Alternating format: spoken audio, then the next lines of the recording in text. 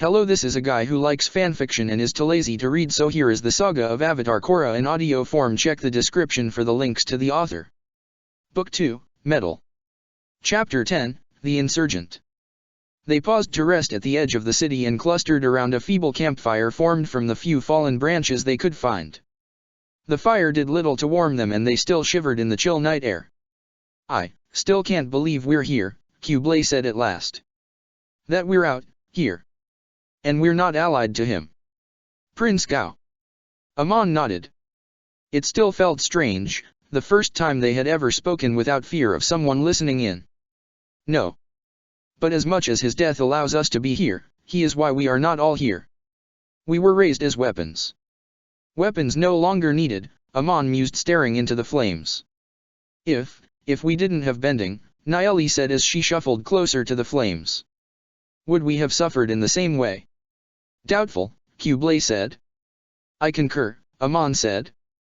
"We suffered because of what we are. Our skills with bending, those inside the city would not be expecting an attack by waterbenders. That is why we were used." "You. Amon. You bent their blood, didn't you? I had no idea something like that was possible." "Yeah, me neither," Amon said, grinning for a moment. "How did you do it?" Nayeli asked. "Same as any other bending. I merely realized there was water in their blood," Amon said with a shrug. "What do we do now?" Kublai asked. "I'm going to Republic City," Amon said, staring up towards the stars. "Why there?" Nayeli asked. "Family. My parents and my brother are there. I have to find them." "The Avatar Ain, he lives there too. I have heard that he can take people's bending," Amon said. Kublai nodded. "Yeah, I heard that too." The others answered with their own plans, their own destinations. Most wanted to locate their families, to the north or south, or the odd few who claimed the swamps as home. Amon stared up at the moon, the source of his power. It was both his savior and the source of everything that had ever plagued him. He could not be sure his parents still lived. The time, the sheer duration of his imprisonment was unknown and unknowable. No. His brother, he at least would be able to tell him everything. He remembered his brother's name at least. Amon would find him, find the Avatar. And then he would ask Aang to take his cursed gift away. "Ah, Mrs. Feng," Iroh said as the woman entered.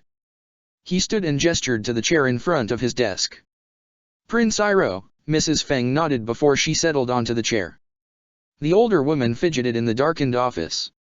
It was surprising how far a little theatrics went in dealing with people like her. Most of shareholders had been easy, some willingly handed stock to him as a favor, some out of allegiance, some out of fear. The shadow of both his great-grandfather and great-great-grandfather was long and surprisingly evocative. Mrs. Feng, however, was not swayed by the actions of his family in the past. A self-made businesswoman, and according to you often difficult to handle if her interest diverged from her opponent's.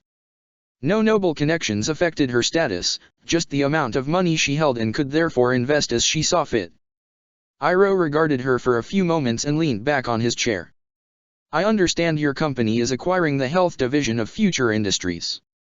he asked. "That is correct," Mrs. Feng said a little stiffly. "And you intend on merging it with your own?" She nodded. "I do wonder how that could possibly happen," Iroh asked as he sat forward. "That division is, as far as I can tell, still rightfully and legally owned by one Miss Asami Sato. Seizing it before she has been found guilty of a crime is simply not legal, as far as I understand," he said with a shrug. "I am no lawyer, I admit. Prince Iroh. As befits someone of your station, I hold you in the utmost respect." She swallowed.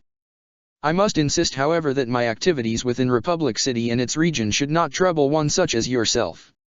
"Oh," Iroh said with a smile. "It's no trouble. Nevertheless, I contend that they are none of your business," she said, folding her hands carefully in her lap. "A fair comment, Mrs. Feng. But..." He let his gaze stray across the office. "I am concerned. I am not a businessman. I am a general. But I am aware of a few things." He looked down to his desk and shuffled a few pages. "Ah. I understand this particular division has almost 300 employees. From what I can tell of the merger, near all of them will lose their jobs upon completion of the transaction. He looked up at the impassive Mrs. Feng. 300 people, Mrs. Feng. They have families to support. What are your plans for them? Mrs. Feng sniffed. As you have surmised, there will no longer be any need for them. As with any business where there are too many employees for the available work, their employment with me will halt.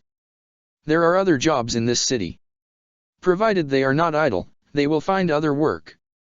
So in summary, you are effectively stealing Miss Sato's property and leaving her legally employed employees to fend for themselves in a city which has a permanent level of unemployment? Is that a fair estimation? Iroh asked. This is not the Fire Nation, Mrs. Feng replied, sitting up straighter in her chair. This has no relevance to any of your concerns. Your power, as I understand it, extends purely to the United Forces. Mrs. Feng smiled.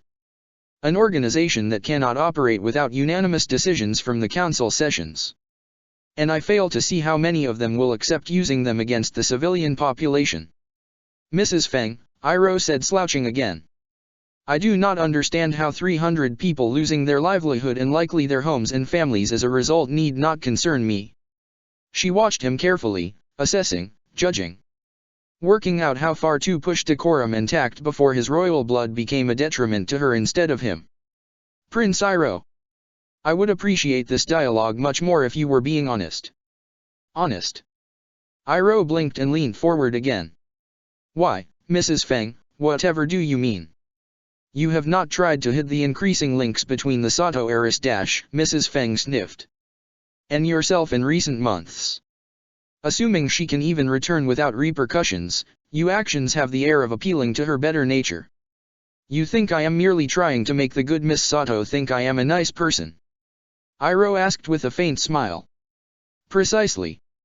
Though I cannot see what else you might hope to gain from this, the family's good name is all but destroyed now. Her presence in your affairs will only tarnish your own reputation, Mrs. Feng said, her gaze boring into him. And with it your somewhat infamous family line. I am not in the business of gaining anything, Mrs. Feng, Iroh said, keeping his voice steady. I have never gained from anyone. Marriages, allegiances, friendships, these are not things I or anyone else should turn to an advantage. It is always the other way around. He kept his gaze locked on hers. You see my point? There are a great many advantages to remaining in my family's good graces, surely you can comprehend this? What you may be less clear on is how we handle the delicate matter of honor. Iroh smiled. We do not favor those families that lack it. Mrs. Feng smiled back. I have no need of your family's good graces. I made it this far without help from you or anyone else. Slight tremor in her hand. Mrs. Feng clenched her fist, her gaze flicking to it, and back to his. Wanting to know if he had seen it. If he understood his words had found their target. Iroh slouched again. True. Very true, Mrs. Feng. You are quite impressive. He plucked a sheet of paper from his desk. Or should I say you used to be? He glanced over the top at her. Your fear is obvious though you hide it well. Your history, your past are written in your very gaze. A woman from humble beginnings who rose to riches in the Fire Nation. The kind that people use as examples of the benefits of hard work. He grinned. Foolish people who don't recognize reality. Your rise had nothing to do with hard work. Prince Iroh Mrs. Feng began. He cut her off. You are seeking a way to expand your interests into Republic City. But I have my own interests here, and while you are no doubt a shrewd entity in the business world, I have tools at my disposal you could only dream of. Namely, the right to rule. He leaned forward. I can take everything from you, all legal, all above board. She recoiled, pushing back against her chair as hard as she could. It's not glamorous, it's not well known, but I can do it without a moment's hesitation. I can take everything from you and you simply cannot do the same to me. No matter how powerful you might become. You wouldn't dare, she stuttered, hands rubbing against each other in her lap. Her smile was back in an instant. And what of my workers, Prince Iroh? His name sounded more sarcastic now. If you take everything from me, what happens to them? You accuse me to so much for the Sado's workers, and yet you would do the same to mine? Because I no longer find favor with you? This is honor, is it? This is compassion. Iroh plucked another sheet from the pile. You do still misunderstand me, Mrs. Feng. Your workers would retain their jobs and every perk they have. He looked at her. Your position, on the other hand, that can be given to someone else. Now, Iroh said, replacing the sheet on his desk. I would rather avoid that situation, so I intend to give you the opportunity to prove you are the best person to head up these companies. That you do indeed deserve to remain in that position. I may only be a general here, I may not hold any sway on the council, but in the Fire Nation, well. You know just what I can do. He glanced at another sheet. I see that you intend to bequeath your company to your son. Mrs. Feng nodded. Be aware then that by the time he takes the reins of your companies, I shall be Fire Lord. Please be aware of the potential consequences following my coronation. And no one would be able to do a thing. Mrs. Feng slumped in her chair. She opened her mouth, but Iroh spoke first. I think we have said all we need to, Mrs. Feng. You're dismissed. Mrs. Feng stumbled to her feet. I will give you the stock. Iroh shook his head. An unnecessary gift, Mrs. Feng.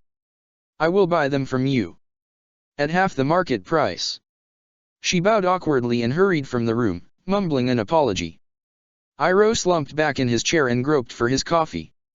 A bit cooler than he liked, but acceptable. At least most of the stockholders were easier to threaten, and Fire Nation citizens were typically weak when pressed. The Earth Kingdom investors, on the other hand, no influence there. And it was not going to take too long before Tarlok figured out Iroh was gaining majority control. Dad. Asami tried again. Nothing. She was running out of things to say. Asami could just repeat herself, but would that be worse for him? So many memories recounted in this room, the good memories with her mother, everything Asami could still remember about her. How she tucked the younger Asami into bed, read her bedtime stories as her eyes grew heavy, teaching her what every type of penguin was, her first swimming lessons. Asami sighed. Could she have prevented this? She had kept herself so safe through her early years. There had been no friendships with benders, at least not with anyone she knew was a bender, until Korra, Mako, and Bolin, of course. She had succeeded in everything her father asked of her. What had done this to him? Her mother, and the firebenders so many years ago? The Red Lotus and their unfortunate echo of that dark time? Were they the reason? It was easier to blame them. Korra was not at fault, it was the Red Lotus who caused this. But could she have saved him? What had he sought from the Equalists? Could she have done something differently? When he was healed they would talk. Then she would find out why. If he did not. No. Asami shook her head. Not going to go down that route. He was going to live, she was certain. He loved her and she loved him. She needed to keep talking. Asami stifled a yawn. Just needed to rest her eyes for a moment. Someone was shaking her awake as a soft voice called her name. Asami Sato. She said, every muscle tensing. The room was dark, but she could just about make out the person standing beside her. Not AI, someone new. She had deep red makeup surrounded her eyes, and if Asami was right, the other three figures nearby boasted a similar look. One had opened the door a thin slit and was staring out of it. Something clicked. Kyoshi warriors. You are Asami Sato? The first girl asked again. Asami nodded. We are here to rescue you at Prince Iroha's request. We must go, now. Rescue. She was being rescued. Her hand jarred against the bed as she sat up. Her father. My father. Please, he has to come too, Asami said. The girl's gaze flicked to the bed and the mechanisms surrounding it. Miss Sato. I'm sorry. We can't possibly lift that equipment. My apologies, but we will only able to rescue you. Then leave me, Asami said. Tell Iroh I'm okay, but I can't leave my father behind. Miss Sato, please, the first girl insisted. This may be your only chance. They are coming, the one from the door said quietly and drew further into the room. The rest of the Kyoshi warriors assumed combat stances. Be ready, the leader said as she turned from Asami. 5 equalists at the door. The one at the back turned and fled immediately. 4 to go. The light clicked on. Chai blockers versus chai blockers. But not fair, the equalists had her shock gloves, tonfas and other gadgetry. The Kyoshi warriors fought with fans or barehanded. They squared off with ease, each equalist facing a lone Kyoshi warrior. Fingers jabbed at vulnerable spots on both, blows blocked and deflected. The Kyoshi warriors were legendary, but whoever had trained the equalists was not far removed from the same level of skill. The girl who had been keeping watch was able to throw her opponent into the corner with a few careful moves. He did not get up. Asami backed away a little, keeping her body between the ensuing fight and her father. She wanted to help, almost moving when one of the Kyoshi warriors had her legs swept out from underneath her and fell to the ground. But the moment her opponent struck her with an electrified rod was too much. Asami darted to the corner and pulled a far too familiar shock glove from the unconscious body. She grabbed the attacking equalist, pulling him away by his arm and brought the glove down onto his chest, the electric shock triggering automatically. The man convulsed and his back arched away from the warrior who panted on the ground. The man somehow took hold of her arm in the confusion. Please, stop. He grunted through clenched teeth, his hand still tight around her wrist. Let go of me, she growled, trying to pry his fingers from her arm. The shock glove was still powered up, blue electricity crackling across his form. He kept begging her to stop, and she made no move to draw her hand back and break the connection. After an eternity he went limp, his fingers loosening under her fingers. The equalist dropped heavily to the floor. Asami's heart pounded in her chest. Too loud. Was he still alive? Had she killed him? She ducked closer, peering at the man. He was still breathing.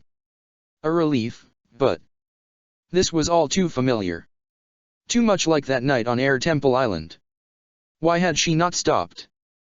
Thank you, the Kyoshi warrior said as she pushed herself back onto her feet. An alarm bell was ringing in the distance. The 5th equalist must have raised the alarm. Go. Now. I'm sorry, but I can't leave him. Asami stared around at them, settling on the leader. Please go. They'll be coming. We do not want to give up on you, Miss Sato, the leader said. Kira? We have to move. This is no kind of rescue when she's on their side, one of the others said. She stared at Asami coldly. I'm not she began. Another Kyoshi warrior cut her off. She's not worth it. Stop, Kira said. We do as Iroh asked. She stared at Asami.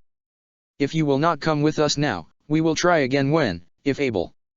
However, refuse the second time, and we cannot spend any more time on you. I am sorry. With a gesture, the Kyoshi warriors clambered out of the window, heading up not down. Asami's knees trembled and she collapsed to the floor. She had refused a rescue. 4 women risked their lives to find her, to reach her, and she told them to leave without her. Dad? She asked, her voice trembling. I did the right thing, didn't I? Iroh took a deep breath before knocking on Tarlok's door. Come in. Tarlok rose to his feet as Iroh closed the door behind him. Chairman Tarlok, he said with a curt nod. General Iroh, Tarlok replied with a smile and a nod. The smile did not reach his eyes, which looked at him with a curious intensity. Please, he gestured to a chair in front of his desk. An uncomfortable similarity. I trust you are well. I remain in good health, Iroh replied. Quite why Tarlok was even putting up this pretense was unclear. He had to know what Iroh was up to by this point. Had to recognize that Iroh was close to a serious challenge to his plans. And yourself? No complaints, no complaints. Tarlok exclaimed as he sat at his desk. Tea. He offered, gesturing to the pot on his desk. No. Thank you, Iroh replied. The desire to throw hot liquid at the waterbender would be too tempting. Though unlikely to actually reach him. Do you mind if I? Tarlok asked. Iroh shook his head. Tarlok poured himself a cup of tea, his movements calculated, exaggerated, deliberate. How long is this going to take? I was looking at your service record, General, Tarlok said as he put the pot back on its stand. You are the youngest to hold your rank. Of course the distinction is less impressive once we factor in just how young the United Forces is. Why, in terms of some organizations it is more akin to an age associated with rebellious teenagers. Or possibly even a child who wants something it cannot have. He smiled. I mean, of course, just in terms of the approximate ages, he quickly added. Of course, Iroh replied coolly. After all, your competency and skills rival no one else in the organization. As young as it is, it remains obvious you are the best commander within the organization. Tarlok's smile vanished. But you have disappointed me, General. Oh. Quite how a woman could charm you after so many dedicated years of service. How she could. He smiled. Convince you of her lies so easily. Councilman Tarlok, Iroh stared back, keeping his face blank. I respectfully request that my private affairs do not form part of this conversation. Private? Private. Tarlok raised his voice. You have been defending her in the press, General. An action which seems anything but private in my experience. He grabbed at a newspaper on his desk. And defending the Avatar as well. He glared at Iroh. You would defend someone raised by the Red Lotus? Someone whose upbringing can have done little but blunt her capacity for rational thought and make her crave luxuries she was once deprived of? I find myself hard pushed to excuse her most recent decisions. He dropped the paper. Still, dangle a few months, I believe, of decadence thanks to those. He smirked. Equalists. I am not sure I want to know what they intended to do with her. But how easily her loyalty was bought, by money, and if certain rumors are to be believed, a certain physical persuasion on behalf of the daughter. Iroh carefully remained silent. And now she has abandoned her responsibilities for this so-called friend. You wish to discuss the Equalists, Councilman? Iroh asked blandly. No. No, while they concern me, they are of no concern of yours, General. I have another matter I believe is more appropriate for you. I expect that you have heard of the Sylph Company? And their recent woes and the capture of many of their sailors by pirates in the Sulu Sea. Tarlok asked, watching him intently. Naturally, sir. It is amongst many reports I have received lately, Iroh replied. I believe Major Silver is dash. Tarlok interrupted. Well, I know that a few reports have gone astray of late. I regret to inform you that Major Silver has been forced to withdraw from his assignment due to personal reasons. In his absence, I believe this is a situation best handled by you, General. Tarlok held up a folder. Iroh considered refusing to take it for a moment, but the display of rebellion would get him nowhere. He took the folder and flipped it open. 145 sailors captured and currently held prisoner on their own ship.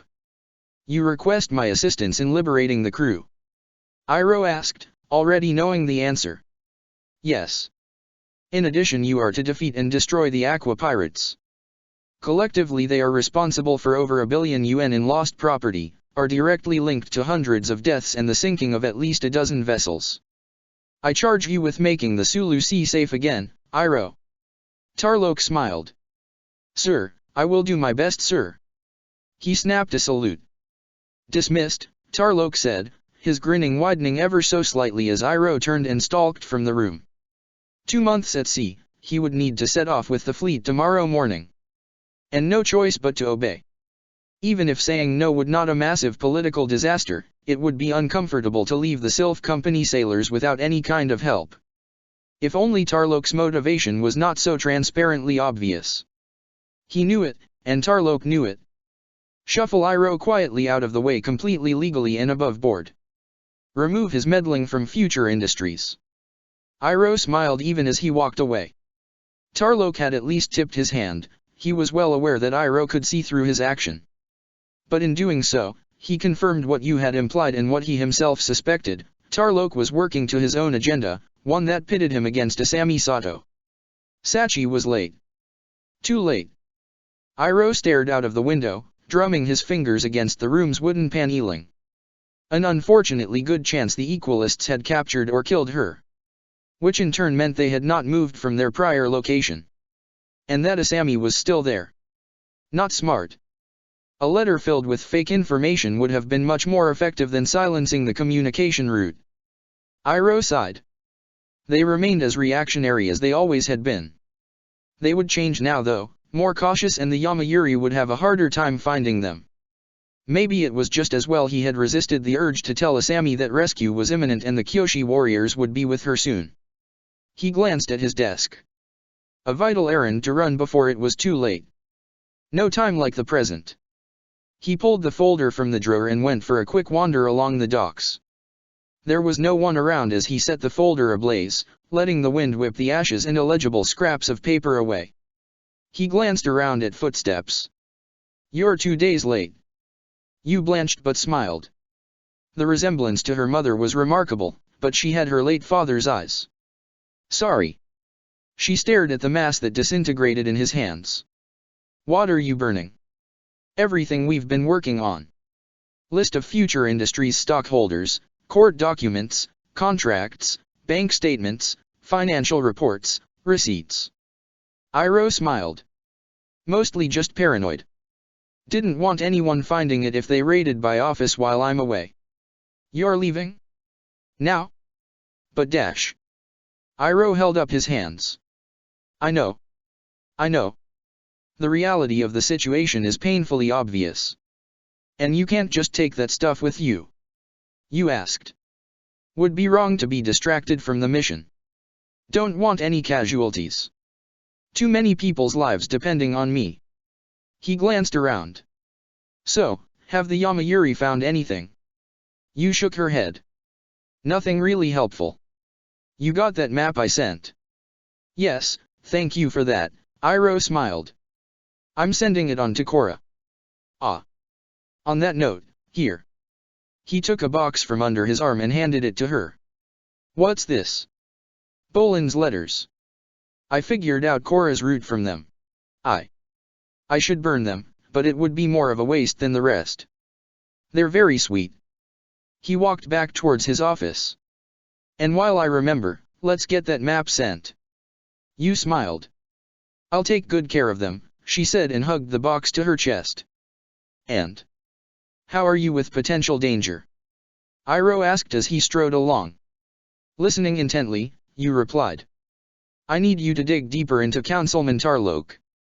Past, property, just what he does own, legal and not so legal activities. Everything. You know what I'm after," Iroh said. "Oh, this will be fun," Yu said, her smile becoming more gleeful. "It'll take me some time though." "Take as long as you need," Iroh said. "Just ensure that come the next election he does not win. I want to watch his political ambitions crash and burn. Oh, that reminds me so much of that play, Crush Your Enemies. See them driven before you. And..." Yu frowned. "Hear the lamentations of his women." She tilted her head to one side. "Does he have women?" "That's for you to find out." "But the first two are what I'm more interested in," Iroh said, rolling his eyes. "Fine. I'll see what I can do. Pretty sure there's gotta be something, but... we'll see." Her expression got more serious. "I tried to make a case for Miss Sato's defense. It's a start, but it's a serious uphill battle." Iroh sighed. "I figured as much. Please, just do everything you can, and if you need anything, you know how to get hold of me. Use the usual routes as much as possible, but if you need to, just get hold of me however you can." Yu waited until he closed his office door behind them. "Iroh, I know you're a good guy and all, but seriously. Never seen you do this for any one person before, for this girl." Iroh smiled, plucked the folded map from his desk and walked to his hawks. "I'm sure you're familiar with the story of my great aunt Angela," he said as he tied the map to the hawk's leg. "The person my pet here is named for. She's kinda infamous, Iroh," Yu said. "Not really seeing the connection here though." "A fair comment. She's quite different to Asami, not least that while Asami is an innocent, Angela. Well, she did some bad things. Something of an understatement there. But the stories do bear similarities, two young women full of promise whose futures were ruined by the actions of their fathers, Iroh said as he picked Angela up and walked her to the window. Geet Aunt Angela, well, she spent so much of her life waiting to be free. And it wasn't until she was old and half forgotten before she could even try. She spent years in sadness and regret, isolated from the world. He pulled the window open and with a screech, Angela flapped her wings and flew away. Iroh turned to you. I cannot let the same thing happen to Asami. I'll do my best. Promise. She glanced at him. Might have to bill you for accommodation, she said. Iroh hummed and dug in his pocket. Here, he said, tossing her the keys to his apartment. My apartment, as usual. Oh nice. I am totally raiding your fridge tonight. You're welcome to any of it. Hopefully I'll be back in about 2 months, Iroh said. You leaving now? You asked. Few hours, but essentially, yes. Take care then, you said. See you in 2 months. I'll try not to wreck your apartment. I don't really care what you do, just find out what you can about Tarlok, Iroh said. You nodded. Will do. See ya. 2 months at sea, never before had the thought of spending more time on a mission been less palatable than staying close to home. If they could capture the pirates quickly and rescue the sailors. No. He needed to do this methodically and by the book. No casualties. Assuming that there was anything to come back to. As long as Asami was safe. As long as Korra, Mako, and Bolin were safe. That was all he could hope for. A screech made him jump, a returned hawk. The Yamayuri. Iroh frowned as he read the note. Asami refused the rescue. Ah, her father. Not a scenario they had considered. Difficult to work around. At least the Yamayuri intended to try again.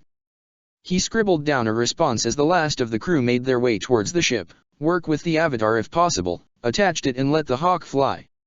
And now there was nothing more he could do. I understand you had some visitors, Amon said as he stared down at Hiroshi. Yes, Asami answered, feeling wretched. The Kyoshi warriors are skilled combatants. And he turned to face her. Non-benders. A pity then they have chosen to ally against the spirits and with someone else. The same someone you tried to communicate with you. Asami said nothing. No matter. He crossed to the window and stared out. I doubt they will not try again. Once more, Asami said, her hands clutching her father's. The only reason she had stayed, the only reason she had refused rescue. Is that all? The problem with mercenaries then, their dedication is to a paying employer. Amon chuckled.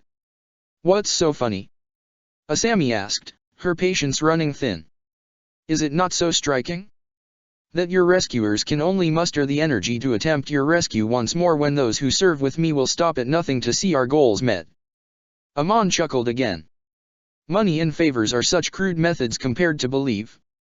Asami looked up at him, frowning. Something sounded off with his statement. What did you dash? He cut her off. In any case. I do not wish to risk another altercation. We can win with superior numbers, but our opponents strike from the shadows like cowards. The spirits now decree we must move the camp. We grew too complacent. He strode to the door. This may delay our arrival in Ba Sing Se, Miss Sato. Please, Asami groaned. No more vague threats. Are we going to the city or not? Amon turned back to face her. Your impatience fascinates me, Miss Sato. I have been clear on what I would need to deliver your father into the better care he requires faster. Improving the airships, Asami replied with a nod. Quite, Amon said tightly. Though I require the modifications to only be performed on one. The other I want you to sabotage. It will help throw off our pursuers and mean we can take a more direct route to Ba Sing Se. Oh. I cannot believe that our own Kuvira was the teacher of the first metal-bending avatar. Sue exclaimed over dinner. I only wish I was there to see it myself, she added. Korra smiled and concentrated on eating, not sure what else to say. Beside her, Kuvira shot a quick embarrassed glance at Korra, inciting a soft giggle from Opal beside her. Despite the crowded tables, some of the attendees were quieter than others at dinner. Bader Jr. said almost as little as his father or Huan. Opal was much more talkative, but focused more on regaling her mother with her current reading and what she would be doing next on her course. There was a reminder too, again Opal murmured almost under her breath, that there would be a trip to the Fire Nation to visit some volcanic sites soon. So took that remark as a chance to springboard onto a glowing endorsement of Ember Island and how she really did need to organize another family trip there this year. And if possible taking Korra, Bolin, and Mako with them. And Asami of course, after the rescue. The last time we visited, Kuvira was in a dance contest and had to stay behind. She won, of course. So beamed at her. I didn't need to mention you would be welcome to, did I? She asked. I did not like to presume, Kuvira said. Thank you for the invitation. I will endeavor to attend this time. Korra smiled, slightly embarrassed by Kuvira looking a little tired. Sharing a bed with her and Opal had turned out to be more fun than expected. They had kept a similar arrangement for subsequent nights. No more kissing, however, as tempting as it was to ask Opal for another go. Well, maybe if she could get her on her own this time. They abandoned Kuvira's bed after the first partly sleepless night in favor of a futon on the floor, the trio sleeping beside each other. As dinner completed, both Mako and Bolin were invited to accompany Wing and Wei for a boys' night out or something, leaving Korra without any real plans for the evening. Later would be stopping by Kuvira's house, but for now. Maybe now was the time to find Opal and somewhere private. Finding Opal was easy. But all thoughts of kissing evaporated when Korra factored in the familiar-looking hawk Opal carried. I don't think this came from your parents, Opal noted with a frown. I'm quite curious as to who did send it, she asked. If I even try to check, this thing tries to bite me. Opal reached for the bird's leg, hastily snatching her fingers back as the hawk lunged. See? Ah, it's damn it. Well, he doesn't want it widely known, but Bolin has a penpal. A penpal? Opal asked, blinking. Yeah. And I'm telling you this in confidence. Anyway, he and Bolin send messages to each other a few times a week, Korra said. But seriously, don't tell anyone. Why not? Well, like I said, Bolin doesn't want it that well known, but he's a little embarrassed about it. You see. Sorry, Bolin. He's a rich, handsome, older guy. Bolin would like to keep this secret between them. If you catch my meaning. Oh. Oh. Opal's cheeks reddened. I had no idea. Oh. Poor Wei, she added. Poor Wei. He's got this super crush on Bolin. He confessed to him, but Bolin turned him down. Wei thought he'd got Bolin all wrong, Opal said. But it's okay. I won't tell anyone until Bolin says something first. She held out Azula. I guess you should look after this, for now? I need to get on with my reading for the night. See you later, okay. Okay, see you later, Opal, Korra said, the hawk easily moved to her shoulder. Azula did not mind her investigating the note. She waited until the Opal was out of sight before unfolding the paper as fast as possible. Iroh had wrapped the note around something hard, an earring, and one identical to the pair Asami had been wearing. On the night of the pro-bending final. How did Iroh get this? Had he found her? She read the note hastily, her heart sinking. Not found her, but he knew where she was, as of a few days ago anyway. But his ability to provide information would shortly halt. Tarlok had ordered him out to sea and communication would be near impossible. Included was a new map, the Nanjing province. According to the note, his secretive operatives were already in the area at least. More help could only be helpful, Korra decided. Kuvira, I need to go there, Korra said as Kuvira blinked at the end of her hasty summary. Okay, okay. Look, I know it's hard to just sit around and wait for information, but the patrol scouts know the area better than any of you. If you just run off and get lost, well. Not sure how long it would take to find you. Look. You still need to wait. I know it's hard, but you can't just rush off. Find something to take your mind off this. And if you need to pass the time, I'm always happy to talk. Korra was about to protest, but she slumped. Fine. So. Let's talk, she said despondently. Kuvira smiled. Hey, it'll be okay. And it just so happens I know a great place to talk. Come on, she said, leading Korra to her motorbike. We can ride there. You ever tried one of these? She asked. Korra shook her head. Asami had one, but I never got a chance. No time like the present then. Kuvira passed her a helmet and pulled one on herself. How are you with speeds? I do like going fast, Korra answered almost wistfully. Fast it is then, Kuvira said as she twisted the throttle. Whoa!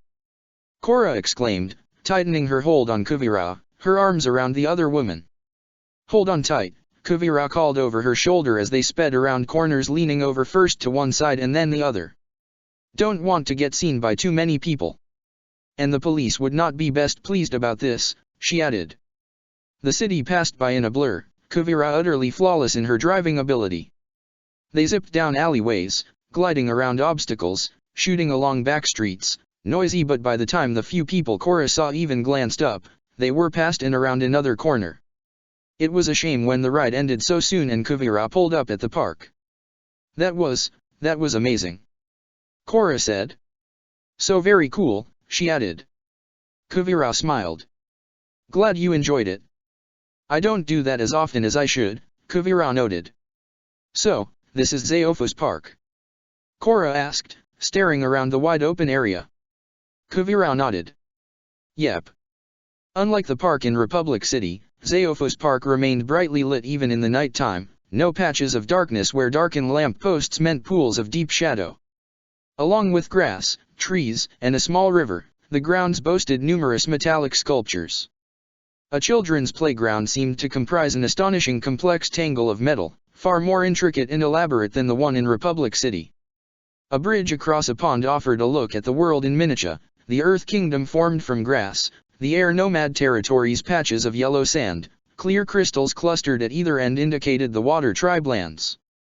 And formed from red clay, the Fire Nation.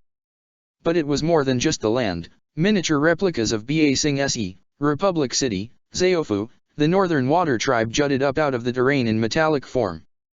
It was tiny but also huge, there was still so much of the world she had simply never seen. It's so big, Korra breathed. That's the world, Kuvira replied with a nod. How much have you seen? Korra asked. Just Zeofu and Republic City.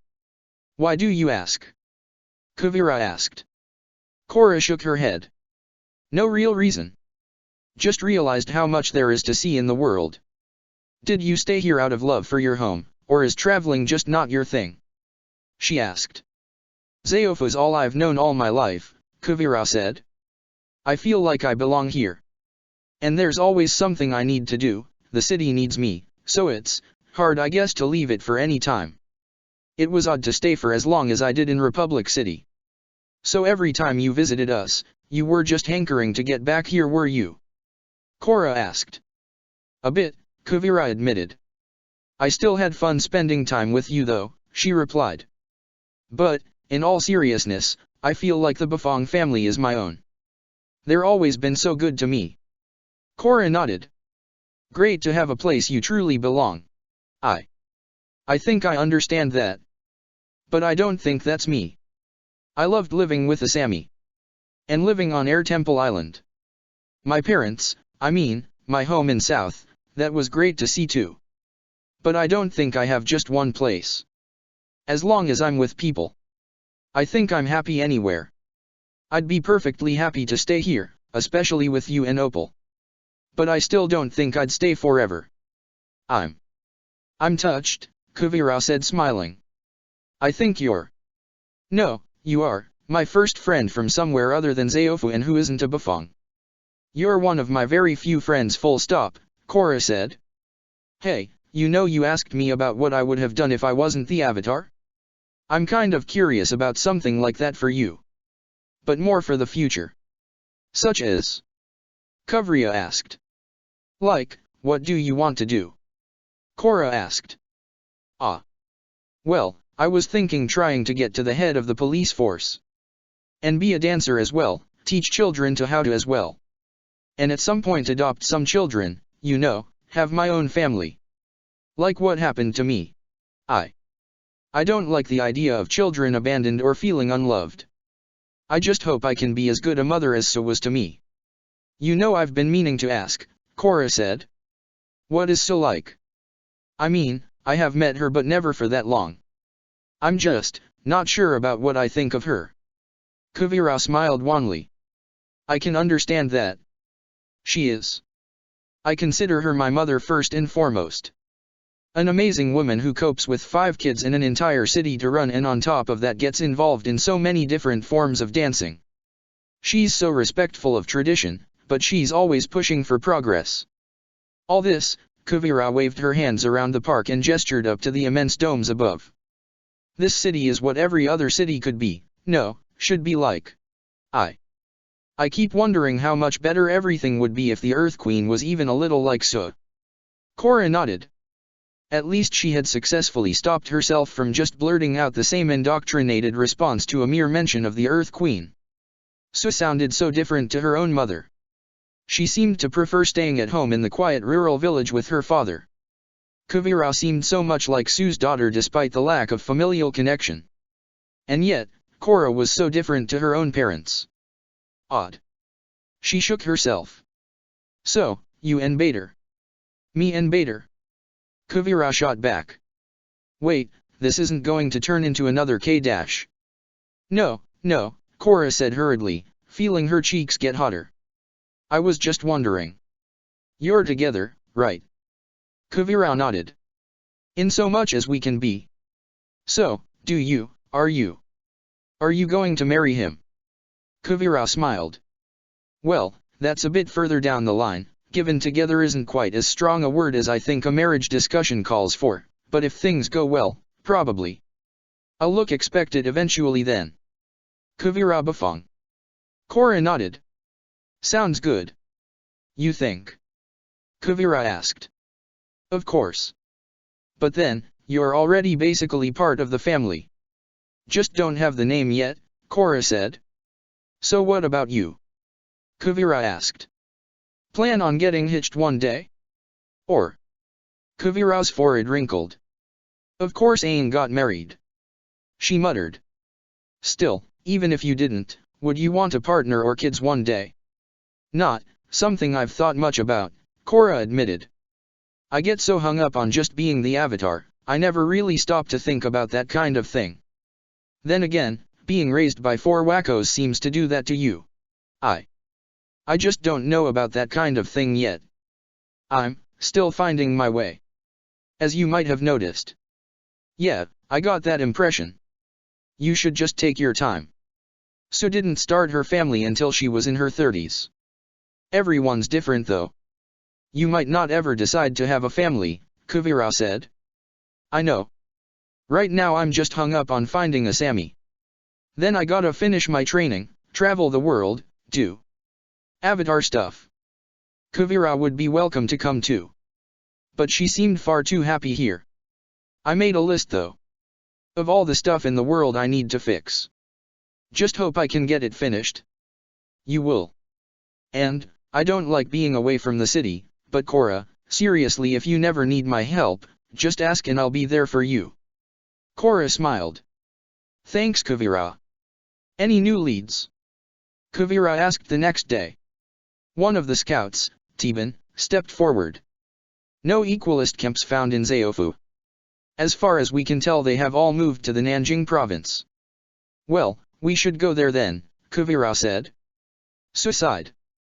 No, I'm sorry Kuvira, but we simply cannot keep doing this. Why? Kuvira asked. We have a lead, and we must be capable of overpowering the equalists. Kuvira, So said sharply. Have you somehow forgotten who rules that province? Kuvira froze for a moment and nodded. The Matu family. Yes, So said with a sigh. And while the equalists would likely be unable to defend themselves against us, the Matu's army could do so easily. And they are still very bitter about the asylum we granted their former citizens. What about Korra though? You promised her aid with this. Is there no way we could even negotiate some kind of temporary truce? Kuvira asked. So fidgeted. I can try. But do you really think they would grant us leave to enter their lands for a singular person like that? The Equalists are our common enemy. We should work together to defeat them, no matter our history, Kuvira insisted. I expect that instead they will feel they can take care of the Equalists in their own territory. I have no right to meddle. As long as they respect our borders, we must respect theirs. I know it's painful, but we did everything we could for Korra and Asami. And what do I tell Korra? Kuvira asked, trying not to just clench her teeth. Nothing. At least not today. We'll. Su glanced away. We'll tell her when Tenzin and Lin arrive in the morning. How long have they known? Kuvira asked. Since she set foot in the city. Kuvira, as much as you think Korra knows what she's doing, Tenzin knows her better than either of us. Hopefully he can convince her to give up this quest and do what she's meant to, Su said. It's never about her, Kuvira muttered. I'm sorry. Su asked. Nothing. I won't say anything, she said as she clenched her fists and walked away. Kuvira stared at the map of the Nanjing area. Reportedly the rulers were corrupt and sadistically cruel. That at least was the most consistent claim she had heard from those who sought asylum in Zaofu. She almost wished she did not have a personal connection to the state, but it was inescapable. Her parents were born there. She was born there. Kuvira sighed. Beside the point. Once again Su had refused to do something, content to just watch, wait, and shelter those who came asking for help, but doing nothing for those others unable to. Su had always championed the desire to help the citizens of the Earth Kingdom, but that each had their own place, somewhere to use their talents. A place they fitted. Zaofu needed Kuvira, there could be little doubt about that. She wanted to serve her city, and in doing so she served the Earth Kingdom. The doubts would not stop though. Were there people out there who needed her more? Zaofu was peaceful and prosperous. It was not the same for the rest of the kingdom. A knock on the door interrupted her thoughts, Korra in her nightwear again. Korra, Kuvira put on a smile. No Opal. She said she might come by, if she gets finished in time. She got a mountain of course work to do today, Korra replied. Are you okay though? I mean I can go if you want. No, it's fine, Kuvira said quickly. It's just you weren't at dinner. Ah. Just ate too much earlier, Kuvira lied. It was calmer, quieter, so much more subdued without Opal here. She still had not arrived by bedtime, just the two of them tonight. Kuvira tried to put the heavy stuff out of her head. The avatar was happy and smiling. The present was more important. Kuvira watched her mess with her pillows as she got comfortable. What an unexpected friend, the avatar. And Kuvira even had a minor role in breaking her away from the Red Lotus. Destiny never figured into her life, but it seemed clear there was a choice before her. While she was content in Zaofu, there was this odd sense of boredom. A nagging feeling and a need to do something. It had intensified earlier and did not seem to be fading even as time wore on. Tempering it slightly was guilt. Could she leave the city without telling Su? And if she did, what would then become of her situation with Bader? No. Korra deserved to know what the situation was. Kuvira had to say something. Korra. Kuvira. Korra asked, raising herself up a little. She seemed to be taking advantage of Opal's absence by spreading out under the covers. When you ran from the Red Lotus. How did you decide to do that? I mean, what made you choose to do that? Kuvira asked. Guess it never did come up, Korra murmured. I got fed up of feeling trapped, she said in a louder voice. I wanted to see the world. And I wanted to decide things for myself, not keep getting told what to do over and over again. And I figure Aang had a hand in it. He told me to go to Republic City. Years of frustration combined with a spiritual visitation. Could she do the same without some kind of mystical interference? The idea of exploring beyond Zaofu had occurred to her before, but the obedience and loyalty was deeply ingrained. It felt as if she was somehow ungrateful to Su, and Kuvira was anything but impulsive. Going outside seemed so risky, and so much could be waiting for her.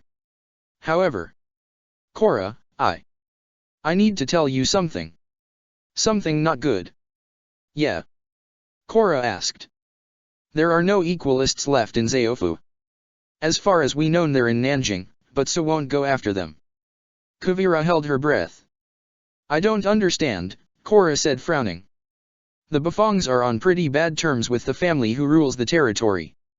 Asami's just one person, so Su gave up on her. Korra's face fell and soon shifted into a glare. Then I'm going on my own. I'll take Mako and Bolin.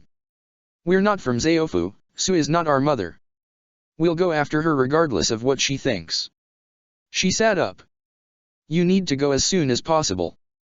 Tenzin and Lin will be here tomorrow. Kuvira tensed. Can't trust anyone, can I? Thank you, she said. Thank you for telling me. We have to find her. It's not like Tenzin could change my mind, but I just don't want to deal with that right now. Korra took a few quick steps and stopped. Kuvira? I know it might get you in trouble, but is there any way you can help us get out of the city? Kuvira nodded. I will. Her answer surprised her. She had not even paused to consider it for a moment. Sneaking around at night was easy, and how to get to the brothers' room well known to them both. That did not, however, explain why Korra was insistent on opening the window to get in. Korra, what are you doing? Kuvira asked. Shush, Korra hissed. I just always wanted to do this. She struggled over the sill and dropped silently inside, Kuvira just behind her. Pabu noticed them both and chirped, waking Bolin up in a moment. What? He shouted. Who's there? Mako demanded, a flame dagger flickering into life in his hand. Relax you two, it's just me, Korra said. Korra. Bolin relaxed and Korra poked at his sleeve mussed hair. And Kuvira? Okay, what's happening? The explanation took only a few moments, and Mako began packing well before she finished. Kuvira? Thanks for everything. We'll get out on our own. No sense in getting you in trouble, Korra said. Thanks for letting us know, Mako added. And tell Su we're so grateful for their hospitality, Bolin said. And we're sorry to go like this. And apologize to Opal for me, Korra said. I would have liked to say goodbye, but... She opened her arms. I'm going to miss you. I'll go. The rush in her stomach. The slight uncertainty of if it was the right idea, but the desire had been overwhelming. I want to come too. Give me a few minutes to get my things. You want to go to Nanjing with us? Korra asked. Yes. And you have no reason to feel responsible. This is my decision. One note did not seem enough. Kuvira wrote one to Su explaining she was helping the Avatar and apologizing for doing so behind her back. All she could do was hope for Su's forgiveness later on, and that she would still be welcome on Zaofu. Another note for Bader. The most difficult note to write, Kuvira was unsure what to say to him. Just what did one say to a lover, not least so early in their relationship where so little had happened between them?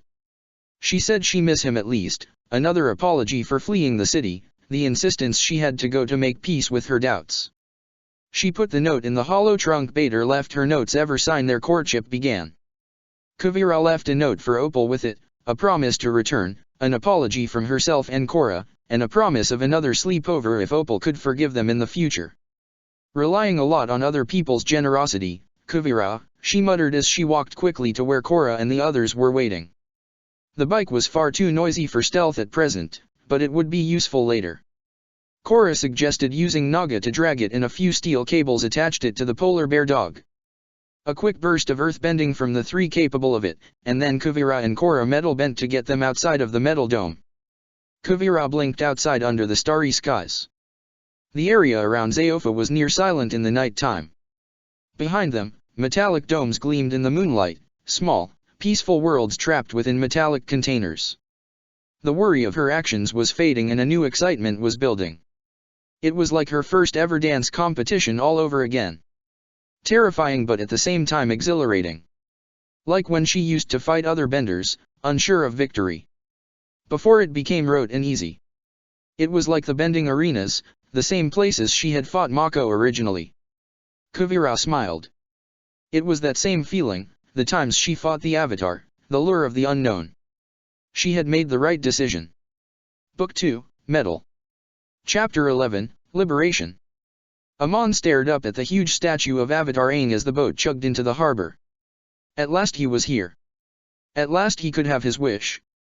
Would that his arrival in the city have been better. Uniformed guards asked for papers, identification, proof of his existence on the docks. He fought them off, the nearby sea providing ample water to use for the purpose. It would have been easier to use blood bending, but he did not want to rely on its power too often. It did not matter though, the expertise his years of training had drilled into him made evading the guards easy. It did not take long for him to lose his pursuers in the tangle of streets that branched away from the quayside. A nerve-wracking hour gave way to an increasing feeling of safety even as the luster of Republic City faded. How could there be so many poor people here? So many suffering, lying in the open, begging for help and all but ignored by those who passed on by? It'd have been better here, fairer, less corrupt than the Earth Kingdom. But no, there was suffering even here, in the Avatar's own city. Amon had no money and there seemed to be none prepared to offer him assistance, no shelter to be had without the local currency. When he finally tired, he slumped in an alleyway, hoping he had tucked himself out of the way sufficiently to escape much notice. He needed so much. Food and shelter and both required money. The concern of finding both his brother and the Avatar seemed secondary for now. How could he possibly find either? All he had was his brother's name, a near useless fact in a city of this scale. What would he even look like now? Could he remember his brother still? Would shared memories be enough for recognition? Amon rested his head against the rough wall of the alley and let his eyes slide closed. Just to rest, just for now. Then he would seek out something better. The Avatar would be easier, his location would be well known. Hey! A voice. Amon shifted his head, his neck sore, but comfortable enough to remain as he was. Hey, tough guy. The voice repeated, a harsher tone seeping into it. What do you think you're doing here? The voice was angry, near snarling and female. Amon opened his eyes. A semicircle of strangers surrounded him. He tried to speak but the probable leader cut him off as he opened his mouth to reply. This is our turf, you know. Amon tried to speak again but she barely paused. You should know we ain't that hospitable. Sorry, Amon mumbled at last. Didn't know? Didn't know? No one don't know that. So she grinned, the effect unnerving with her broken teeth. We's going to make sure you remember. The women flanking her stepped forward, their hands raised in a typical firebender attack stance. Amon was still groggy with sleep, but the threat was enough to jolt him to at least alertness. There was a pool of water nearby. Simple enough to draw it to him and use it to shield against the fireballs the women punched towards him. His body hurt, though it was nothing new or strange, he had coped with sleeplessness and virtually no sleep under the dially. But he was supposedly free now, and yet nothing seemed to have changed. Unprovoked attacks as he slept. No more. He froze his attacker's hands together where he could, capturing others' legs in an ice sheet that soon covered the alleyway. He almost formed an ice spike, ready to attack her leader as she screamed obscenities at him, but he relented. Too much killing. The memory of blood below Ba Sing Se was still too vivid in memory. The dially had trained him to be a weapon, to kill, the very thing he now strove to distance himself from. Better to run. That's right. Run. Run while you can, the leader screamed. We remember your face, Waterbender. You don't cross the Garlyle Ghana and get away. He ran on, unable to evade her last shout as he rounded a corner. We get you while you sleep next time. He ran for 2 blocks before slowing and forced himself to keep moving. Just like training. In the days that followed, Amon tried to never stay in the same place for too long. A quick burst of waterbending made the roofs of nearby buildings a decent place to huddle during the night. It seemed to minimize discovery by the gang, the Garlylgana, or any other for the most part. Amon scavenged food from open windows, trash heaps, and when he had the chance, from the river that flowed through the heart of the city. The rhythm of Republic City became discernible, comfortable, and he grew accustomed to it, began moving to its beat. There was work to be had, it became clear, and money to be made, if you knew where to go and who to talk to. Shady work, hidden away in the shadowed underbelly of the city. The Garlylgana hounded him whenever they found him, and they always did eventually.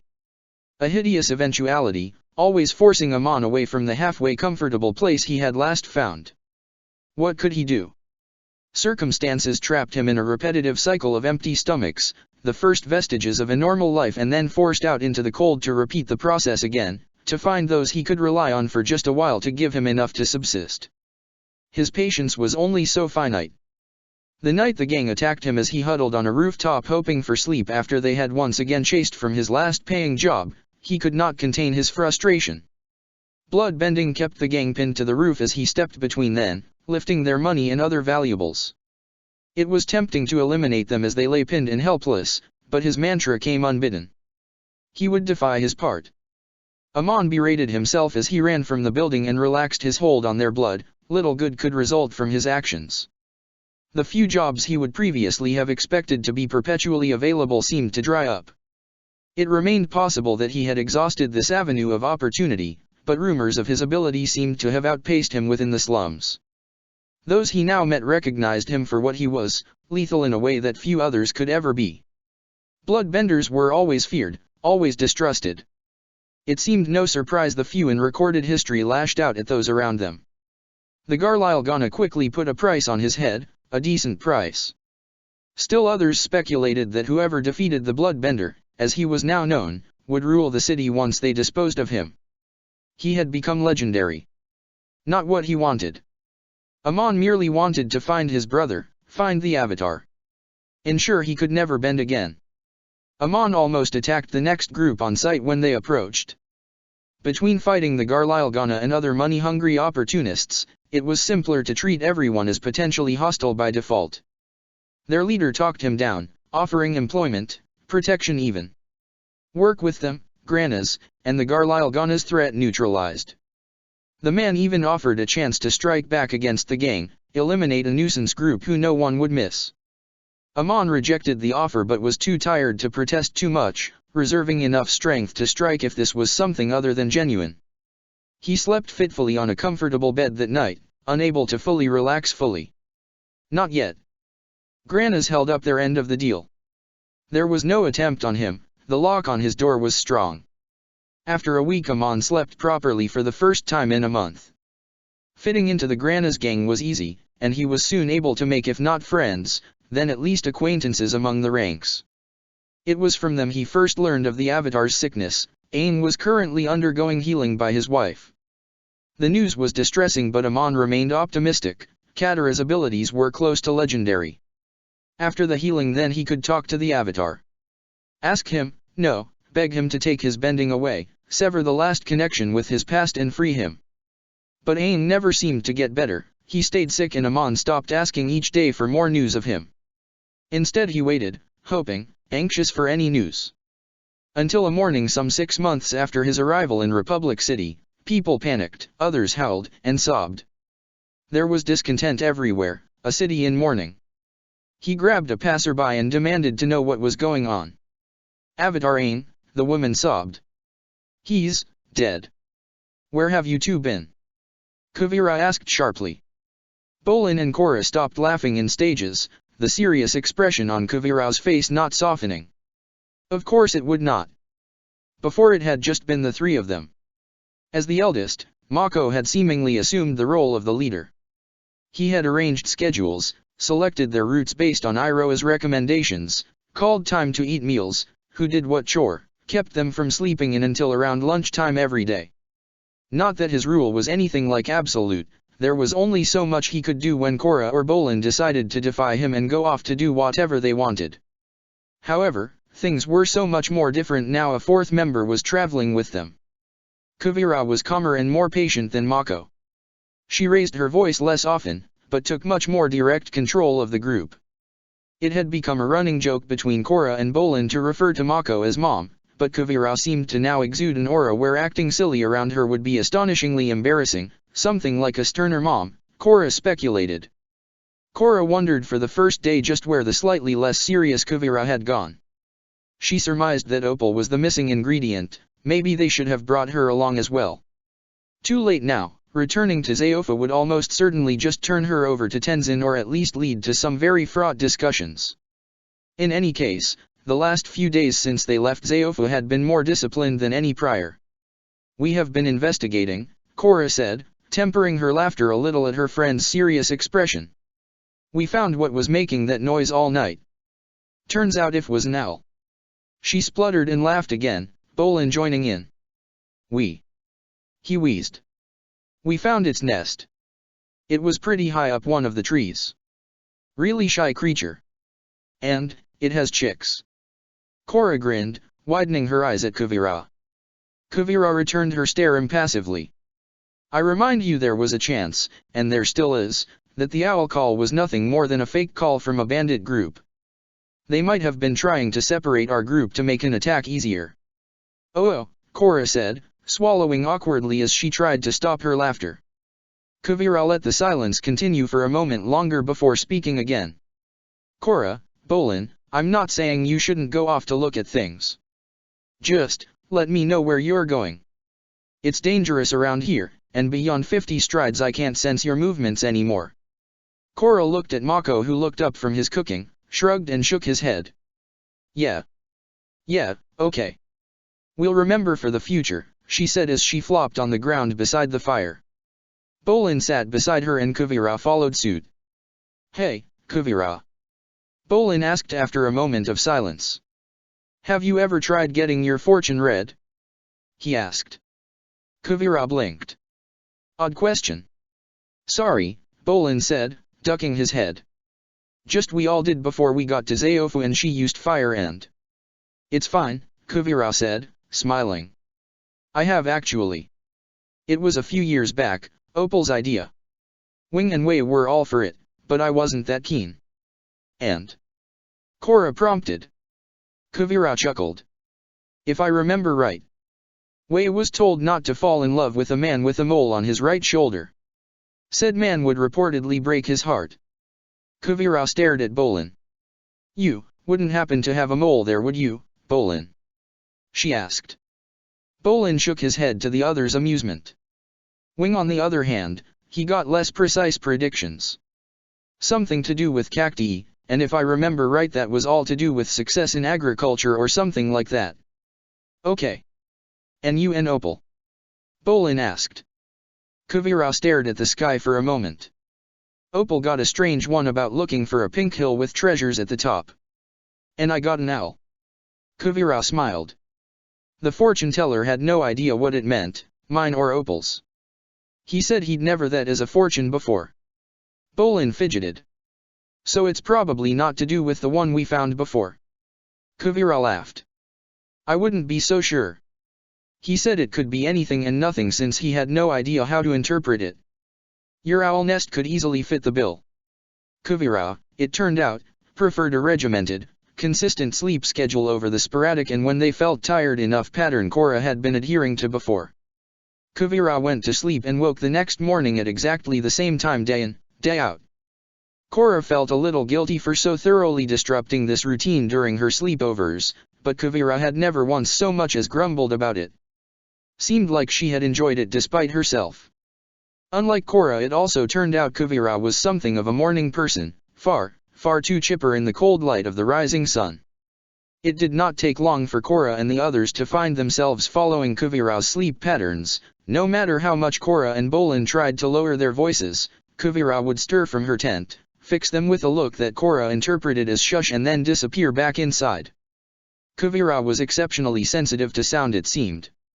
Or maybe it was just the vibrations. Either way, it meant no more nighttime laughter for Korra and Bolin, and since they could not even talk, there was little to do after Kuvira went to sleep but also go to sleep themselves. The increasingly low temperatures and icy winds did little to deter huddling in tents in the dead of night. Korra was floating in the air, her arms invisibly held out to either side of her. An ice spike floated in front of her, its tip almost scratching the skin of her throat. She tried to breathe shallowly, convinced a deep breath would scratch against the projectile and that would be the end of her. A vast black sphere lay below her. It rested at the bottom of a crater larger than anything she had seen, oceans sliding over the rim to wash down into the cavernous hollow. The wind shifted and clouds rolled across the landscape and hid the sphere from view. Something massive rose up to meet her, clouds washing away from its form as it moved. It was a dazzlingly white figure, feminine and naked, its back arched as it rose. It struggled to straighten before her, and just as Korra was about to glimpse the giant's face, it fell forward and slumped over, the figure's hair hiding any detail of its probable face. Muscles the size of roads tensed and stopped it from collapsing back into the clouds. With horrible, deliberate slowness the figure straightened again, her face slowly sliding into view. Korra tried to wrest herself away from the sight as it rose, but she could do nothing but float above the clouds. Minghua stared at her, her eyes wrong, little more than black holes with a flaring red spot at the center. Massive hands moved to close around her on either side. Korra spoke her name in panic and the figure blinked, now it was Pili and her eyes normal. Korra screamed as the gigantic Pili spoke her name in a voice that promised nothing but horror. Korra! A voice was calling her. Her eyes snapped open, her heart racing. Kuvira was leaning into her tent, her hand hovering just above her shoulder. Korra licked her lips and swallowed, her mouth and throat were dry. Kuvira. Her voice cracked as she spoke. I was worried. Kuvira frowned. I felt your heartbeat speed up and got worried.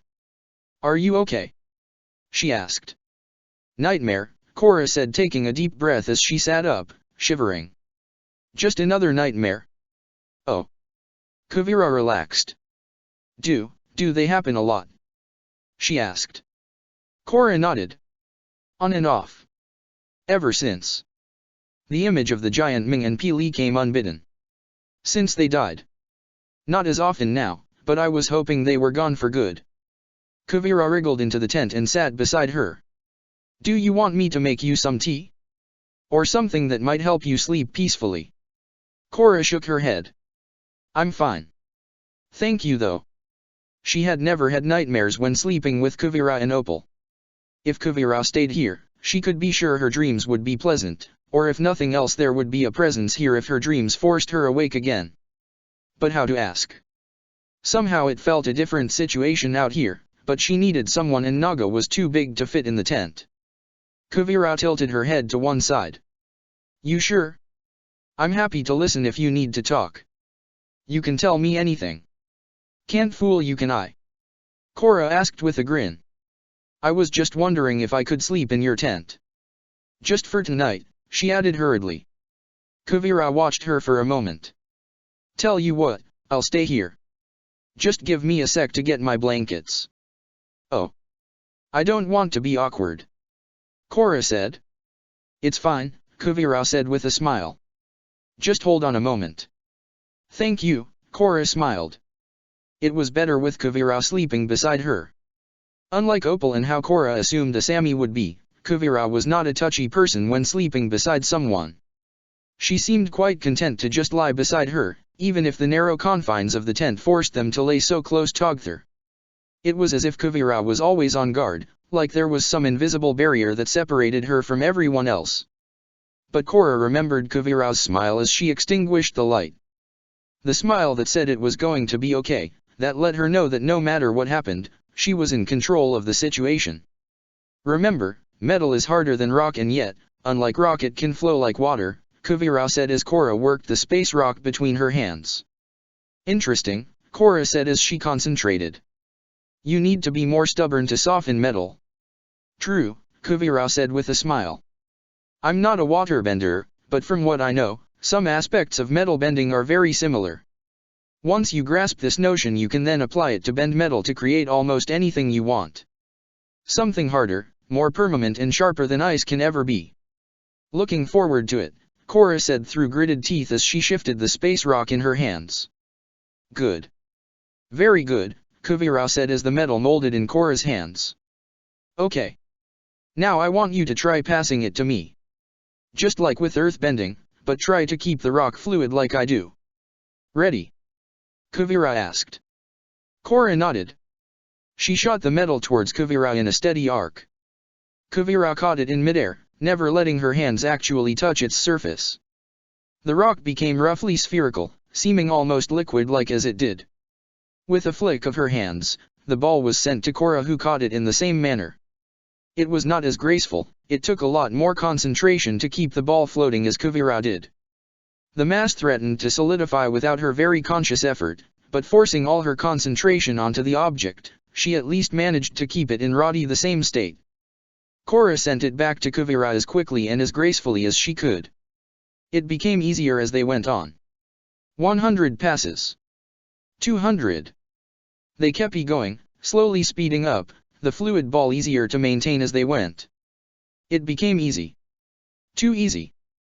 Korra fumbled a pass, and with a dull thud the metal fell towards the ground and bounced painfully off her foot.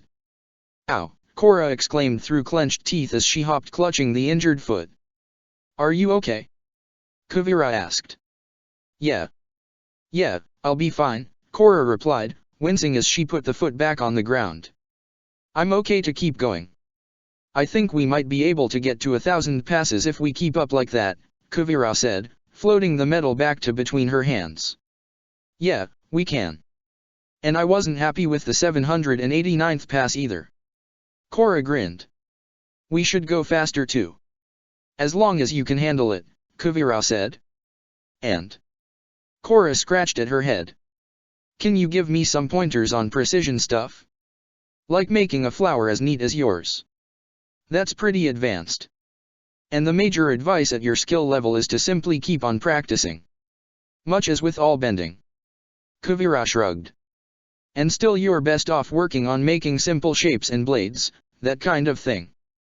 Here, like this. Kuvira reformed the metal into a sword blade, a perfect sphere, a plate, and with a smile, into one of her flowers once again. Korra took the direction to keep on practicing to heart and vowed to practice at least once per day. A perfect sphere was her goal for now. That ought to be easy, making a sphere out of clay was no problem. The same trick with metal was nowhere close to as easy, and her attempts always came out looking somewhat like potatoes. And I've got to get you to let me have a go on your bike, Korra grinned. I'm certainly not adverse to you just moving it with metal bending, Kuvira said. We need to find a better place to try that. This area is anything but flat. Something else to look forward to later. Bolin liked to watch her practice sessions at first, but he soon stopped doing that and never even talked about her practice. Mako took her to one side at a convenient moment. Metal bending was something Bolin had been trying to do ever since he was a child. A skill he remained frustratingly unable to do. And that seeming lack of ability made him feel down. His idol, Toph, had discovered and taught the skill. He was unable to even perform the basics. He seemed to be doing something, however. Korra often found him focusing intently on a lump of rock. He would always hide his efforts when discovered. Whatever he was trying, it seemed to embarrass him to even try. Bolin leaned over to Korra as Mako and Kuvira enjoyed a heated debate on which path they should now follow at the fork in the road. Korra. Bolin. She replied. I think Mom is winning the argument, he said. Which Mom? We have two here, Korra said, keeping her voice low and watching as Kuvira gestured to the left and Mako gestured to the right. One path ran through the woods while the other went across open fields alongside a stream. One was longer yet safer, the other shorter but far riskier from what she understood, passing far closer to a village than they had been doing so far. One came at the recommendation of Iroh, the other Kuvira was adamant was the better choice based on her appraisal of the maps. Good point, Bolin said, trying to stifle a chuckle. Mako turned back to them and Bolin straightened up, trying to look innocent. May we should vote. This is not a democracy, Mako, Kuvira said. One of these routes is clearly sensible, and the other unnecessarily cautious. We do not need to judge on popularity. I disagree, Mako replied. So, left or right, guys? We have wasted half an hour on this, we should be moving. We go left, Kuvira said. Why not let the Avatar decide? Mako asked. Korra fidgeted. Whichever way she chose would feel like a betrayal of the other. If only they could just plow through the middle. It was possible, a combination of fire and earthbending would make it possible. Possible but utterly exhausting, and not necessarily going to take them where they needed to go. She opened her mouth to stall for time, but Kuvira cut her off. Let's just toss a coin then. Korra smiled. Sounds fair. Call it. Mako started to protest, but Korra had already fished a coin from her bag and flipped it into the air. Tails, Kuvira called as they watched it arc through the air and drop to the ground. Tails. Fine, Mako replied, annoyed as they began trudging along the left-hand path. The chosen route took them steadily uphill and onto a mountain path. The trees still provided a dense screen to keep them under cover at least. Pity about the steepness of the climb. Even Kuvira looked to be having second thoughts on the choice as she pushed her bike up the incline, her hands twitching at times to propel it forward with metal bending. Some of the tension seemed to leave the group as they walked for an hour. Maybe the shorter route was fine. Wait. Panicked voices somewhere ahead of them. Naga barked. No. Please, stop. A pleading voice shouted, close to desperate. Kuvira stamped her foot and closed her eyes. There, she said, pointing just off the path. Come on, she called as she pushed through the foliage. Korra burst thought the tree leaned just behind Kuvira. They were on a high plateau overlooking a deep valley. 3 uniformed men had paused in what appeared to be the alternate beating of a boy and girl. Earth cones restrained both children, the rock covering them up to their shoulders. Korra took in the whole scene in a moment. Stop! She yelled. One of the men turned around. Travelers? Best you walk away now. Yeah, one of the others added. This is Mata family business. I didn't realize the Matas were in the habit of beating children, Kuvira said, frowning, her fists clenched tight at her sides. These two are equalist sympathizers, the first man said, spitting as he gestured at them. They've been hiding operatives in their homes. No. The girl called. We didn't. Whether they've been helping the equalists or not, they still don't deserve this, Korra said, stalking forwards, her expression murderous. You one of them too. The second man sneered. We got more equalists, guys. He cracked his knuckles. Just as well we can handle the ones we find however we want, he smirked. Oh, I'm no equalist, Korra said and stomped on the rocky ground. Rock surged up from the plateau and engulfed the men in earth cones of their own. But I can't stand by and let you do this. Kuvira and Bolin broke open the kids' earth cones, shattering the rock and clawing the rubble away from them both. Thank you, the boy said. This is treason, the first man called. Shut up, Korra said. But we are guilty. The girl stared at Korra with a desperate expression. We did help them, she added, shifting her feet. Nana. The boy hissed. No, Hachi, Nana replied. We hid them. But they didn't force us and we don't believe in what they do. They just begged us to hide them, and we'd seen what happened to the others like them. Irrelevant, the second man yelled. All treason is to be dealt with as we see fit. I thought I told you to shut up, Korra snarled. We cannot allow the equalists to do as they please, the first man said. We are losing too many earthbenders to them. Still doesn't justify doing anything like this to 2 kids, Kuvira said. It's not just this, Hachi said. They've always been like this. The equalists are just the latest excuse. You miserable whelp. The second man shouted. How dare you? Korra stalked closer. Do you want me to shut you up a bit more permanently? The man sneered at her. You think you can? Watch me, she said and pulled the rock over his mouth. The man's expression became panicked and it took him a while to realize his nose was not covered. Anyone else want to keep them quiet? The other 2 men hastily shook their heads. I've heard reports of the Mata family. But always second-hand, Kuvira said. What do they do? Korra asked. Overwork their subjects, raise punitively high taxes, prevent refugees from leaving the region. She glanced at Hachi. How much is true? All of it. Nana whispered as she shuddered. Korra clenched her trembling fists. These people needed her help, they needed the Avatar. I need to help them. How? Mako asked. I tell them who I am, Korra said. And just who do you think you are? The first man said. The Avatar, Korra said. The man blinked in surprise and tried to back away from her. Nana and Hachi took trembling steps forward. We'd heard you had been found. Hachi said, wide-eyed. This must be a sign, Nana said. Mako sighed behind her. Korra, you know as soon as you leave they'll just go back to how they always have been, he said. So you think she should just leave them to suffer? Kuvira asked. Charming, Mako. It's not like that, Mako replied hotly. But this is going to seriously eat into our time, and we've dawdled enough as it is. The situation is going to be anything but simple, and a quick conversation with the Matu family isn't going to change all that much. We need to prioritize finding Asami. It's so easy for us, isn't it?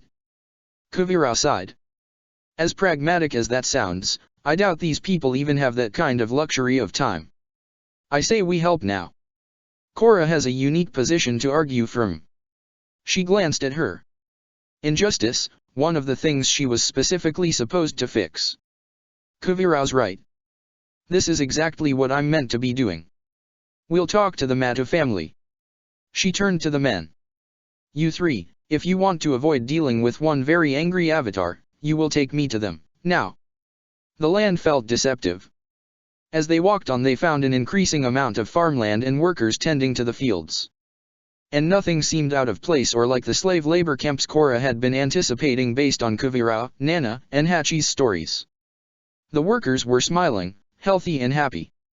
They called out and greeted the party as they passed, all calm. If it was an act it was a very good one.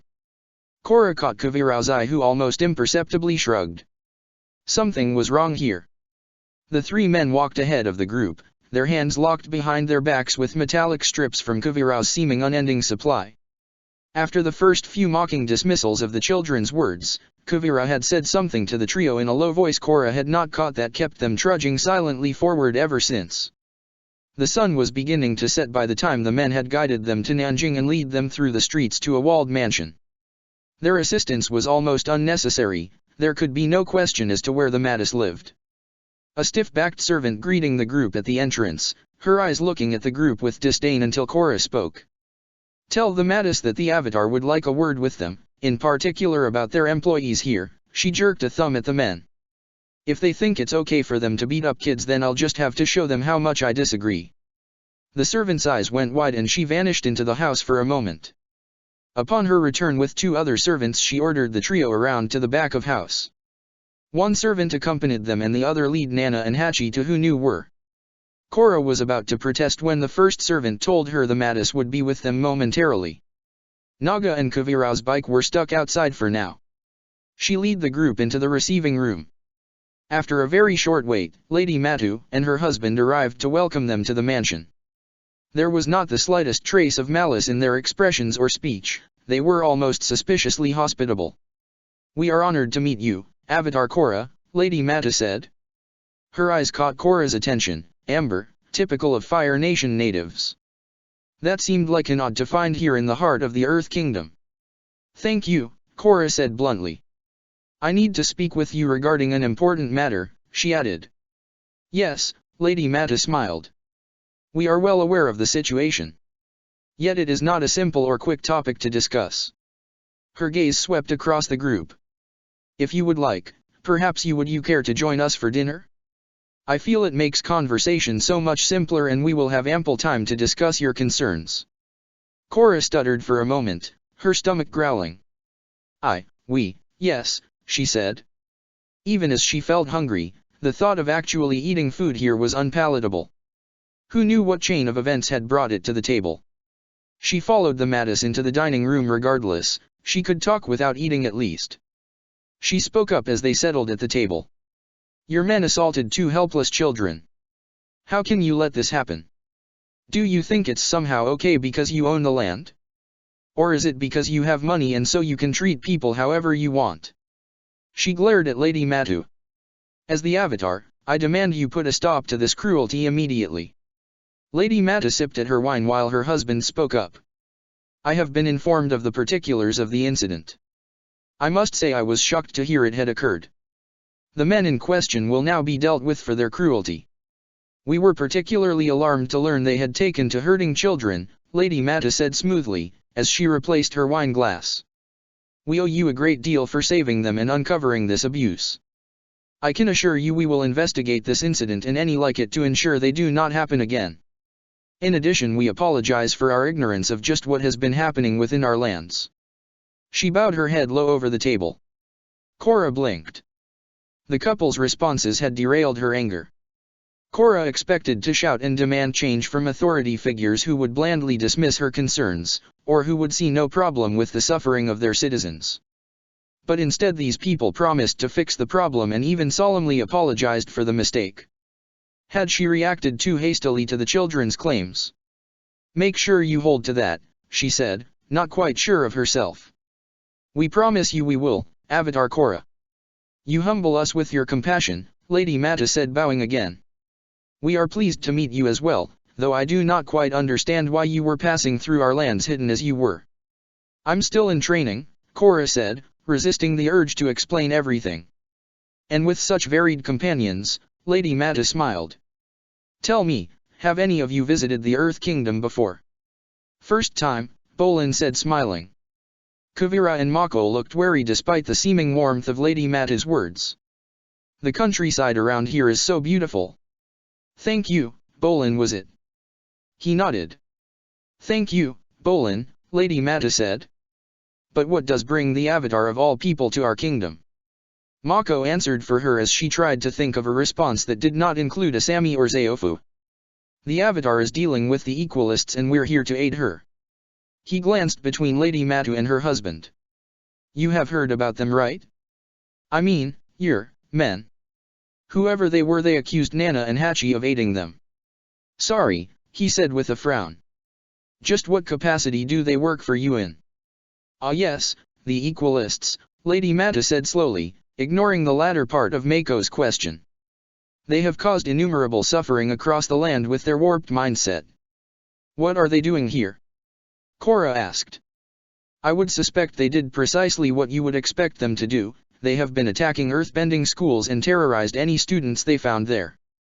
We have lost many of our best miners and farmers to their accursed ability. We find them wandering like lost children after being taken, unable to tell us where, but they have all been changed by what they did. And those same people lost their livelihoods and any ability to support their families. Did they send you a warning or anything? Korra asked. Yeah, from what we've seen they have some reason or other behind their attacks. They like publicity, can't see random farmers and miners really getting them that, Mako observed. From what I understand of their credo, Lady Mata said with distaste, I do not believe they needed any more reason than what they simply are. They seek to strip bending from everyone in the world, do they not? Those same farmers and miners are no more or less important than any other bender to them. Still, the selection they made was seemingly peculiar. Perhaps they believe earthbenders have additional advantages over the non-benders? It is just a pity that their choices disproportionately affect our industry. And just what is your industry? Kuvira spoke up. You've mentioned farming and mining, but I'm still at a loss as to what either produces in this region specifically. Why, sugar and ore, Lady Mata said as if it was the most obvious thing in the world. The remainder of the meal was nothing short of awkward. Korra was eating with total strangers, people she had only just accused of cruelty. How much of this was her own feelings and how much was Zahir's teachings? The smiling helpfulness of the Matis was disarming, but at least Kuvira and Mako seemed to know what to say or ask next, each unexpected direction slowing the couple's responses. The conversation roamed from the Equalists, the situation in the Matis province to how their specific trade agreements worked. Bolin would occasionally interject some humor into proceedings, but seemed like her, not sure of just how to respond to the Matis' words and assurances. Based on everything she learned the situation before, she expected rich families exploiting the poor for their own ends.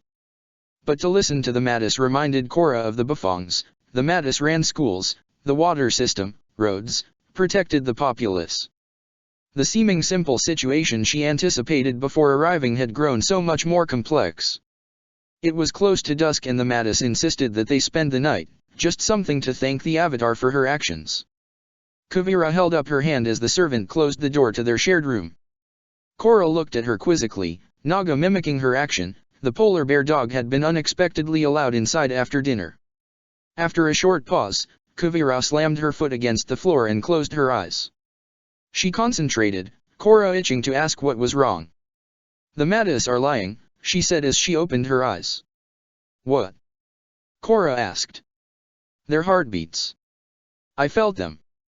They flinched every time you mentioned the cruelty. It's almost like, they know it's happening, but they're deliberately acting as if they were ignorant, Kuvira said. I couldn't quite believe them, Korra said. There was something wrong. There was a knock on the window, Mako and Bolin perched on the roof and peering in. Korra. The Mattis are lying, Mako said as she pulled the window open. Korra blinked as Mako and Bolin struggled into the room. You can detect lies too. What? No. No, I've dealt with people who lie like that before. They're hiding something, I promise you, Mako insisted as Bolin muttered something about the corridor being just as effective and that Mako did not have to try and mimic Korra's stealthy intrusion to their room in Zaofu. We need to know more, Kuvira said. I want to find Hachi and Nana. I'm worried about what might happen to them. And those men we stopped. And we need to find the rest of the populace. I can't believe those farms we saw are genuine. And we need to do it without the Mattis noticing. I want to see what it's truly like here. Sneaking Naga out of the mansion was the hardest part in the end. Kuvira, Mako, and Bolin went out the window and scrambled down the outside of the mansion without problem. The fading light hid them pretty well, even as a few external lights around the mansion flickered into life. We could go through the window, Korra murmured to Naga. But I doubt that kind of earthbending would be especially subtle. Naga stared at her and yawned. I know you'd rather stay here and sleep, but I'm not leaving you in their clutches. Come on, let's try and get you onto the roof. It was easy enough from the roof. Airbending was proving to be extremely versatile and let her float Naga and herself down to the ground in near silence. Easy enough, just not especially subtle. Fortunately no one seemed to have noticed. Where do we start? Korra asked as they crouched in a pool of shadow near the mansion. We should find Hachi and Nana, if they're not back there, Bolin suggested. Korra followed his gaze, the mansion. If it came to it, they would have to go in and get them out. Okay, girl, Korra said. Take us to Hachi and Nana. Naga sniffed at the air and Korra put a restraining hand on her back ready to stop her charging into the mansion if they were still there. Half to her surprise and half to her relief, Naga sniffed at the ground and started moving away from the mansion. The streets were quiet. Too quiet. Korra frowned. There was almost no nightlife. No one to avoid seeing them. A few glimpses of other people in the distance, but otherwise Nanjing felt close to deserted. The eeriness persisted as Naga pointed them towards a huge, silent factory just on the edge of the town. Here. Korra gazed up at the imposing building. Naga whined an affirmative. What are they doing in a factory? Bolin asked. I don't know and I don't think we'll like it. Come on, we'll check it out while you two babysit Naga, Mako said.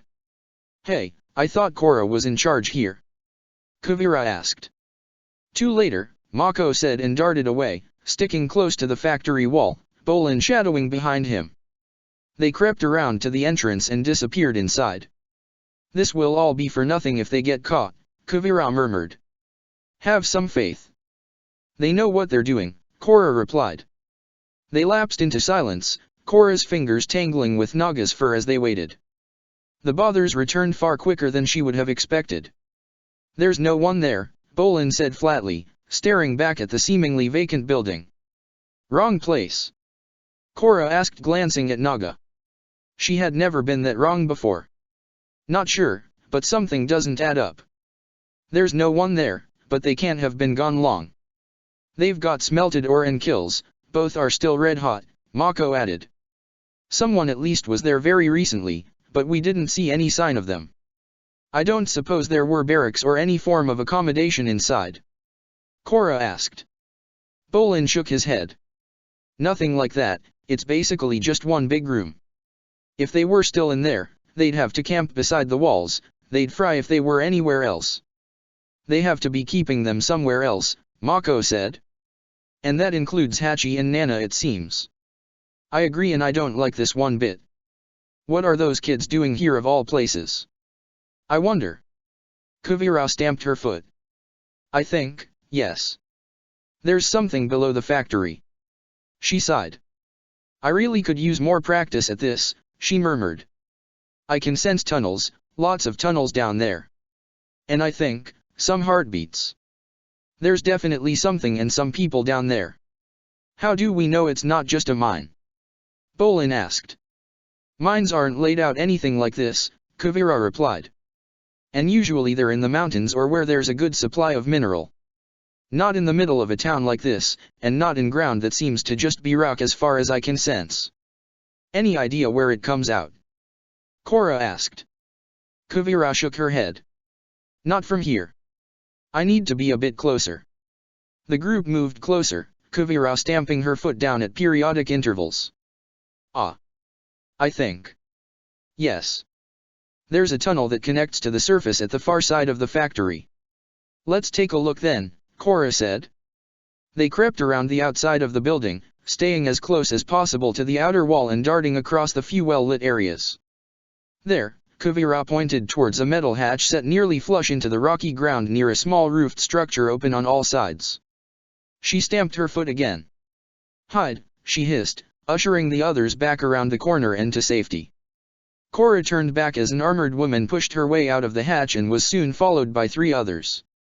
The quartet of women took up stations within the nearby structure and looked out into the night. How do we want to do this? Earthbend down to the tunnels or go for the hatch? Korra asked. There's a good chance they have earthbenders employed. They'd sense us digging like that. They might even know we're wandering around, but I would have expected them to accost us if that was the case, Kuvira said. The hatch seems the best plan. I think we need a distraction though. Korra gazed around and found herself staring at the brothers. Mako? Bolin? Want to run interference? Korra asked, smiling. And just what does that mean? Mako asked. Well, you know those female guards. Korra asked. I think you should charm them. Consider this payback for leaving us to wait while you checked the place out. Charm them. Mako protested. What makes you think that would even work? They're trained, disciplined workers. No one's going to fall for that kind of thing. Some might, Kuvira said with a shrug. Even if it's just 1 or 2, it's less to worry about. Especially if you can get the ones looking towards the hatch interested. And we can't all go down there. The more people the harder it is to hide and stay quiet, Korra added. Plus we're counting on you, Bolin. Anything goes wrong, I want you to uncover the tunnels and get us out of there as fast as you can. Yes ma'am, Bolin said, saluting her. Okay, but still, what do you expect us to do? Walk up to them and say, hey, sexy lady. Want to help me beat up equalists? Mako said flippantly. I've heard you use worse chat-up lines before, Bolin said, grinning. Shut up. Look, don't say anything so amazingly terrible, Kuvira said, rolling her eyes. Just go. I don't know, go and take a dip in that stream. She gestured to the nearby watercourse. Try to act natural. And take Naga with you, Korra added. Right when the sun is setting? You want us to go frolic in a stream at sunset? Mako asked. You've never heard of skinny dipping? Korra asked. This ought to be easy. Come on, Mako, Bolin said, grabbing his brother's arm. Mako made some half-hearted attempts to resist as they circled back around the factory. Kuvira and Korra stayed beside the building, leaving Mako, Bolin, and Naga to continue towards the stream. Bolin made exaggerated gestures, and from the little she could hear at this distance, it sounded like Bolin was engaging in some less than subtle dialogue similar to that found in those romance novels Asami had. Korra watched, her breath catching in her throat as Bolin opened his shirt in a slow, almost seductive slow way. Mako on the other hand just pulled his shirt over his head and dropped it on the ground. Nothing she had not seen before, but just the act of removing clothes was somehow distractingly different, something she had found with Asami when she got undressed for the shared bath. Asami. The person she was looking for. But then, the two brothers currently shirtless. A few guards took notice of the attractive men sort of frolicking in the nearby stream. Well. One was frolicking, the other seemed faintly bored. They shouted and one approached. The conversation was inaudible at this distance, but Bolin's smile and words soon made her posture relax. It's working, Kuvira hissed. Yeah. Korra said, still staring at both of the brothers. Korra. You're not supposed to be getting distracted. Kuvira appraised her for a moment. Sexy half-naked people do it for you, huh? Never mind. Korra shook her head and they circled the factory the other way. The fourth guard had gone to see just what was going on in the stream as they arrived, and Korra followed Kuvira as she darted across to the hatch. Come on, Kuvira said as she pulled the metal cover open. It was almost pitch black inside, but the tunnel was not deep. Korra jumped down after Kuvira and pulled the hatch closed behind her, hoping no one had heard the noise. The hatch cut off the last of their light and the refreshing wind. The tunnel was claustrophobic and the air tasted stale, every sounded echoing. There was a murmur of voices in the distance. Any chance of some light? Kuvira asked. Here, Korra said, and a small ball of fire burst into life on her hand, just enough to give them light to see by. Kuvira quickly stomped the ground again. This way, Kuvira said, gesturing down the tunnel. It ran back towards the factory. The murmuring voices grew louder fast, and after a few twists and turns they found a side tunnel blocked by thick metal bars set into the rock. A telltale rippling of the bars at the tops and bottoms indicated these were regularly earth-bent, Kuvira observed. And beyond the bars, people. A crowded cul-de-sac full of people, thin, dirty, and deathly afraid. As soon as they caught a glimpse of the fire they squirmed further away from the bars. Avatar Korra. A familiar voice asked. Hachi. Korra replied as the cell filled with mumbling questions and entreaties for the Avatar to help them. Hachi scrambled up to the bars and Nana struggled through the knot of people to stand beside her brother. Why are you here? Korra asked. Because we told you about Mattis, Nana replied, clinging to the bars. Oh Nana, Korra said. I'm so sorry. We cannot let them get away with this. Why have they done this to the rest of you? Kuvira demanded. Amon. He took our bending. And after that, we couldn't pay our debt to the Mattis anymore. So we had to work for them instead, a voice came from somewhere behind the children. Korra, help me with this, Kuvira said, gesturing to the bars. They bent the cell open with a creak of metal. You are all free. Tell me, are there more imprisoned like this? Bolin had just about gotten into the rhythm of splashing water across his chest and rubbing it into his skin, much to the appreciation of the guards.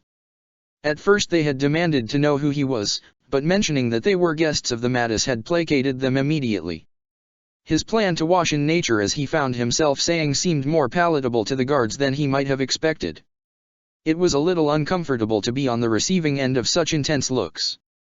Not unfamiliar, audiences for pro bending and especially the final were far larger than this, but the proximity and small number of watchers was very different. He did his best to ignore them, but broke into a grin whenever he did wind up catching one of their gazes. The charade came to an abrupt end as the hatch blasted out of the ground and came crashing down onto the factory roof. The guards swore and ran back towards the factory. Kuvira and Kuvira stood at the now exposed tunnel entrance, and as the guards scrambled to attack, the pair moved in unison to seal all four of them into earth cones with barely a glance. After a pause, people began clambering out of the hole, led by Hachi and Nana. All those who followed them were dirty, thin, and desperately unwell. People of Nanjing, Kuvira roared at the top of her voice. Your subjugation and imprisonment ends here. The Avatar has vowed to free everyone imprisoned against their will. We will move against Mattis and all those who have done this to you. I know you are scared, tired and hungry. But we must unite against your oppressors. Everyone listened to her with rapt attention, even Korra. The people surged to follow Kuvira as guided by Nana she stalked to another factory. The pattern repeated through the nighttime hours. Imprison the guards in rock and break open another hatch to another filthy and airless tunnel set into the ground. Each time more prisoners cried with joy as they clambered up into the open air and freedom.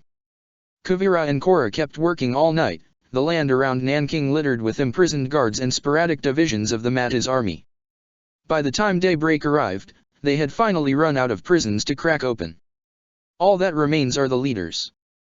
The ones ultimately responsible for this. Kuvira yelled as she led the incensed procession towards the Mata's mansion. The crowd slowed as they approached, but Kuvira remained unfazed.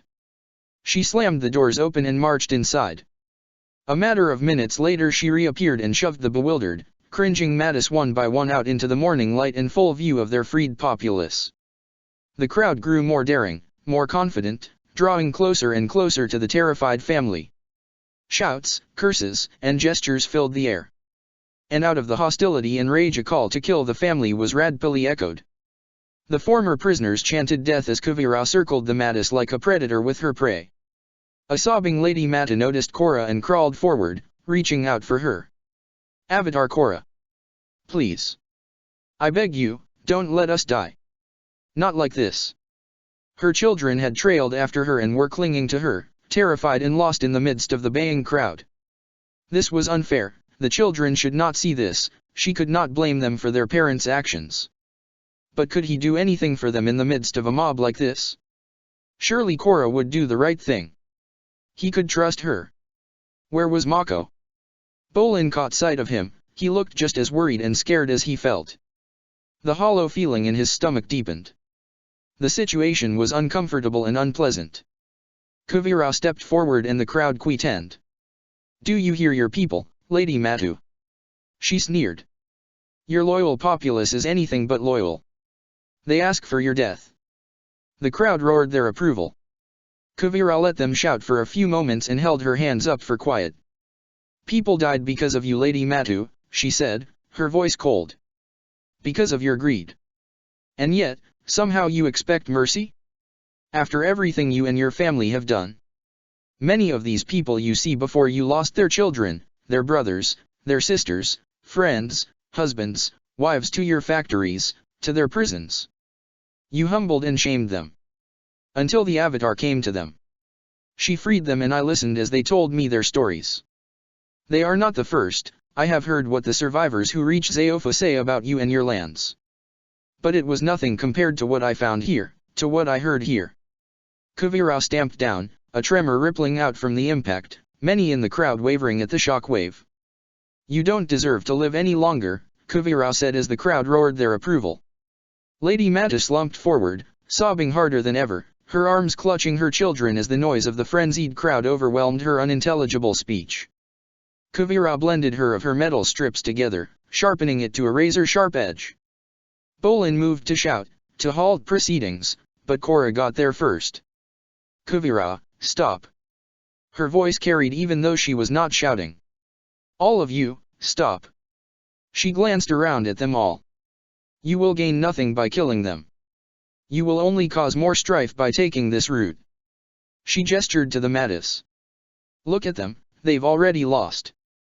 There is no need to go any further." "There is. They deserve punishment," Kuvira said quietly, her calmer voice almost as bad as the roar she had used to rally the crowd. "If you let them go they will find somewhere to hide and repeat their crimes. They can still live in luxury after all they have done. There must be justice." The crowd roared once more. Korra shook her head. "No." The crowd slowly quietened. "Justice does not mean taking their lives. It won't make anything better." Kuvira was about to protest when her eyes widened a little, but Korra did not notice. She stared down at Lady Matu, who looked fearfully up at her. "Lady Matu, take your family and leave this place forever. Ensure you never return here. In case you are tempted, if I ever learn of your family returning here or influencing anyone else to repeat your actions here, I will pay you another visit. And I will be much less lenient next time." "Thank you, Avatar Korra," Lady Mata gulped. She and the rest of her family scrambled to their feet and all bowed to her. We swear we will never return to Nanjing," Lady Mata said. Lord Mata cleared his throat. "My humblest apologies, Avatar Korra," but at least allow us to take some provisions. Lord Matu begged. A few things to allow our survival once we have left our home. He asked. Fine, Korra said. Be quick. Kuvira looked like she was going to protest as the family's servants pushed through the crowd and bowed to the disgraced family. My lord, we request to accompany you, their leader said. You are not their belongings, Kuvira snapped, glaring at the group. She's right. You're free, you don't need to serve them anymore. You can live life as you wish, Korra added. And I chose to serve them. The servant met her gaze without wavering. It has been my purpose all my life. I don't want to live a life without that purpose, the servant replied, the others nodding along with him. Korra seemed about to protest but sagged instead. Fine. Do whatever you want. Just ensure you leave with them. Before noon, she added staring at the Mattis. If you dawdle past the deadline, I will not guarantee your safety. The family thanked her, bowing again and stumbled back into the mansion, servants trailing after them. Korra cursed as she saw the family force their way through the crowd once more in their carriage. The trio of men who attacked Nana and Hachi walked freely beside them, numerous servants and guards trailing after them. Each of the Matu family and their associates seemingly carried as much as they could. As the carriage rattled down the road, the crowd, Nana and Hachi with them, surged into the mansion, tearing at walls, gold and other valuables abandoned by the family. Korra. She was staring at the mansion as the Nanjing citizens seemed on the verge of tearing the structure apart. I think you made the right decision, Bolin said. We could have ended it, Kuvira said. I have trouble believing the Mattis will keep their word. If it happens, I am prepared to fight them again. Korra looked wary, while all emotion seemed to have bled away from Kuvira. She seemed about to say something, but instead Kuvira relaxed with a sigh. I know. And I thank you for that. Sorry about the threat. You're the Avatar, I should trust you on these things. Korra shook her head. I'm not always right. You're right about a lot of things. They watched in silence as the crowd looted the mansion. Once that would have been him and Mako as well. Grabbing what they could, not caring about who had to be pushed aside to hang on to something vital, something worth more to the gang. Fights were beginning to break out, people fighting over the trinkets and valuables. This is wrong. Korra murmured. She raised her voice. Everyone, stop. The looters ignored her. I said stop. She said and slammed her foot into the ground, mimicking Kuvira's. The tremor shocked everyone into silence. This is wrong. We should dash. The Avatar decrees that all valuables are to be passed to the elders of the village. Then Avatar Korra will ensure all items are divided equally among the families, Kuvira shouted, interrupting Korra. The looters quickly calmed, nodding as they began to pile the valuables near Korra. No one would dare defy the Avatar. But was it Korra in charge, or Kuvira? Kuvira seemed to keep attributing things to Korra. He lost his train of thought as the pile of plundered items grew. The Mattis had so much, paintings, scrolls, even antique furniture with a distinctly Fire Nation look to it. Was the Matu family from the Fire Nation? Bolin asked Mako. Kuvira spoke before Mako could. The family is originally from the Earth Kingdom. That changed when Suzin attacked. With their power threatened, the Mattis did what they felt was necessary to maintain their power, they married into the enemy. The family became responsible for supplying the various Fire Nation invaders and allowed them to maintain their power and become inextricably linked to such a powerful tribe. Win-win for them. But, that was over so long ago, Bolin said. Why are they still doing this? Profit. Pure and simple. Tell me, where do you think their ore and sugar winds up? Kuvira asked. Republic City, Mako interjected. The factory owners use it to make whatever they need to, but they get it cheap because the Mattis sell it cheap. And that's because they weren't paying their workers and still turn profits. Precisely, Kuvira nodded. And don't forget, most of those factories are owned by Fire Nation families. She expression darkened. Conquerors and traders profit from slavery, something that is still occurring. It makes more sense now, Korra said. I always heard the Earth Queen hated Republic City, but she turns a blind eye to this. Korra gestured at the town and scowled. It's money again, isn't it? Because they pay taxes and she gives them nobility. These people are literally suffering for status. Good thing the Avatar helped these people, right? Bolin interjected. Korra looked less enthusiastic than he would have liked. Sorry, he added. Korra shook her head. No. It's fine. It's just hard to take all this in. It's one thing to think this kind of thing is happening, but to see it like this. We used to hear stories. Bolin shook his head. This is so much worse, he said. I thought they might be exaggerating, but reminds me of what Kiko told about his life in the Zhou province. Everywhere seems to have somewhere no one wants to live and it's awful. Even the Republic City slums are considered a step up from other places. And well, you know how bad they are. Yeah, Korra said. Always believe the stories, Mako said. Reality is rarely not terrible. With the Mata family gone, the province had no leader. Once they finished helping divide the reclaimed treasures of the Matis, the majority of the citizens took the opportunity to flee to the neighboring regions, leaving behind only those who tended the farms and the mines. Korra refused to simply leave things as they were and engaged the remaining elders in dialogue. The Mata's reign had been well over 100 years now. No one could remember a time when they had not ruled the region. All turned to the Avatar for guidance, but she was unable to think of what advice to give them. Kuvira offered her own suggestion: each village should elect its own leader and control their own resources. And if it became necessary, they should band together to repel any who would attempt something like the Matis had in the future. A sound plan, just one that missed that no one could rely on the Matis' connections and deals. It would be hard to sell the ore and sugar at a fairer price when the buyers enjoyed such massive discounting previously. Kuvira had no choice but suggest Zaofu and Suyin as starting points for the process. Wonderful. Disrupt an entire region, and then when things get complicated just leave it for Suyin to sort out. This had all become far too complicated, and Kuvira was inextricably embroiled too. If they had taken the other route, his route, they might have avoided all of this. Mako stared at Kuvira. Had she influenced the coin toss? It was impossible to tell, only a metal bender could know, and Korra had said nothing. Had she wanted to come here? It would be wrong to bemoan having helped these people, to free them, but what would the cost be them in the end? What would the cost be to Asami for any and all delays in their tailing the Equalists? The priority now was just to moving again, to continue what they should be doing, finding Asami. And yet Kuvira seemed like an unmovable mountain holding them back, determined to point them in another direction before resuming the intended course. There's another village we should help, Kuvira said. Amon's camp is just beyond the Littner range, and the Quiapo village is nearby. The Gokongwei family holds sway there. We're losing time. Mako snapped. Korra can come back to all these places when we've found Asami. And after she's finished her training.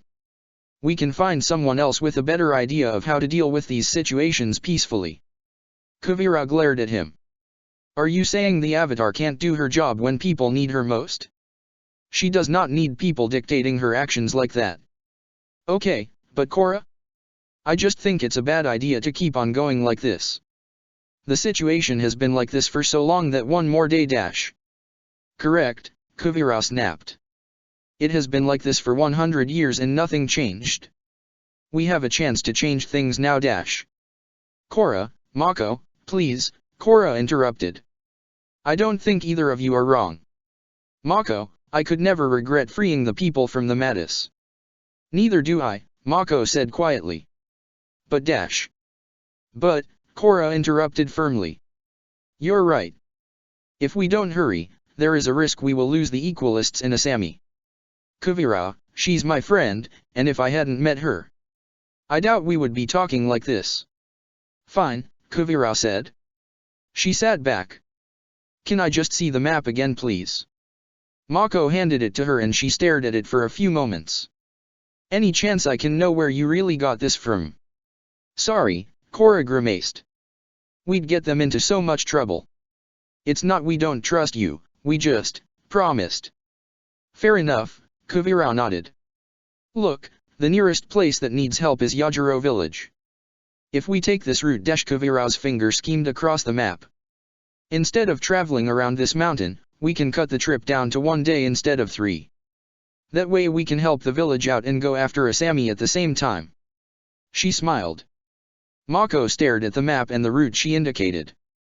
Iroha's preferred routes seemed to have one principal thing in common, something Kavira's recommendation earlier and now were conflicting with: they ensured the risk of running into anyone else was minimal.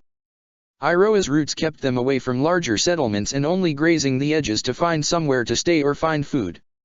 Harder work in tougher terrain, but stealthier. The Nanjing villagers had all seen the Avatar, all heard what had been done in her name, and now they had dispersed into the rest of the country. Their presence in the Earth Kingdom would be obvious now. Mako frowned. Why had he not realized this earlier? Invoking the Avatar's name just drew attention to them. Sounds good, Korra said. I can't see much of a reason to not do it. Win-win, don't you think? Korra grinned. How about you, Bolin? Mako glanced at his brother. He had said very little during the preceding conversation. I trust your decision, he said. But. Korra blinked at him. Bolin shot Mako a helpless look. If we go to the village, can we leave faster? And maybe talk more and convince the Gokongwei family to not enslave people, and then we wouldn't have to fight and no one has to risk being killed. A commendable mindset, Kavira grinned. Bolin smiled and Mako scowled. Yeah, and if we go to that village, even more people are going to know Korra is there. And how long until the Equalists find out she's here? What if they run faster because of it? He asked. Bolin's expression had turned serious. Oh. Mako's right, he said quietly. Korra was the one who wanted the prisoners freed from the Mattis. She gave them hope. That's not something to ever regret. You helped us, Mako. Don't for a second think that Korra did not do the right thing. We shouldn't discourage her from saving people, Kavira said. The Equalists will eventually run out of hiding places, Korra said, studying the map. They can't run forever. Look. She stabbed her finger down on the map. Beyond here is the desert and south is the swamp. And that's a terrible hiding place. So, how long would an airship's fuel last?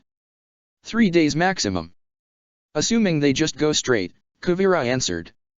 Though that doesn't take into account the need to cool the engines every 10 hours or so. Factor in maintenance and likely night travel to minimize detection, and they can't get that far ahead of us even with an advantage like that.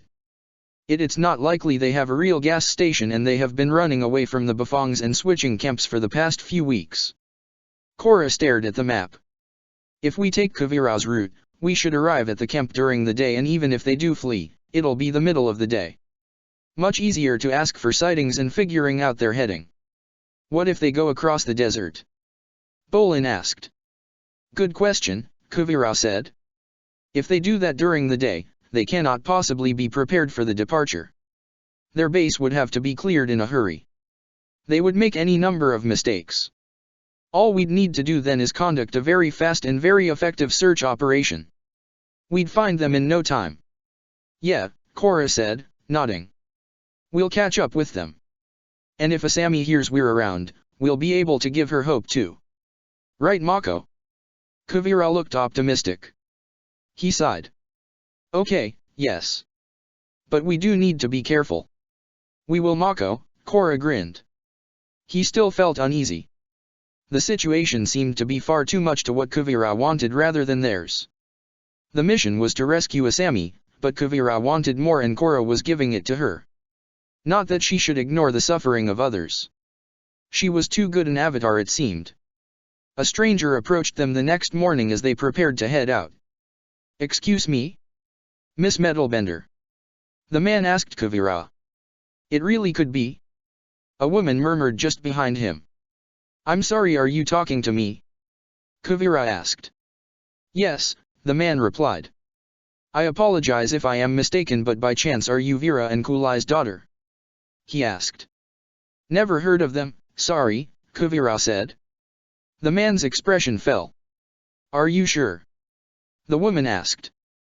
You look so much like Vera, she said. And you are a metal bender. She looked thoughtful for a moment. May I ask if you were raised in Zaofu? I was, Kuvira said, frowning. She stopped piling her gear onto her bike and turned to the couple. It's my home.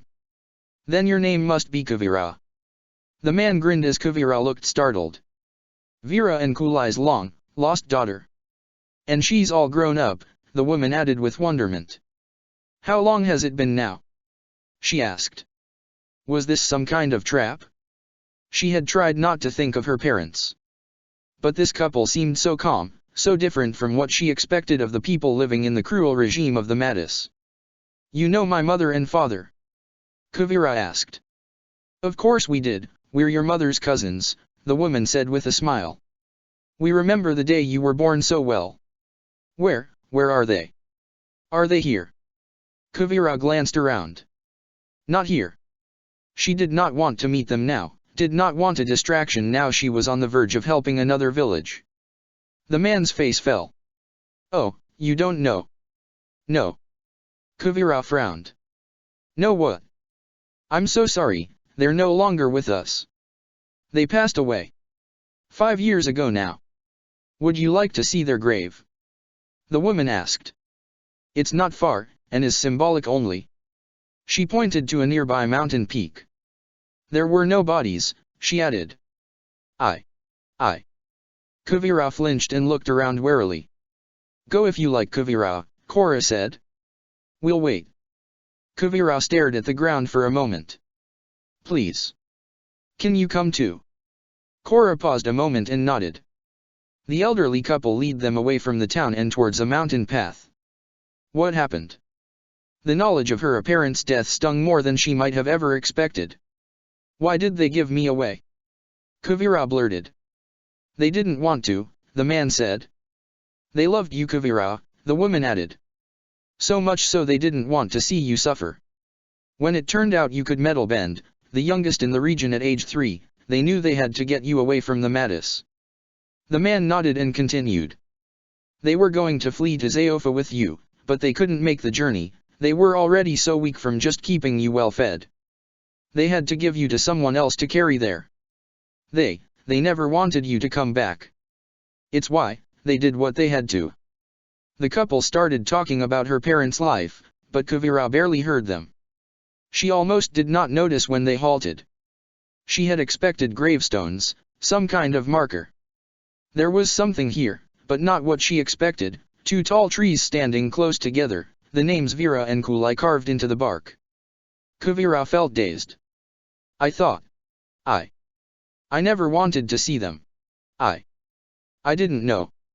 She wandered closer to the tree, her fingers stroking across the gouges that made up her parents' name in the tree. Her knees gave out and she dropped to the ground in front of the trees.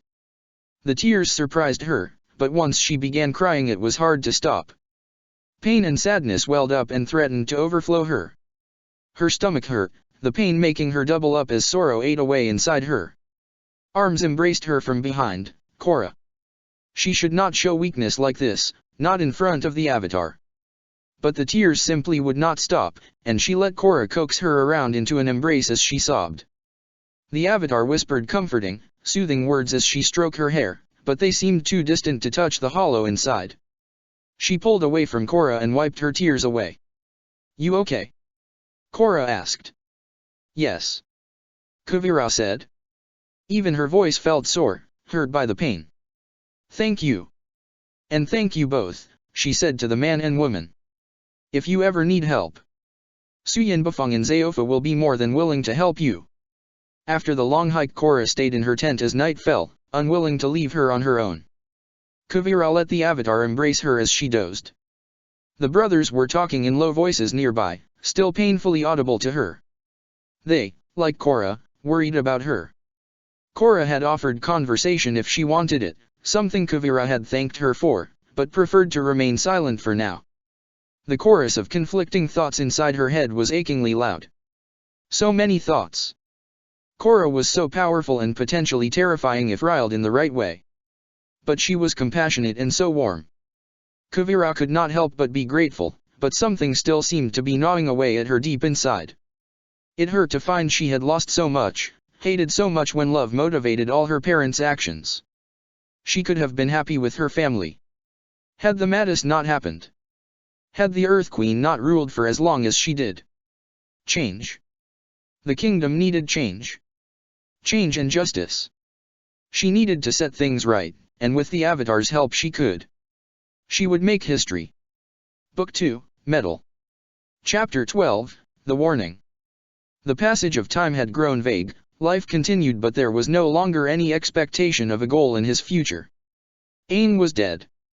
And with him went the route to be rid of his bending. The next Avatar might be able to help, but how long would he need to wait until they were ready? A woman, Katha, had joined the group Amon was assigned to.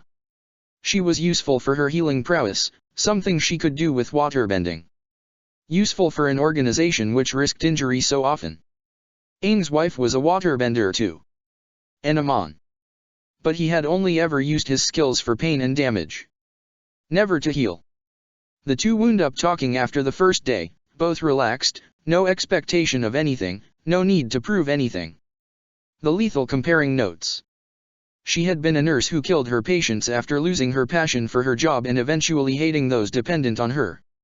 She was flippant and offhand about doing so, it had simply been a matter of messing with the dosages of their medications, she said. It was easy at first, blamable on mistakes, but she had done it too often, the mistakes by the end were too big. The police were probably after her now. She grinned at Amon, a wanted serial killer, rare to find, especially a female one. The casualness of her speech unnerved him, but he could not pretend he was any better. At least there would be no patience for her to prey on here. The Daily had ground a great deal of information about human anatomy into his memory. Vulnerable points to strike at to disable a foe. The organs to puncture for a quick, silent death. But had he only ever known half the story? Could he have repaired just as easily as he had destroyed? Amon had never tried. Even if he could, it was only effective at the physical level. Spiritual damage was beyond anyone's remit, except perhaps the Avatar. Only he could cure the disease that was bending, as much as it formed the basis of his livelihood, it still frustrated he was capable of utilizing it. Katha idly commented on a later conversation she wished the moon spirit had given her blood bending, no need for something that could leave a trail like messed up medications. She smirked, it was possible they would have never found her if she had that particular talent. Katha continued to accompany him as they carried out the gang's orders. Other benders brought other skills. The fire benders were taught lightning bending to torture as needed or simply utilized their basic skills to burn down homes and businesses. It was unpleasant but necessary. There was no one else to help him, not anymore. He could tolerate the actions of the people around him, the actions of the whole organization, its methods of inciting fear and the threat of violence. Until the day he realized the gang had gone further than he was comfortable with. Amon had noticed an influx of younger children within the organization. It seemed almost charitable on the part of the leaders, take the homeless off the street and give them shelter and something approaching a family. The major downside to the action was their induction into a criminal lifestyle, but given no one else deemed helping the children a worthwhile goal, it seemed wrong to criticize. That was at least until the depths that the children fell to became clear. The room full of children ordered to attack a bound man at the urging of older men, too similar, too familiar. The gang were training them to kill, just as the Daily had done to him. Enough. He walked away from the gang, from Katha, from comfort, from all he had known. Amon told no one and gave no indication he was leaving. He walked away at the start of the day and never went back.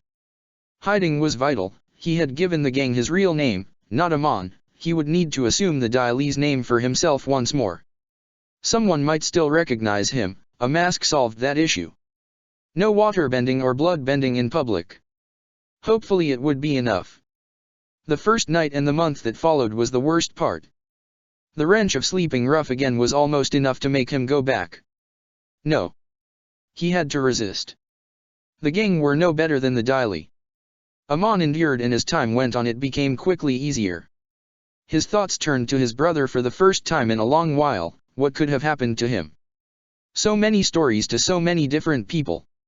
So many justifications for the mask and why he insisted on wearing it. They all worked for the most part. The grislier the story and more eager he was to demonstrate the extent of his injuries, the less keen people were to see what actually lay beneath the mask. He had worried at first, taking the time to paint scars and burns into his skin with makeup each morning, but it seemed he had found the tipping point between grotesque and something people might be curious about. It had been years since he left Grana's behind. Years since he had seen anyone in the group. He took odd jobs as he had when he first arrived in Republic City. It was easier without the hounding presence of the girl Ghana to keep him forever moving. Life was not wonderful but remained at least livable. The change was by chance. He recognized the start of the script, the clichés, the expected words that began harassment of some innocent victim here in the slums. Two men had cornered a woman and seemed to be propositioning her. Amon lurked nearby weighing up his options. Not getting involved had served him well so far, but he had never normally been this close, able to step in without a moment's delay. A second later and it became clear his involvement was not required. The woman caught the men's hands and pushed them away from her, the bursts of flames they generated blasting chunks from a nearby wall. She jabbed into their sides with 2 fingers and both benders collapsed to the ground. They swore and vowed revenge as she smirked and ran. Amon gave chase, stepping over the still struggling gang members, no one he knew, but their allegiance might still come close to his former than he would like. He did not stop even as they swore at him too. The woman was fully aware of the pursuit. Amon rounded a corner and found her waiting. "You want to try too?" she asked, smirking as she held her fingers up. "No," Amon shook his head. "I just wanted to know how you did that." "Chai blocking," the woman said, still watching him carefully. "Watching the mask. You never seen it before?" Amon shook his head. "You jab the right place with just enough pressure and you can stop someone's arm, leg or—" She grinned. "They're bending. For a while at least." I had no idea," Amon replied. So close to an answer and apparently common knowledge. Can it be done permanently?" he asked. "Huh. That would be helpful, wouldn't it? Keep those guys away from me for good." She glanced at him and frowned. "You serious? You are, aren't you?" Amon nodded. "Well, bad news whoever you are. As far as I know it's not possible, okay? Look, it's only going to keep those 2 down so long, so I'm leaving. You want to know more, find one of the clubs. There's a lot around for the non-benders." She glanced around. "I gotta go. It's been fun. And if you get any thoughts of looking for me again, don't." "Thank you," Amon called as she darted away. Amon lashed out with his foot and the man crumpled in pain. An assault was nothing new to him by now, but he avoided these moments if he could. This man, however, had the misfortune of being the first to do so after he finished reading everything the Chai Blocking Club had in scroll form. This firebender was no problem, certainly not when there were no witnesses. He stepped closer to the man, locking him in place with his blood bending, the skill remaining horrible, potent, terrible but useful. Chi points, chakra points. If he remembered the targets and the diagrams, they lay here, and here and ranged from about here, to here. He could feel them as blood pulsed around the man's body. He wanted to know. Had to know if it was possible. His fingers pushed into the man's side. Amon closed his eyes. There was a chi point in the same place as a large blood vessel. Interesting. A savage jab with blood bending and the chi point collapsed. "What?" The man gulped. "Silence," Amon intoned. There were too many chi points. It would take far too long to sever them all. Chakra points then. Less of these, but still more than he was willing to deal with. How about the head? The top of the chakra flow. His fingers traced over the man's skull. Yes. Here. The point all the others seemed to connect to, hidden beneath a layer of bone. Focus. It was almost a bursting sensation from within the man as he bent his blood. He checked carefully. The point was gone. Needed to be certain. Amon leaned over and jabbed his fingers into another chi point. It was reduced, weak, but increased in blood flow as he watched. He checked the chakra again. It remained as it had. It was not growing stronger. Time to find out. Amon stepped back and released his hold on the man's blood. What did you do? The man demanded. An experiment. Thank you for your participation, Amon answered. The man scowled and struggled to his feet. Well. Guess I better pay you back, the man said, punching forward. No fire exploded from his fist. Startled, the man repeated his action. It's not working, the man blinked, becoming fearful. Well. He said, swallowing. Just chi blocking. Won't take long. Take all the time you need, Amon replied, smiling behind his mask.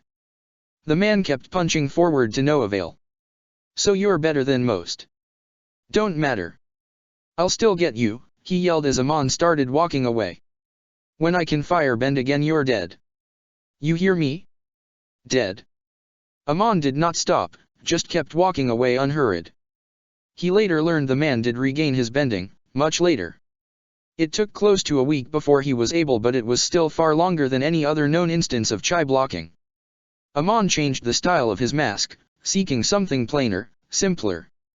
Even though he could deal with the man without issue, he avoided another encounter. Practice and refinement was what he needed now. He was very close to his goal. As long as it kept prolonging the ability to bend's return. Weeks, months, years, decades. If he could push the duration to a century, it would be as if the ability was permanently gone. Amon had discovered Aang's secret. He could take bending away just as the Avatar could, or at least would be able to. Katha's words came back to him. The moon spirit granting water bending. The moon spirit granting blood bending. The spirits, they must have wanted him to have this dark gift, to use it to cleanse the world. And once he eradicated every trace of bending, he could be at peace. He would never use bending again, would never have cause to use it ever again if no one else was able. The encounter with the Gokongwei was far less worrying than the Mattis. Mako reflected that the family might simply be more inherently sensible. Though hearing of just what had happened with the Mattis must have helped somewhat, the family arranged a meeting with Korra and the village elders immediately upon their arrival. The elders' terms were sensible and easy: no more cruelty. The family's sons were absolutely forbidden to harass the women of the village and divide the profits from the Gokongwei-owned factories equally between the villages. If things were different, the situation might have made him feel proud.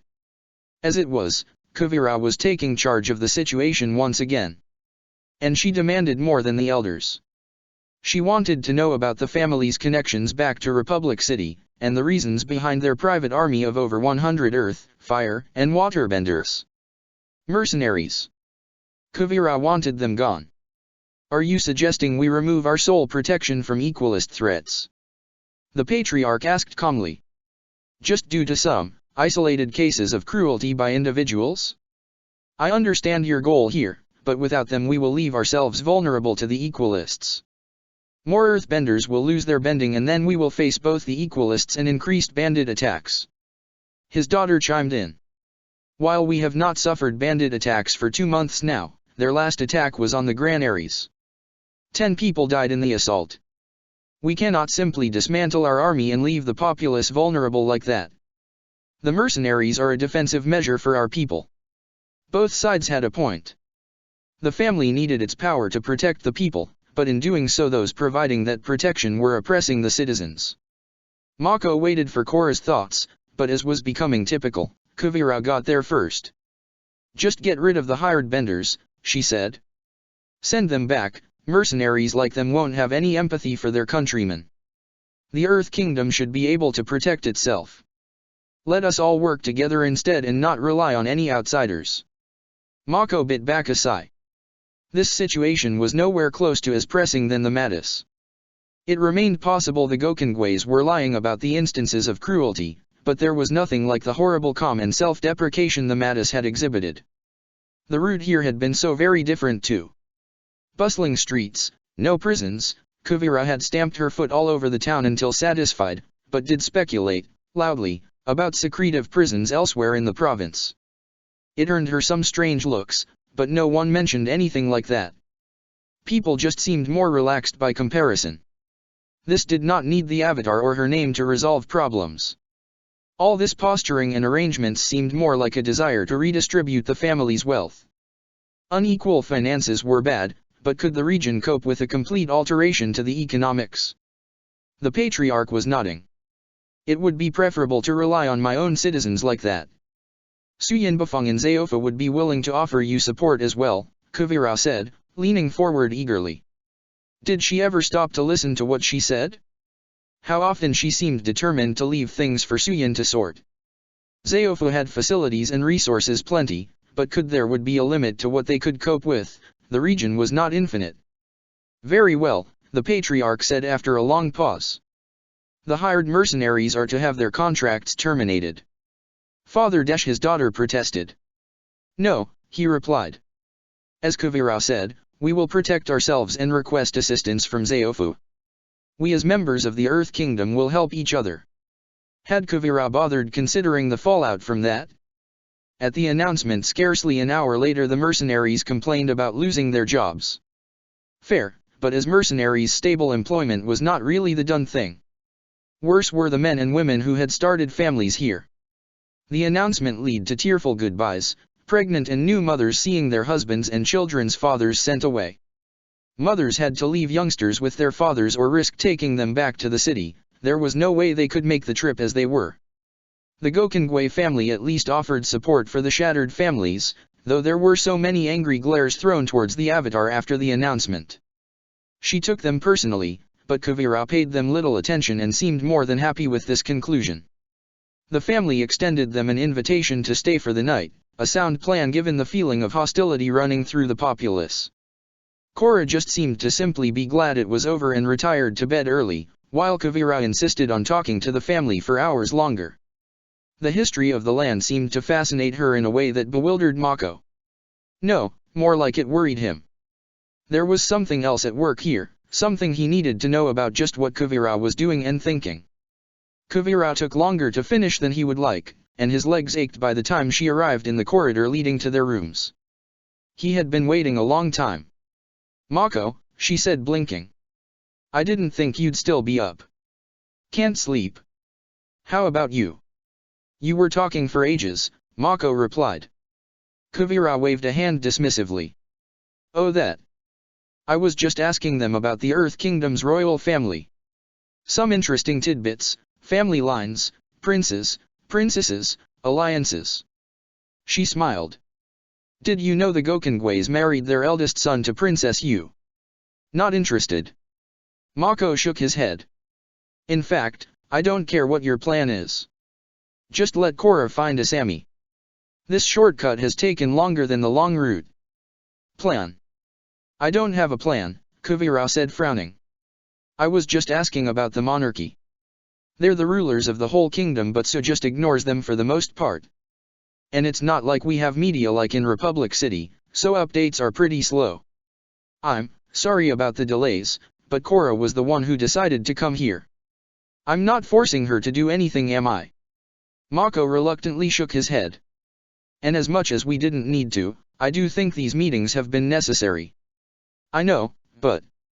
Mako trailed off. How to put his thoughts into words. She was watching him, not intently, but not calmly either. She was lying, he was sure of it. But he had no proof. And she would know immediately if he lied. I just hope we can find Asami soon. He wanted to groan, but he could not let her win like that. Kuvira grinned. Me too. I promised to help, and I'll do my best. The more time went on, the less and less viable the Red Lotus's methods seemed to become. Korra had almost no idea about the economy or how something of that nature functioned. In the past the solution had seemed easy, eliminate the corrupt, violent, evil leader and watch the world correct. Now the problem was gone. But things were so much more complicated. There was a system hidden in plain sight and it affected everything. And conversely everything else seemed to affect it, and even evil seemed to depend on just where you were in relation to someone else. Korra shivered. Just what would have happened if she had successfully assassinated her uncle? If she killed the Fire Lord? One province felt almost too complicated for her to handle, the complexity of the world must be immense. She still knew so little. Korra shook her head. She would learn from Kuvira, who seemed to understand everything. Next time, she would sit in with the discussions, get more involved. At least another town had been helped. They bid goodbye to the Gokongways. No threat needed to be directed against them as it had with the Mattis. It was only a day's trek until the Equalist camp now. They left Kuvira's bike in the village, useless for the kind of stealth they would likely need to employ, and set out. It was mid-afternoon when Naga's head jerked up as they approached the forest, the last major obstacle on the route, and a bison swooped out of the sky in a rush of wind. Korra's heart sank. "Tenzin?" she asked, slowing Naga to a halt, her heart sinking. "How did you find us?" Tenzin looked tired and weary. "Through a lot of searching. Your name, the presence of the Avatar, is spreading through the entire Earth Kingdom. I had difficulty finding you until I overheard a rumor in Quiapo village that the Avatar has begun bringing down ruling families. It concerned me. At least they have hope now. They know the Avatar is back and she'll help them," Korra replied. Tenzin frowned. "Korra, you're being rash." He glanced past her. "As are the rest of you. You guarded your identity so well, but now people are becoming increasingly aware of what you've been doing," Tenzin said hotly. "It is time to go back." "I can't go back yet. We're so close to finding Asami. Their camp is just the other side of this forest." Korra held his gaze. Tenzin sighed.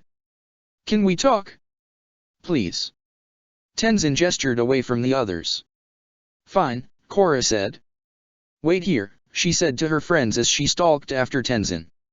"Just so you know, nothing you can say is going to stop me.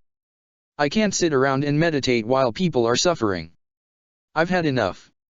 They've been waiting for me for years and I wasn't there for them. But I'm not about to just ignore my training. I said I would go back and I will. After I find Asami. It's more important than some rearrangement of the stars." "It could be a lot more than that," Tenzin said stiffly. "The spirits have been anticipating this event for a long time, Korra. My father considered it the most difficult task an Avatar could ever hope to face." He paused and held her gaze. "Korra, it is hard to stress the importance of this time. You will be only the second recorded Avatar ever to experience harmonic convergence and we know almost nothing about the event itself. Please consider the weight of this situation." Korra sighed. "Okay, I get that it's important. Just, so is this. Let me finish helping these people. 2 more villages in Asami. Just 2 more. We have to go to Xiaoping and Jeju and that's it. It's not going to take that long." Tenzin shook his head. "You're still not thinking these things through. This is exceptionally unwise. You are not ready for problems like these. So you don't trust me? Is that it?" It's not that dash," Tenzin began. "So you think what I did was wrong?" Korra scowled. "I helped liberate people from a brutal dictator." Tenzin looked impassive. "Your compassion is admirable, Korra. But you still need more guidance. These situations are never straightforward." Korra shook her head. "Guidance from you? More people telling me what I should be doing? Making sure I just do what I'm told like some obedient weapon?" "Not like that," Tenzin said, his expression falling. "Your training, eventually it would allow you to contact your past lives and control the Avatar state. It would allow you to draw on a font of wisdom 10,000 years old. And after that," he met her gaze. "After that, your decisions will be solely yours. But for now, we need to help you. Just for a little longer." He sighed. "Look for Asami. Find her. Then come with me to the North Pole. Your uncle has been waiting for you." "Thank you," Korra said and started walking back to the others. "But please allow me to come with you," Tenzin said. "What?" She span on her heel. "You don't think I can do this? You want to keep an eye on me so I don't run off and do something else after I found Asami." The anger burned in her belly. "Fine," Tenzin snapped, calming after a moment. "Fine. I will give you a week. Do what you must and then return to Zaofu. I will wait for you there. If you are not back by then, I will look for you again. Just try to be safe." "Thank you," Korra said tightly. If you can tell Mom and Dad I'm sorry, please do. And tell my uncle I will train when I'm done. They reached Oji and the others. Kuvira. Tenzin asked. Yes. Suyin asked me to tell you she is worried about you. I will be happy to pass on any message you may wish to send her, Tenzin said. Kuvira smiled. Just tell her I'm okay, and I will make her proud, she said. Korra slumped exhausted against a fallen tree at the end of another metal-bending training session.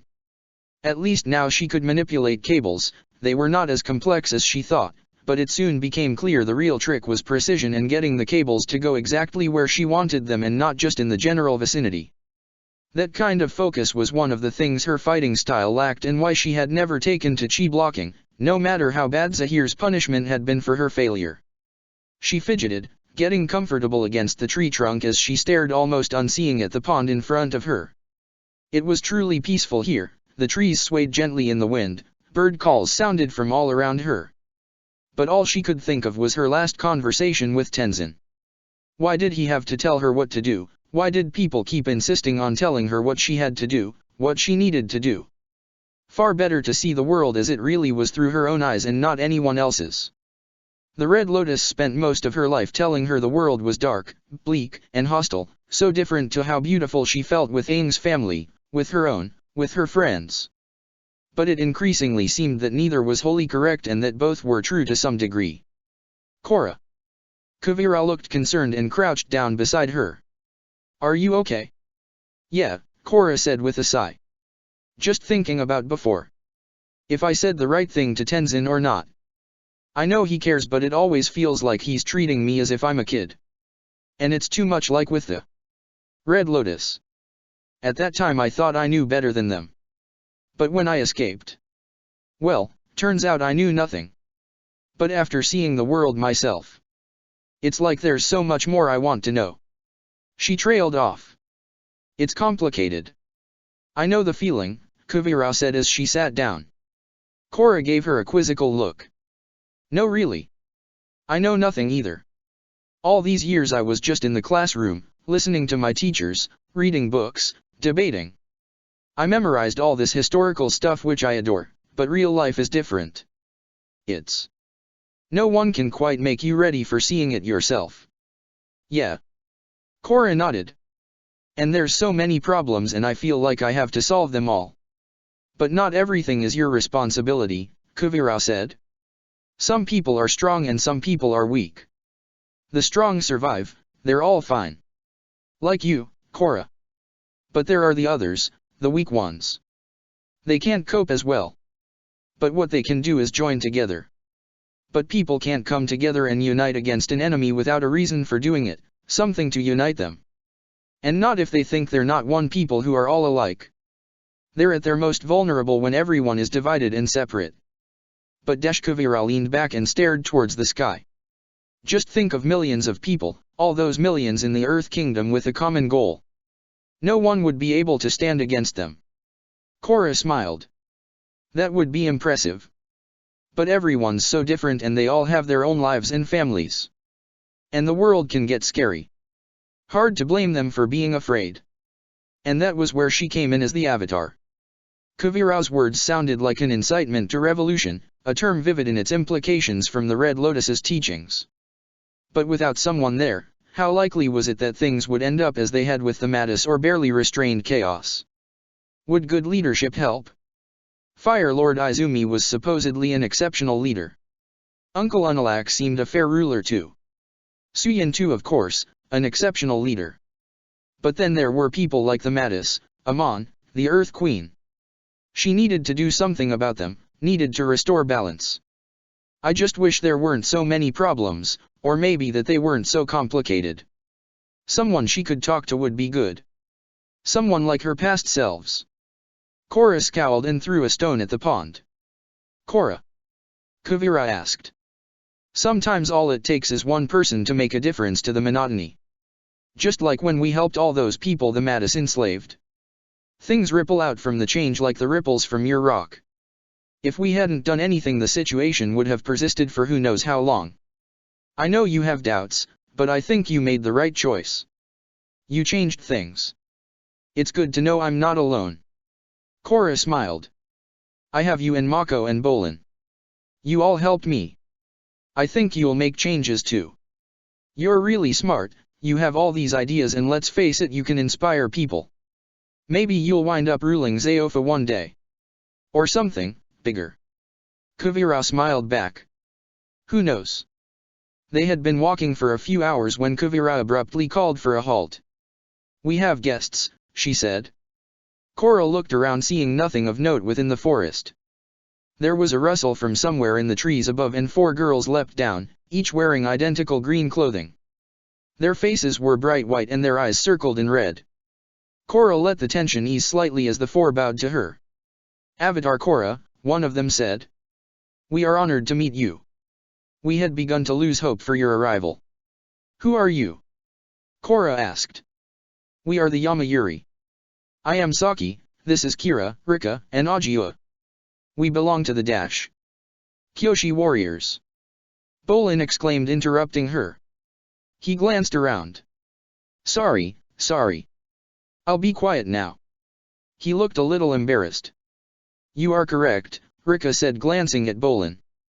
Iroh requested our aid in the rescue of Miss Sato. Asami. Korra exclaimed. Is she Rika shook her head. I regret to inform you that we have failed so far. She briefly described finding the Equalist camp and their attempt to rescue Asami, though Saki interrupted, adamant that Asami was now working directly with the enemy. She only wished to save her father, Saki. If she had switched sides she would not have helped us, Rika insisted. Korra scarcely heard the argument as her mind whirled.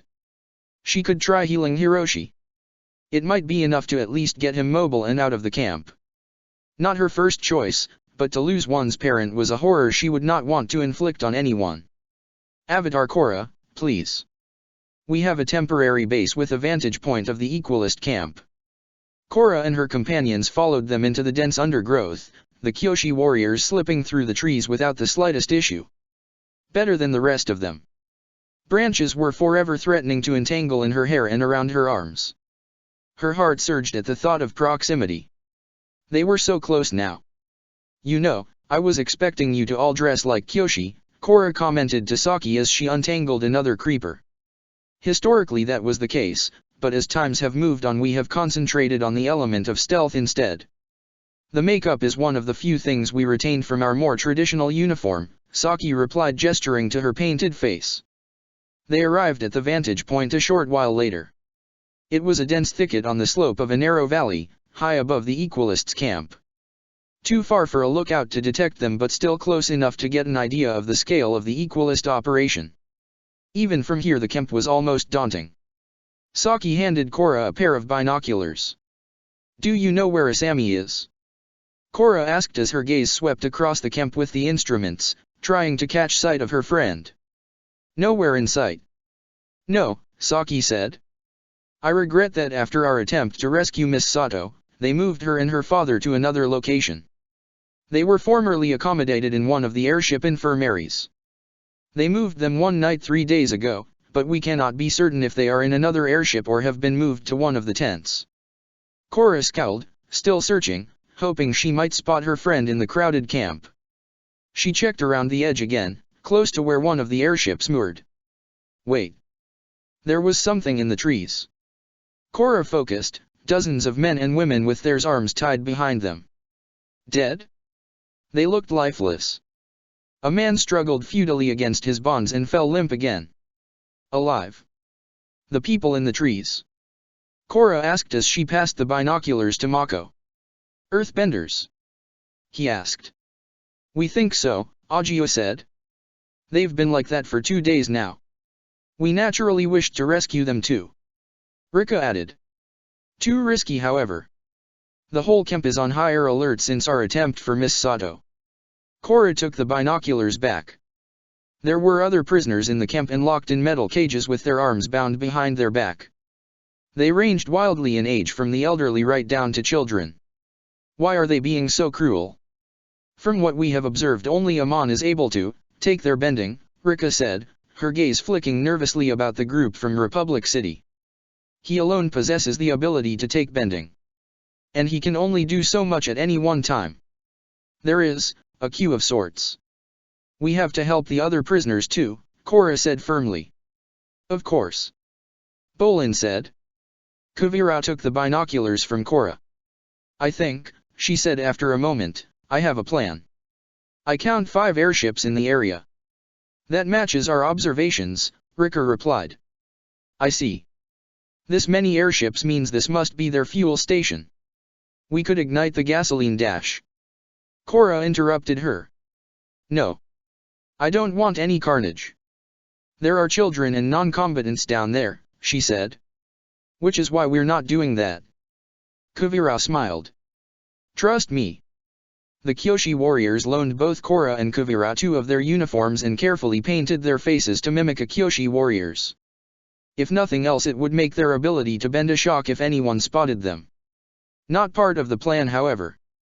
They delayed the operation until nightfall, a risk given workers were dismantling the camp, but broad daylight was far too risky and security was that much tighter as a result of the former failed rescue attempt. The cover of darkness was vital. They parted ways once the sun was on the horizon. The plan was to meet back at the Yameuri's camp afterward, but if that was unusable, the next safe place was the Gokongwe's village, a very long trek through the woods at night. Korra was anxious to begin as the sky darkened horribly slowly. It was a relief just to be moving, even if stealth mandated they do so at a near glacial pace. Equalist guards perpetually patrolled the outer perimeter of the camp, the one major thing preventing them getting closer to the cages. Thanks to Saki's observations while they waited for Korra, they knew they would need to incapacitate 4 guards, 2 pairs in quick succession to give them enough time to enter the camp without raising the alarm. The darkness thickened. Finally, a pair of guards passed nearby exactly on time. Korra sent a stream of air through the leaves. The rustling undergrowth drew the guards' attention.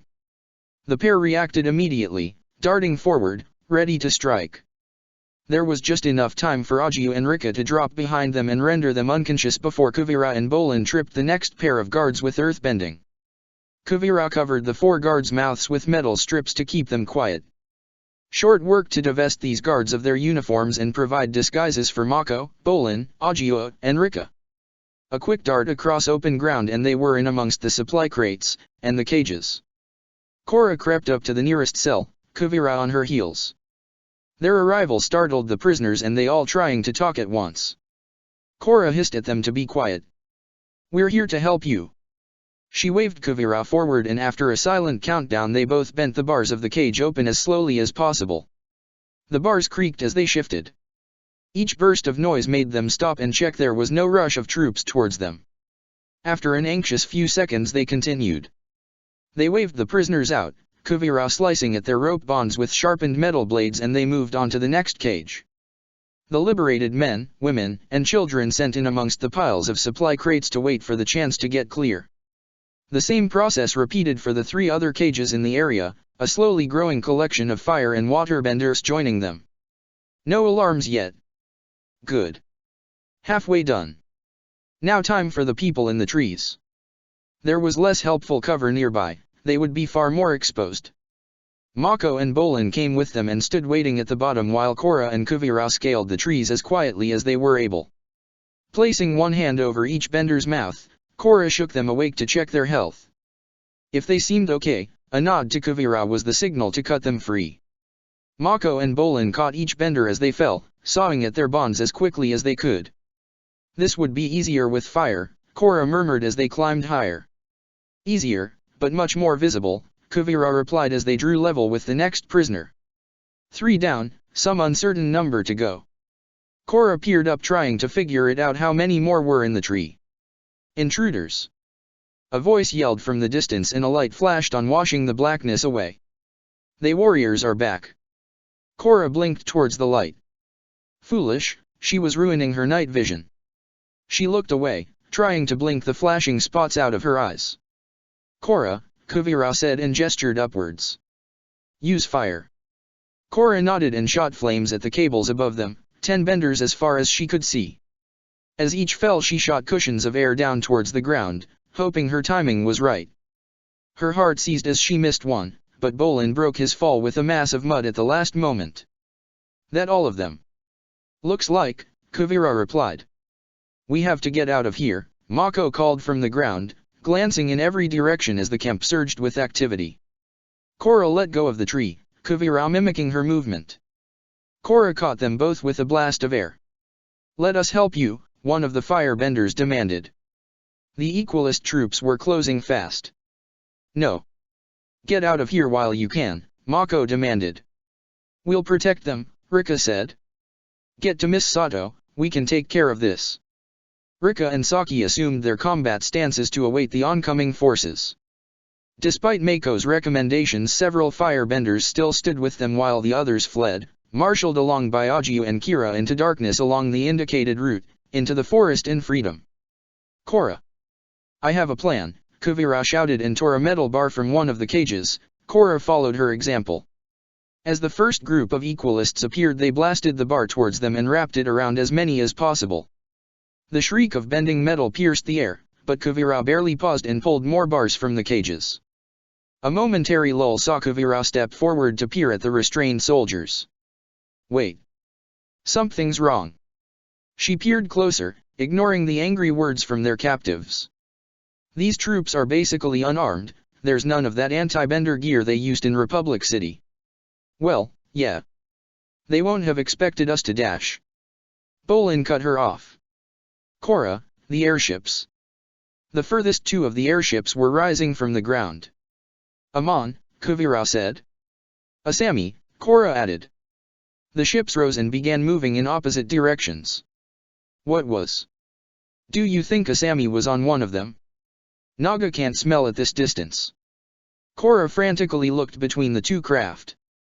Go, Saki shouted. We must protect the prisoners. We entrust you with Iroha's request. We'll get her back, Korra replied. We should split up and track both, Kuvira said. One metal bender per group to give us the best spread of skills. She glanced between the brothers.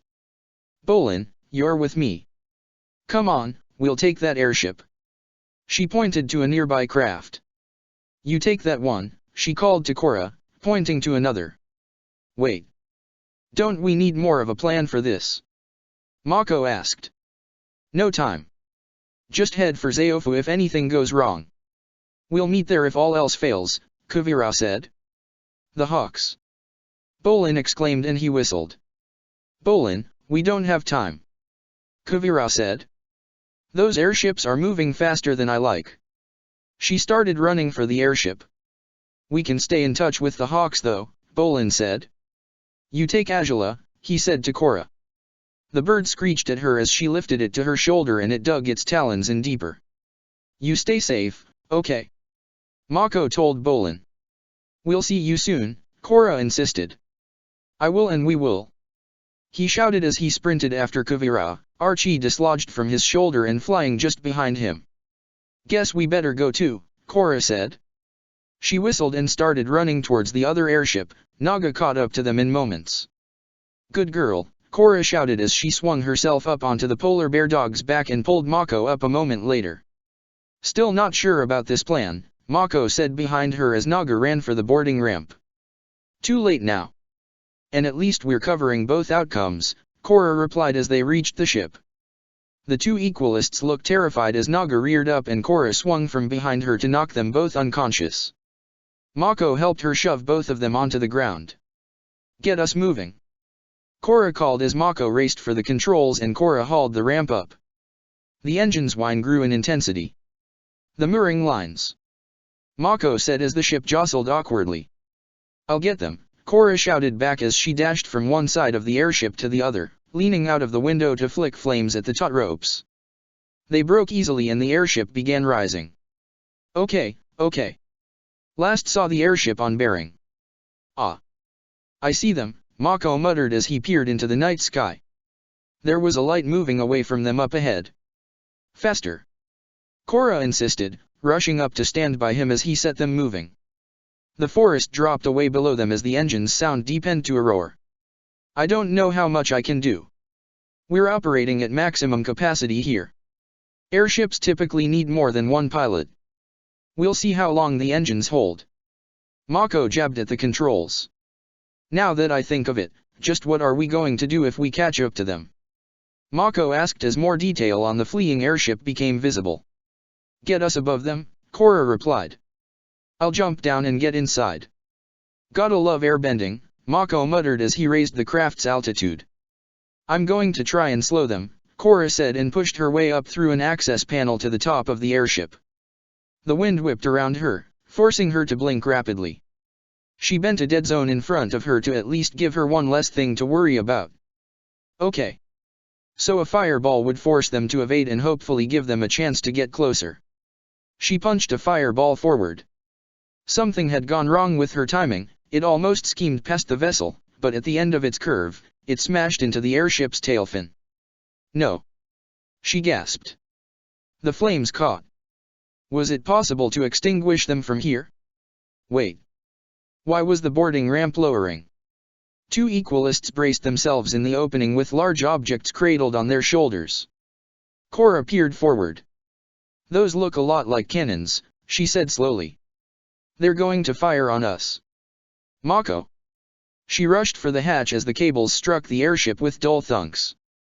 There was a sharp crack and the engines cut out. Mako jostled the controls frantically. With a lurch the cables detached from the other airship. It seemed to zip away from them as they floundered awkwardly, the front of the airship dipping towards the ground. Mako? Korra asked as she pulled the hatch closed. They fried the controls. He yelled as he smacked the console. We're going down.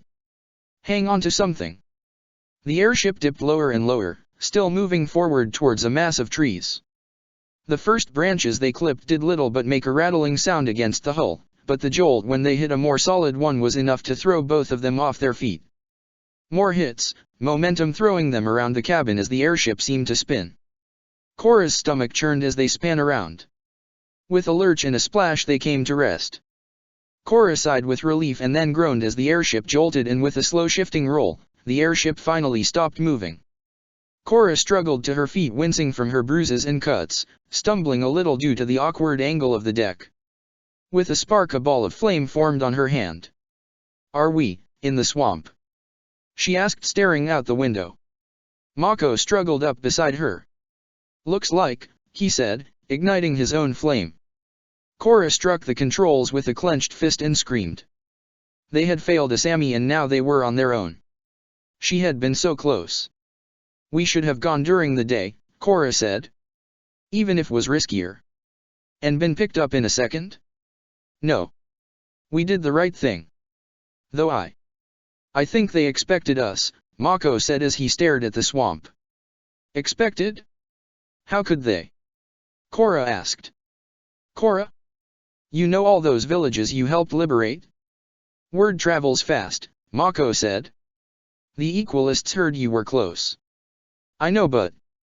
She let out a muted scream. Let's get out of here. Unless you think you can get this thing working again. Mako shook his head. The controls are dead, and I doubt it's in any shape after that landing. Not my best. The tension finally broke and Korra smiled. Yeah. Not your best. I only knew the basics. I had no idea I would end up chasing another airship, he said hotly. Look, let's just get out of here before we sink. Good job you're a metal bender, he added. There is that. Korra strained and tore a hole in the side of the airship. She stared down at the swamp. This is not going to be fun. Come on, sooner we start the sooner we can get out. Look, the bank is just over there. Mako pointed. Just over there? That's 30 meters away. Korra exclaimed. Then let's get started. Sooner we get there, the sooner we can dry off. The water proved to be about chest deep, very cloudy, and horribly slimy. Korra tried not to think of something large and hostile lurking in the depths of the water, just waiting for them to make the wrong move and bite down, and no. Not thinking about that. She scratched idly at her stomach, keeping her gaze focused on solid ground, keeping her other hand and the flame well out of the swamp. Naga was paddling just behind her, thrashing in the water. What was in this water? Her back was itching like crazy. The back felt odd. Almost numb. and her skin was oddly slimy and ridged, and her hand planted hard on her back, feeling the alien organism on her skin. She jerked her hand away in horror, not wanting to touch the thing, whatever it was, but at the same time uncomfortably aware that it was under her shirt and attached to her. The tension in her back. It was not from a strain or worry, it was something on her skin. She shuddered. "Korra, are you okay?" Mako's voice was impossibly distant. He frowned at her from some distance away. Korra wrenched her shirt off. "Something on my back," she said in a quavering voice and turned to show him. "Leeches," Mako said. "Don't try to tear them off, let me help you." He started wading towards her as fast as he could. "No." Her voice was trembling. "We need to get out of here first." She grabbed onto Naga's saddle and pulled herself up. Korra jerked the reins and the polar bear dog paddled forward to Mako. He scrambled up behind her, sitting well back from her. How does it look?" she asked as Naga pushed forward. "There's 4, Mako said. "Don't worry, I'll get them off." Korra kept her back straight, trying not to think of the creatures there, watching the bank grow closer at a painfully slow rate. After far too long, Naga lumbered wetly onto the bank, mud dripping from her flanks. Korra jumped down. "Keep her back to Mako." "Okay. Just give me a moment," he said. A flicker of fire behind her, a moment of heat, a sense of weight falling away, shortly followed by 3 others. "Got them all." Korra sighed in relief and, tensing herself, turned back to see the parasites. The black tube-like creatures lay on the ground, a trickle of blood seeping from one of the maws just about visible in the flickering light. Korra shivered and took a step away from them. "Thank you, Mako," she said. He was resolutely not looking at her. "No problem." "Everything's muddy," Korra said. "Oh Mako, your shirt. Let me take care of that." She concentrated, pulling on the earth and water. Too hard, the shirt tore in a ragged line down the front and back, both halves drifting to the ground uselessly, leaving his chest bare. "Thanks," Mako said. Korra dragged her gaze from his chest, covered as it was with slime and filthy water. "Sorry. At least Naga's here. And she has the rest of our stuff. I'll get you a new shirt." Angela stared at her from her perch on top of Naga, the only one not coated in some variety of mud at present. "At least the hawk made it." "You sort yourself out," Mako said, pointedly looking away from her. He threw her bag towards her and opened his own. "Ugh. My journal got soaked." He pulled out a shirt and then threw it back in. "Half of this is soaked. And we have Bolin and Kuvira's gear here. So we dry things. You are a firebender, right?" "Yeah. If we can find enough firewood in a swamp like this." Mako glanced around. "Looks like it might be the one from the stories." He frowned and pulled the map from his bag, wafting it in the air. Mud and other gunk dripped off of the front.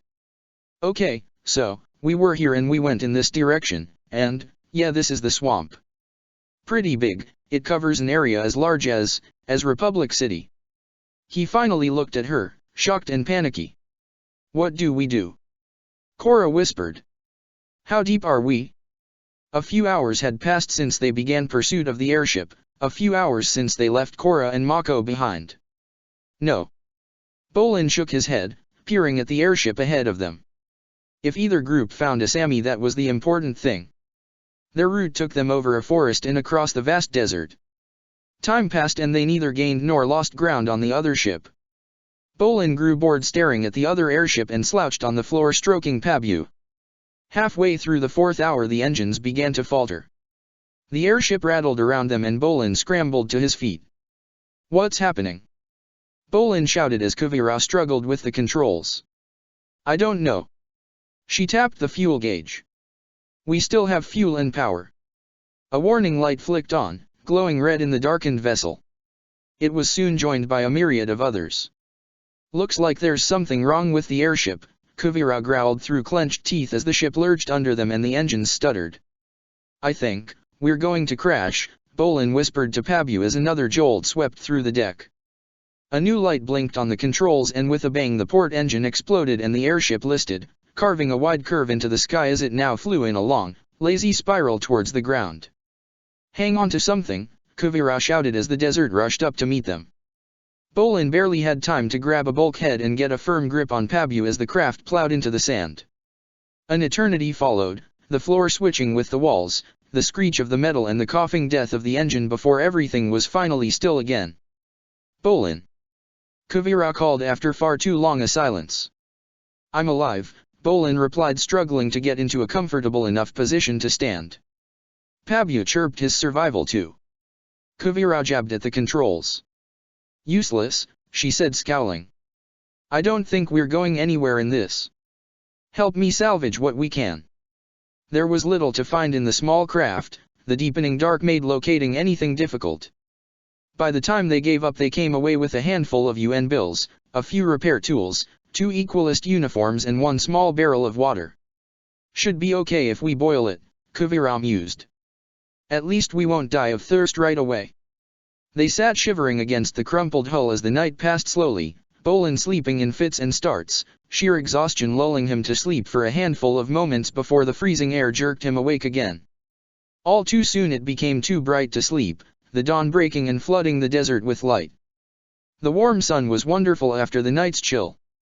But if it was this warm already, then by midday. What do we do? Bolin asked, inching a bit further into the shadow of the wreck. Currently I'm considering making a sail and crafting a skiff from our scrap here. If we can locate an oasis we can at least find water. There is a populated oasis somewhere in the desert, if we can find that we should be able to get ourselves back to civilization. Kuvira had scraped the Kyoshi warrior paint from her face and was consulting her compass. Last I saw, the airship was heading to the northeast. Basing SEs that way. Should we go there after the oasis? I don't know. Maybe, Kuvira scowled. Best leave her alone for now.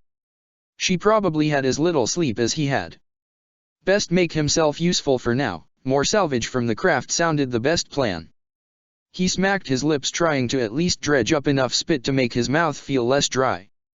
The barrel of water looked tempting, but they needed to boil it first. And then let it cool. Too long. Wait. Was that a cactus? Bolin hurried over to it. It was. They had water in them, right? So many radio dramas in the desert, and the knowledgeable one always knew there was water in cacti, more than enough to keep them hydrated. Bolin dug a shard of metal out of the ground, hoping it would be strong enough. The shard cut through the cacti's flesh with ease, its interior was cool and moist. No actual water, but he could chew the plant flesh for much the same effect. Archie screeched on his shoulder. Bolin! Stop! Don't eat that! Kuvira yelled just as he gulped the first chunk of cactus. It was good. So good. Cold, wet, refreshing. He grinned at Kuvira. Oh, that's good. You want some too? Sorry I didn't share it, but I was so thirsty. That's a saw cactus. Kuvira shouted and smacked the top of the plant out of his hand. It gives people. Bolin blinked, his vision going strange. Kuvira sounded kinda sultry now. And, was she wearing a one-piece swimsuit? The white and silver skirted garment really suited her. Their wildest dreams, Kuvira purred. Her hair was down and she looked amazing. A little how she had back in Zaofa when she was wrestling with Korra. If only she was here too. In her swimwear. On this beach. Well. Sand. Wait. Something was strange. Kuvira. His words were slurred. What? How? Hey Kuvira. Korra. Bolin whirled around to see Korra walking towards him, her hips rolling. She was wearing a baby blue two-piece swimsuit and holding a beach ball. Want that rematch now? She glanced at him and smiled. Want to, watch? And keep score, of course. I'd love to. Bolin slurred. Keep looking at her face. Had to focus on her face. Even though she was wearing so little. No. Bad Bolin. Despite the presence of the beach ball, Kuvira and Korra somehow wound up playing volleyball. Bolin tried to take his job seriously, but there was so much motion. So many distracting movements that he forgot the score in seconds. Korra won though. She punted the ball at the beach and it exploded into fragments. Opposite him Opal cheered, her hands lost in fluttering explosions of paper. What? Korra and Kuvira shook hands and congratulated each other on the match. Hey, Bolin. Mako was here too. And Asami, who was also wearing a swimsuit. Why was Mako not wearing one too? Or him? No matter. The red swimsuit Asami wore was also pleasing, the neckline plunging down. Nope. Could not look there either. Hi bro. Hi Asami. Bolin. Asami was suddenly right beside him. We walked here to tell you something really important. He blinked. She was back beside Mako and holding his hand. We realized why we didn't get on, Mako said grinning. It was just a bit of sexual tension. That's all. I have totally forgiven Mako. Asami was smiling too. Well, that was wonderful, but they were being oddly distant too. They could be a bit closer to each other rather than standing almost as far apart as they could even though they were holding hands. So things are okay between us, Mako replied turning to smile at Asami. He took a step towards her. Actually better, Asami corrected taking a step forward herself. You see. Mako said kneeling down. Mako and I. Asami said still smiling but staring at Mako. We're getting married, Mako said. Mako is going to become Mr. Sato, Asami said. You too. Bolin slurred, struggling to keep his balance. So, you're going to be my sister? He asked. Yes. And, we have great news.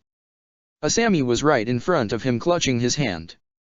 You see, Asami and me? Mako added clapping his hand on Bolin's shoulder. We're having a baby. Asami pressed both her hands over her stomach. She's going to be a firebender. Just like her father. We should really think of a name, Mako mused. How about Masami? I'm going to be an uncle. Bolin asked. This is amazing. The best day of my life. Not your best day? A voice boomed from high above. Iroh swooped out of the clouds riding on the back of a dragon. Not Drook? Weird. Bolin, quick.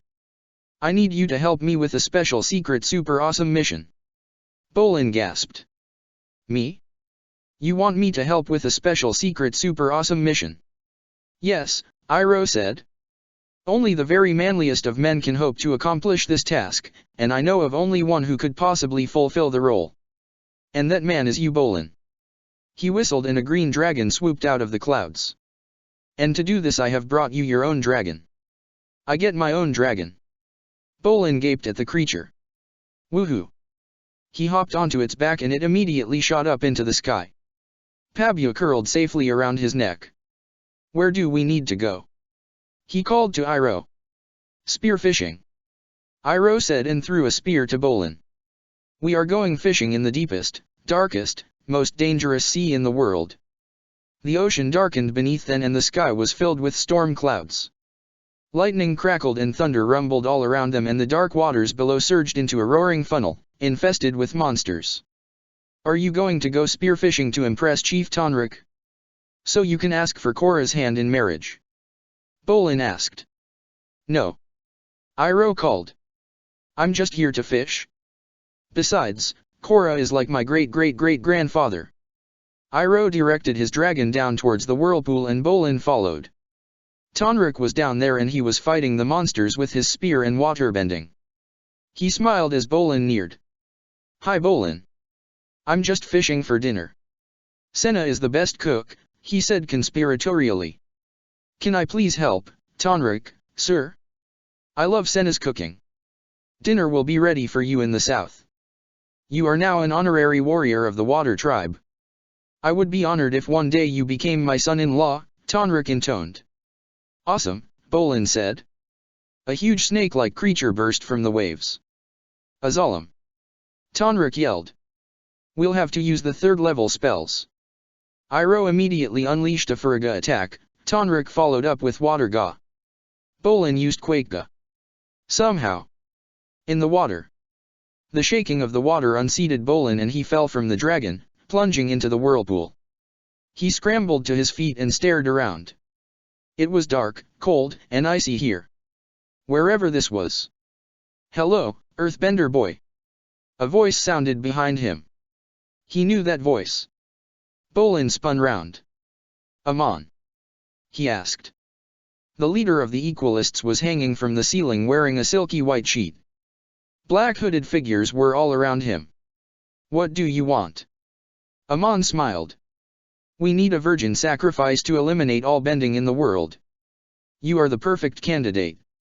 The beautiful sushi roll. Far too good and pure for this world," he said.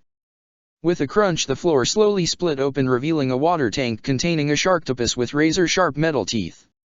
"Oh no. While I might be a virgin physically, I'm not one mentally," he said, backing away from the yawning chasm. "No matter. If it rids of even half the world's benders I am willing to make the sacrifice. You will always remember the day Amon killed you as the most important of your life. For me, it is Tuesday." Amon grinned. "Reunion is equality," the hooded figures began to chant as Bolin started to seriously run out of floor. "No. My princess will save me!" Bolin yelled. The wall exploded with a burst of flame to reveal Korra and a blizzard in her wake. She was wearing a gown formed entirely of ice crystals, augmented with armor made entirely out of ice. She rode on the back of Naga, her eyes hidden behind sunglasses. With a flex of her muscles she revealed she held Bolin's spear now. "I am Princess Avatar Korra. And I have come to save my man," she intoned. "Korra." Bolin gaped. And behind her were her assistants, Mako in a blue robe with a pointed straw hat. Asami hefting a huge spanner over her shoulder, with goggles on her forehead. Jinora was wearing a white suit, carrying a microphone with sunglasses. Opal was in full plate armor carrying a sword and Kuvira was in a plain white robe. With a hammer over her shoulder. "Princess Avatar Korra!" Amon roared. "I will not let you!" The battle was over in a blink of an eye, Korra defeating Amon with a thrust of her spear. The others took down the hooded figures in the same moment. Korra reached down and helped Bolin onto Naga. Then they raced off across the tundra and away from the ice castle. Finally they paused on an icy cliff overlooking the sea as the sun began setting. "Korra, you saved me," Bolin said, embarrassed by his slurring speech. "Anything for you." She leaned towards him and at the last moment Bolin jerked his head back and leapt down from Naga. "Sorry Korra." "But why?" she pleaded. "I thought you loved me." "I need some space," he said. "Why?" she asked close to tears. "I've been thinking a lot," he said. "About us and about me." "You're breaking up with me?" Korra exclaimed. "Break up? When had they been together?" "No. Not like that." Bolin waved his hands frantically. "I just realized I can't just be a man waiting for my heroine to save me." "But there's nothing wrong with that," Korra pouted. "Nothing wrong with a man wanting to be saved by a woman. I'll save you as often as you need, honeybo. That's not my problem though. I'm just..." Bolin blinked. The comic relief character. The one who tags along with his smarter, stronger, and superior big brother. I get to fanboy for the sake of light-hearted moments. I don't get to make an impact on the story, all I get to do is have feelings for those around me, but no one really needs me. He sighed. I don't even understand what's going on. Not about the Earth Kingdom, not about the Fire Nation and certainly not Republic City. Everything is too complicated for me and I just look like a fool. So many people need help and I'm just useless. I need serious character development and a good individual arc. Even then. Doesn't mean you'll feel the same way for me. I'm weak and I don't have any good talents. As much as I would love to be your loyal, dutiful husband who would cook every day and take care of our kids, make your house a home and love you forever, I just don't deserve you Korra. He turned back to catch one final glimpse of Korra's distressed face before the blizzard obliterated the sight of her. Bolin! Kuvira yelled. He turned, there was some kind of huge fish monster behind her. We need to run. Come on. She grabbed his hand and dragged him away. The fish monster pursued, slipping easily through the snow. Its mouth loomed wide open and then they were inside. Kuvira groaned as she sat up. Her memory came back in a second and she jerked around. The fish had been too fast, leaping and swimming through the sand. She had never seen anything like that before. It had swallowed them. This did not look like the inside of a fish. It was too light. And there were a lot of vines everywhere. And, stone floors, a ceiling.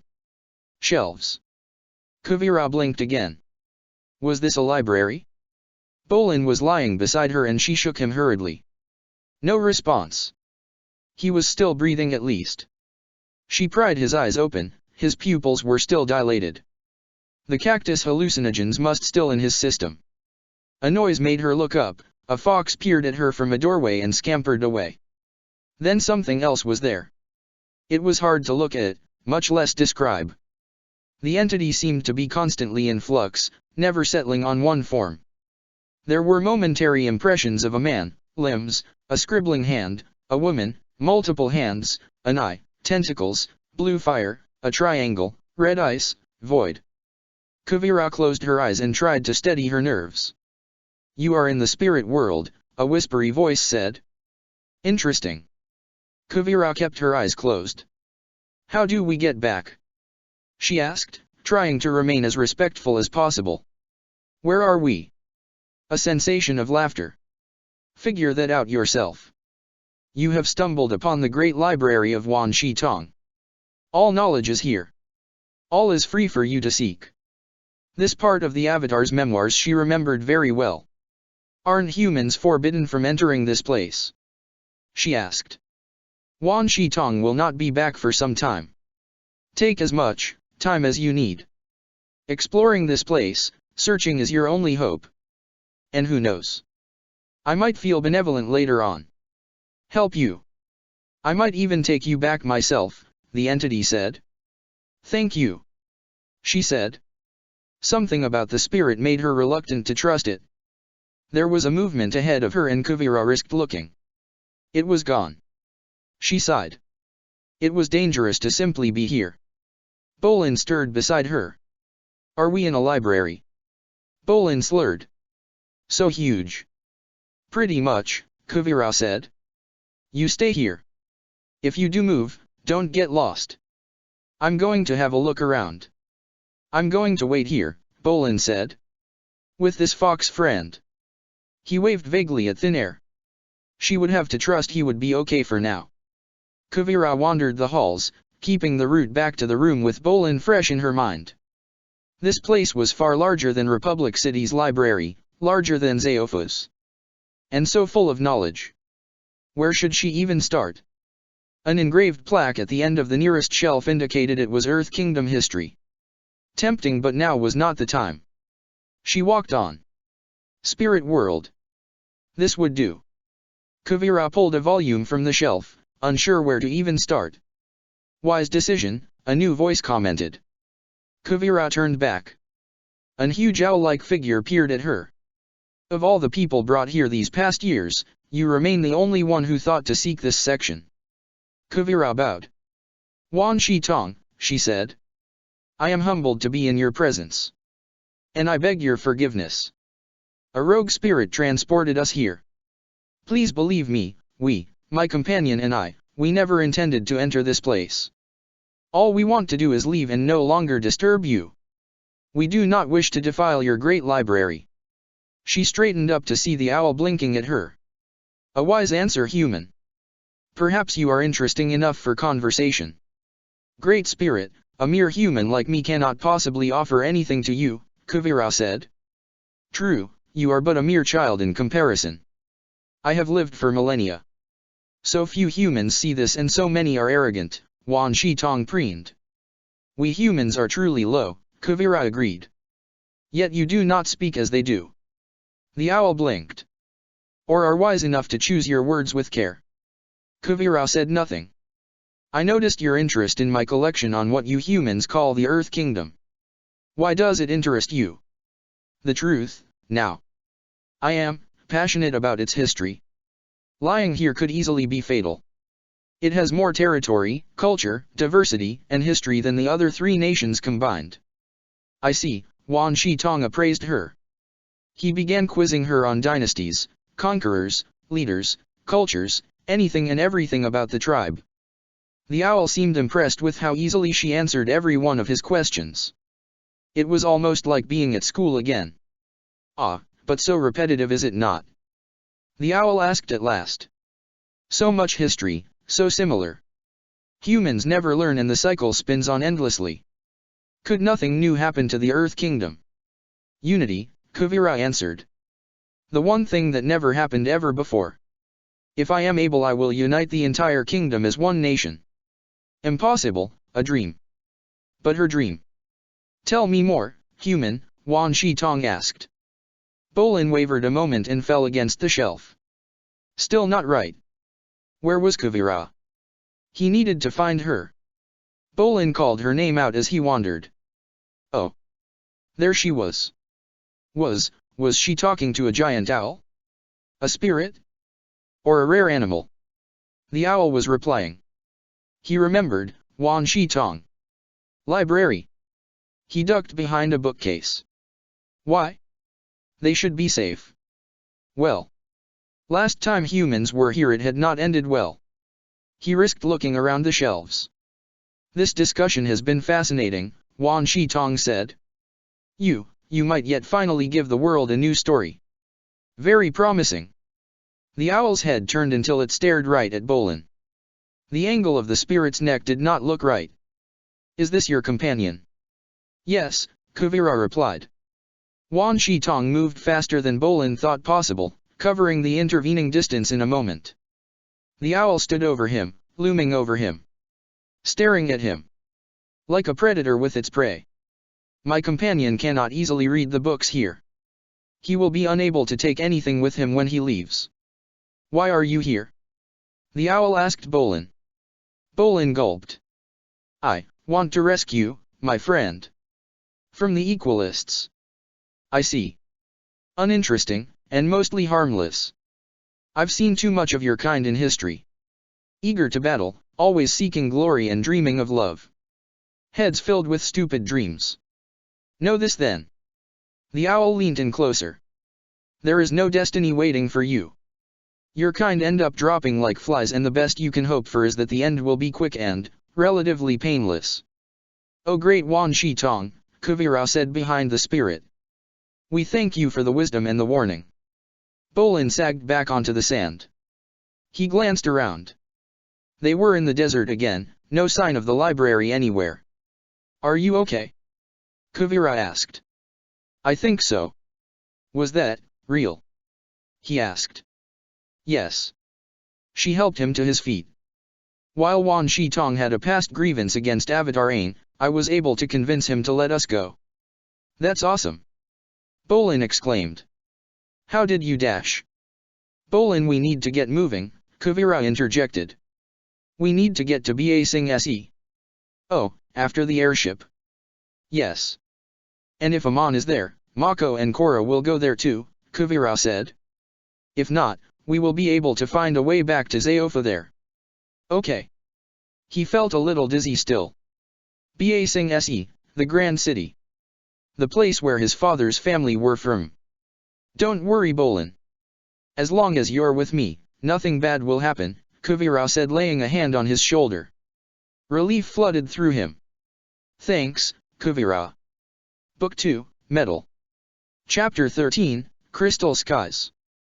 Korra fidgeted again, her gaze roaming across the darkness all around them. They had been so close to finding to getting Asami back. Now they were here and Asami was either also somewhere in the swamp or wherever Bolin and Kuvira were. They had to get moving. We should get out of here soon, she said. The other airship must have landed somewhere. Yeah, but where? Mako was an indistinct form on her left. They could have gone anywhere. I'm not even sure just where in the swamp we are. Korra paused for a long moment. So. What do we do? I don't know. He sounded annoyed. I don't know anything anymore. I used to. I thought the plan was pretty simple, go find Asami and bring her home. I didn't think we'd be spreading your name around the Earth Kingdom. But we did. Yours and Kuvira's. Possibly mine and Bolin's too, not that anyone cares about us. And now I'm trying to think of a way to fix this mess. Oh, so it's my fault, Korra snapped back. My fault we're in a swamp and who knows where? And helping all those people was a fault, was it? I'm not blaming you, Mako said hastily, stressing the last word. I'm just taking stock of the whole situation. Look, it happened and now we have to deal with it. We helped people.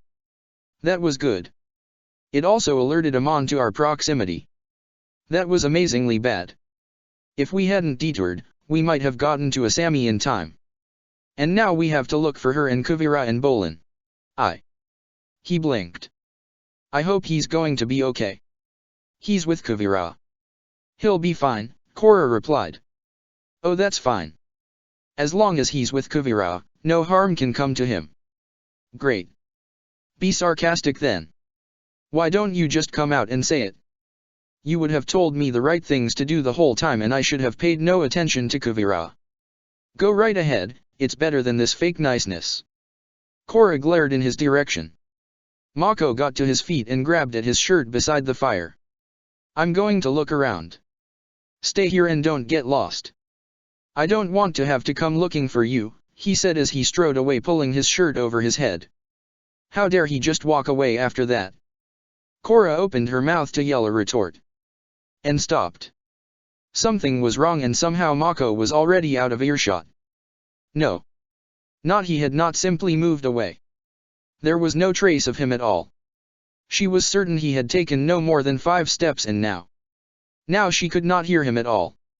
Mako. She peered ahead. There was something dark and vaguely humanoid just about visible there. She blinked. The shadowed form she assumed was Mako was gone. Mako? Where are you? Nothing. She stumbled to her feet. And where did you come from? A voice sneered behind her. Korra span around. Minghua glared at her, her mouth twitching into an unpleasant grin. The darkness had gone, instead she was standing in a blue shimmering rocky cavern. Some kind of organic lattice hung high above her. I don't know. Korra stammered, taking a step away from apparition.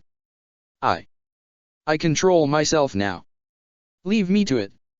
Leave you to it, another voice echoed. Korra whirled around to find Zahir watching her. I don't know what you mean. I've moved on. I don't listen to you anymore, Korra tried. But you're lost. The voice was somehow warmer, gentle. Unlike the last time she saw her. Pili was to her left. You need guidance. You need to be directed. No, Korra murmured, not wanting the next person. We gave you purpose, the final voice said. Gazan. Flames and lava consumed him even as she watched, his voice wrecked, raspy and choking. No. Korra breathed. Not again. She could not move. Korra checked each of the red lotus in turn. Zahir seemed vacant, empty. Pili and Ming were gone. And the flames still consumed Gazan. We'll meet again, Avatar. Korra whirled to face Zahir. He lay crumpled on the floor but somehow still spoke. Harmonic convergence approaches. I will be waiting. Korra gasped as Naga barked, frighteningly loud, Angela adding a screech from her perch on Naga's back. Naga. Korra gasped. She had wandered from their makeshift campsite somehow, and was now tangled in a mass of vines. If Mako had wandered away and become distracted like her. Mako. She called. No answer. Naga. Korra said as she rested a trembling hand against her flank. Can you find Mako? Naga sniffed at the air and then the vines. Her head jerked to either side, uncertain. With a faint bark she began padding towards something. Past the fire, Korra pausing a minute to pull her shirt on. Korra followed in her wake and caught sight something red up ahead. Surely it could not be anyone else. Mako. She called. Still no response. He was sitting in a shallow pool, his arms wrapped around his legs. He looked oddly vulnerable. Mako. She tried shaking him. Are you all right? Mako blinked and looked around in a panic. Korra. His eyes widened and he shuffled away from her. Are you real? He whispered, his eyes wide. Of course I'm real, she replied. Confusing, but her response seemed to relieve him. I'm seeing things, he said. I must have hit my head harder than I thought. Yeah. She said. Me too. Mako ducked his head for a moment. Korra? What did you see? Korra hesitated a moment before answering. The Red Lotus. All of them. I keep having nightmares about them. But, it was different this time. I wasn't asleep. They had been more vivid than the nightmares. Yeah. Here it's different, Mako said and fell silent. Mako? Can I ask what you saw? Mom, Dad. He shivered. A lot of things. He hunched in tighter. So you want to talk about it? Korra asked. Mako shook his head. Thanks. I'm fine. Seriously. Just worried. We won't get anywhere if we keep getting distracted, like this. Guess we have to make sure we stick together, Korra said. We should try and get some sleep and make a start in the morning, when it's lighter. They followed Naga back to their campsite, glancing around them with worry every step they took. Some scavenging turned up a meager supply of dry wood, better than nothing. The morning light was disappointing, there was no hint of which way they should go. If only she still had Tenzin's glider, or one of her own. Korra shook her head, she needed to make do with the present. Selecting a tall tree she clambered up for a better view. No good, nothing but green visible in all directions. Except there. One tree far bigger and more prominent than any other. The only usable landmark visible, as good a direction as any. The day seemed passed in a haze. Talking was too much effort, it was all Korra could do to keep putting one foot in front of another, pushing inexorably forward. But that only left her open to all her thoughts and all her doubts, it was her fault she failed. Why had she fought with Mako like that? She wanted to cringe with embarrassment and there was not even the vestige of a defense for what she had said to him. Korra blinked. A figure just to her left, an equalist? She jerked her head around. Amon was standing ankle-deep in the swamp, watching her. Amon, she growled and darted forward. Somehow she could not reach him. Every movement she made towards him saw him recede away at the same pace. Stop running, you coward! She snarled, even as it became clear that Amon did not appear to move to stay away from her. Mako was somewhere behind her now. He would catch up. She was certain. Korra. A worried and very familiar voice behind her. Asami sobbed on the ground, her makeup running and coating her cheeks with inky blackness. Korra, please. Help me. I need you. She pleaded. Asami, Korra whispered. Asami, she said louder. She was here. Somehow Asami was here, and this at least would be fine. She rushed forward, but something forestalled her. Something had caught her wrist and jerked her off her feet. Korra. Mako yelled at her. Where had he come from? It's not real. Asami. Korra called, looking back towards the sobbing girl. She was gone and there was not a single trace of her. Korra strained against him, desperate for a glimpse of Asami again. Nothing. She sagged against Mako, her strength leaving her. He kept hold of her hand. We stay close, okay? He said. Korra nodded and tagged along behind Mako as they walked.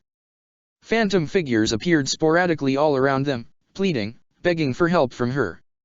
She ignored them as much as she wanted to help them all. Asami, Mom, Dad. Bolin. And there were those who goaded her, Amon, the Red Lotus, Tarlok, the cartoonish form of an imagined Earth Queen. She ignored them all, clinging to Mako's hand as much as he clung to hers, and it was all they could do to just kept walking forwards. What was Mako seeing out there in the swamp? What was it offering or threatening him with? The day seemed to carry on forever, at length the illusions diminished and mercifully halted. The sun climbed with awful slowness overhead and the humid, cloying heat intensified. It was exhausting to move in the sweltering temperatures and that massive tree got no closer. But at some uncertain point the sun began sinking, turning redder as it approached the horizon and the gloom of the swamp grew. The air cooled, but never quite to a comfortable temperature. They would need to stop again, build another fire, wait for the next morning. It was as if they were stuck in the same moment, and somewhere outside of it Asami, Bolin and Kuvira were drifting away from them. Every moment that passed meant they got further and further away. But what else could they do? They needed to escape the swamp. Somehow. Bolin rolled over and stared at the sky, wrapping his arms tighter around him. Pabu chirped beside him and scampered up to curl on his chest. Archie shifted a bit on his perch made up of their supplies, preened himself and stopped moving again. The stars looked different here. There were so many, and even the familiar pinpricks of light were so much clearer. The sky was so much vaster, wider, and denser than he had ever seen above Republic City. What was that phrase people used about it? Light pollution or something. But as magnificent as the sight was, it did not distract from what felt like was missing. It was far too quiet, the silence was near oppressive. Before there was always something. The creak of a floorboard, a passing car outside, the low hum of distant conversation seemingly no matter the hour. Even away from the city there had been the wind stirring the leaves on the trees and the furtive noises of animals. And of course the familiar nighttime shifts and mumbles from Korra, Mako, and Naga. Not here. He fidgeted, wondering how best to break the silence. Kuvira? He asked after a long pause. He glanced at his companion. She sighed. Yes, Bolin. Is it okay to talk? Kuvira stared at him. I mean, can we talk about stuff? She lifted one eyebrow. Okay, so that was more or less an indication he should keep going. But now what? He rolled back and stared upwards. What do you think the stars are? Kuvira fidgeted, the movements clear in the stillness. She started chuckling. Interesting topic. Yeah, Bolin said. He fell silent. Kuvira sighed again. I like to think of them as vast lumps of metals, maybe silver or gold. Or platinum. More metal than we've ever seen before. Bolin stared at her. Kuvira kept looking up into the open sky. That's... Well. I thought they were something like huge crystals, he said. And yet, you keep insisting you loved Toph the most, Kuvira said, looking over to him. What do you mean? He asked. Didn't you ever read that story about Saga from back then? How he forged his sword out of space rock. And Toph confirmed it was literally rock? I think that's all that's out there. And the earth and metal benders, one day we'll get up there and we'll be the ones to see what it's like. We're the ideal people to go see what it's like out there. She raised her arm, her fingers reaching towards the heaven. She smiled and let her arm drop. Wow. He shook his head. How did I forget about that? They could still be different. The stars could be crystals and the space rocks something else. From what he did remember of Saga and Toph's accounts, the rock had been dark, dull, and nothing like a shining star. Metal bending. Bolin murmured after a moment. Do you think there might be a specific reason why I can't? He asked. Is it hereditary? Or spiritual or something? He stared upwards. I've always wanted to, but it never works. I'm no sage, Bolin, Kuvira answered. But I think it has something to do with yourself. All the little bits and pieces that make you you. So, Bolin said. If I discover myself, there's a possibility I can metal bend. As far as I understand it, yes, Kuvira replied. Earth is the most diverse of the four elements. Everyone thinks so highly of metal because it's newer, but really, there's an earth element meant for everyone. Okay, I'm not sure what you mean by earth element. Bolin asked. Earth isn't just earth, Kuvira said. There's dirt, where plants, animals, and humans live. There's rock like in mountains. Sand like you're lying on, where there's too little or too much water. Sometimes you can see yourself in the earth and that might well be your element. So deep. Bolin murmured. Kuvira smiled. Bending is both spiritual and physical. You heard what I said to Korra, didn't you? You don't bend the metal, you bend the earth inside the metal. That's the physical. The spiritual side is to do with your nature. That's why Korra could pick it up so quickly, she's stubborn and unyielding. The description sounded nothing like him. So that must be why it was so difficult. Can you tell me about the other earth elements? Maybe I'm destined for one of them. Kuvira blinked. Let's see. There's crystal, which is exceptionally rare. Tough, beautiful, capable of illuminating the darkest places. But, while they are the toughest rock, they're brittle. No one can bend them, they just break.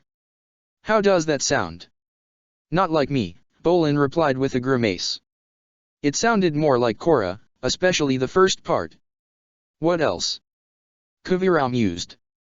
Lava, rarest and most powerful.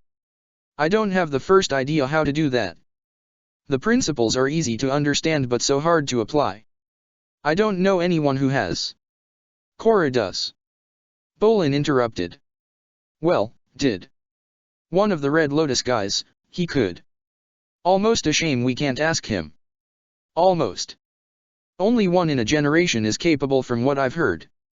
The last one died more than a century ago. And I can't do it either. Bolin said. I tried and it just didn't work. I know the feeling. What else? Ah. There are other forms still, mud, precious stones and... Kuvira snickered. Bolin frowned. What is it? The last type, so soft and soothing. People use it as baby powder. Kuvira wrapped her arms around herself, her body shaking. You're laughing because you think that's my element, aren't you? Baby powder. Bolin glared at her. Kuvira gasped for air. If it's what defines you, you need to embrace it. Fighting against it will do you no good at all. I'm fine with it. Bolin said, forcing a laugh. Thank you, he said after a moment. This means a lot to me. I always wanted to have an earthbending master, I just wound up learning from other kids. This is the first time someone taught me something that made me think deeper about Earth like that. Kuvira eyed him. And when I was talking about crystals, you were thinking about Korra. Well. Bolin said quickly. I mean, it kind of fits her. With her personality, her strength, beauty. Kuvira sighed. Just tell me you like her. Bolin's heart skipped a beat. It's so obvious. Everyone can tell you no. Opal, Wing, and Wei have this running bet on when you're going to ask her out. They what? I mean, Bolin coughed. It was just infatuation when we first met. We're really good friends now. Nothing more. Kuvira rolled over and twisted so she was facing him, her head on her hand. She looked somewhat smug. Are you sure you don't want to be more than friends with her? She teased. Her words were like bending the rock out of mud. Diluted, hidden, but there. Now she had tugged it all back to the surface where he could feel it all and see it all again. Korra. She was different in his mind's eye now. Not like when they first met. Nor was he thinking of asking her out, kissing her, or anything else. Like that frustrating hallucination. It was different. A flicker of a thought, Korra in the traditional water tribe wedding attire stood beside him. No. It's complicated, he said. When we were pro-bending we weren't allowed to date teammates. At all. Then she got busy with avatar training, and then I found out she had that thing with Asami, and now we're here. And we need to find Asami, defeat Amon and help the Earth Kingdom. Who knows? Maybe Korra and Asami will pick up again. Maybe. Maybe not. But when you weren't pro-bending, Kuvira asked, watching him carefully. You could have told her then. Asami still, Bolin said. Plus I bet we'll be back to pro-bending after we find her. And seriously? I have no chance with Korra at all. Kuvira reached forward and flicked his forehead. Ow. What was that for? He asked as he sat up. Lie detector. You're not being honest with me or yourself, Kuvira replied lazily. This is amazingly unfair, Bolin pointed out. I'm trying to help you. Kuvira shrugged. Look. You said you weren't able to date Korra while you were pro-bending, right? Yeah. Bolin replied. Then why not start courting her? Kuvira's grin took a slight turn. Exploit the loopholes. Courtship. Bolin spluttered. I don't know how you do that, he said mumbling. He knew about dating. Every radio show he ever listened to had dating somewhere. Except for that one sent at the South Pole with the shape-shifting spirit.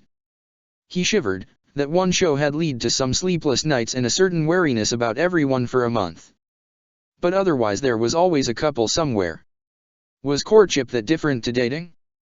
It came up a few times in the dramas, but always as an older, outmoded thing only done by older characters or those fixated on tradition. Certainly almost no one in Republic City bothered with it anymore. That said, even marriage itself was becoming less popular.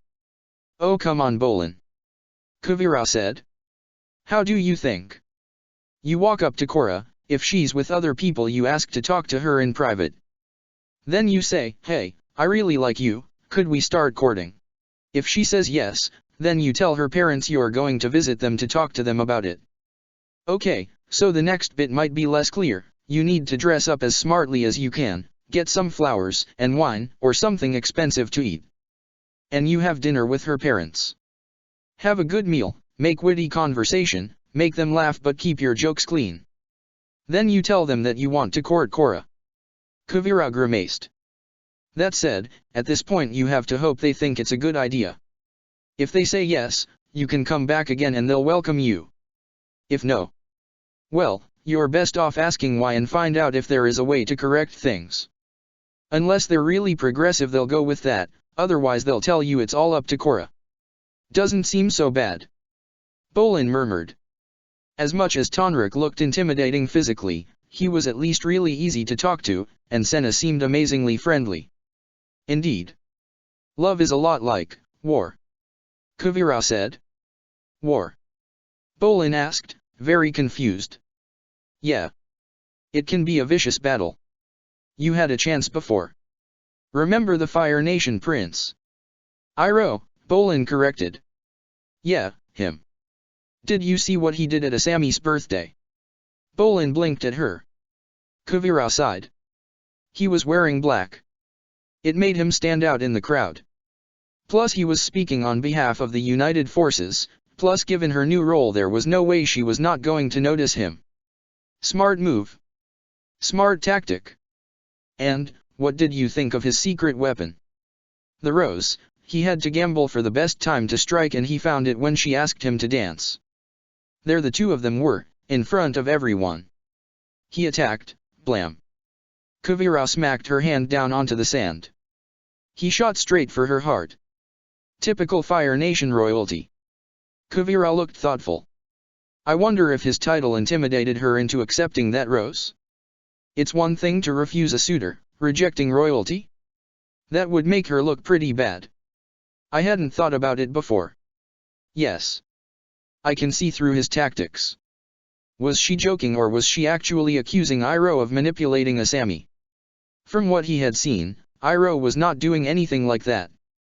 Then again, Kuvira was not subtle about her dislike for the actions of anyone in Zuko's family. If you had allied yourself with him, you could have developed a joint strategy. Fight united then divide and conquer. While Asami was distracted by the prince, you could sneak behind her and carry away the Water Tribe princess for yourself.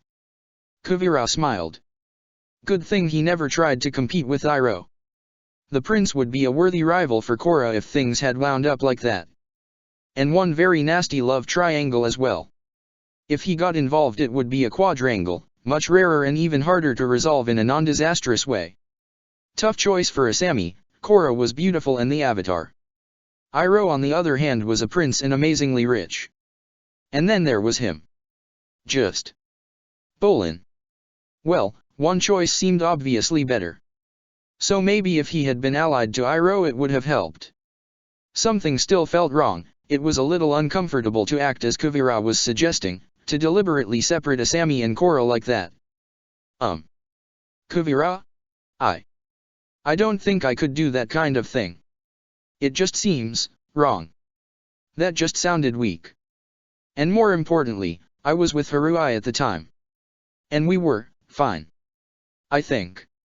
I wasn't about to just dump her either. Kuvira waved her hand dismissively.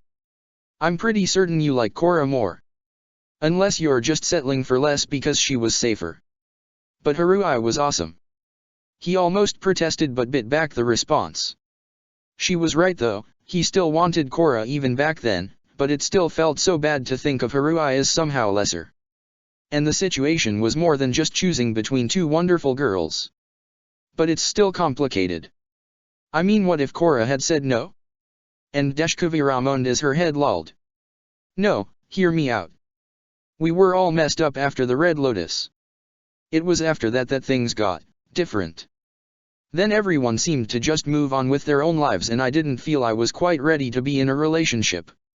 I just wanted to keep Team Avatar together. You know, be like when we celebrated our first prob-ending win. Kuvira looked up at him and smiled.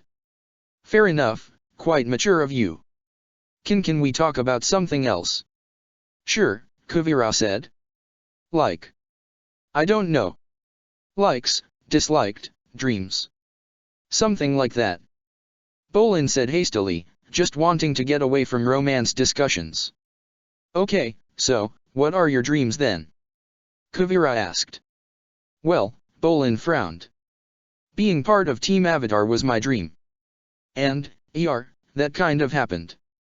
Meeting Korra on the other hand was like a dream come true. And Aunt Meng told him his history was his own. Her words had filled him with hope, he could be anything, do anything. A famous radio star or a United Forces general. No longer though, Wan Shitong had crumpled that optimism. The spirit had been fierce, direct, and assertive. Maybe his head did have nothing but stupid dreams in it. Is that it? Kuvira asked sharply. You don't want anything else? Well. Bolin fidgeted. What was he good at? Maybe I'll keep on pro-bending. And hopefully Mako will play too. We made a great team. That you did, Kuvira said. If you do, I'll keep listening and I'll try to make it to the games if I'm in the area. Kuvira. Bolin asked. Yeah. Can I ask something a little personal? Kuvira frowned. Okay. Do you dislike Mako because he's a firebender? He had wanted to ask the question ever since they defeated the Mattis. Especially when every interaction between Kuvira and Mako since had seemed increasingly hostile. It did not seem to help that the Mattis could be traced directly back to the Fire Nation. She looked confused. Where did you get that idea? Bolin squirmed. I just got the feeling you two don't get on all that well. And when we visited that town he never told you. Kuvira was frowning more now. Told me what? Bolin asked. Do you remember a time he came home really badly beaten up? From being in the bending arena. Bolin struggled to think. No. Wait. When we met Asami he'd been really badly injured before the police caught him. How did you know about that? Wait, did you arrest him? No. I'm the one who did that to him, she grimaced. What? Yeah. We had a match and he lost. Didn't know until much later how much trouble it got him into. Another awesome lady Mako's managed to get in trouble with, Bolin said with a sigh. Another? Oh. Asami. She never took to the torture thing, right? Kuvira asked. Yeah. And I don't think they can ever quite be friends after that. He hung his head. I was so immature about that too.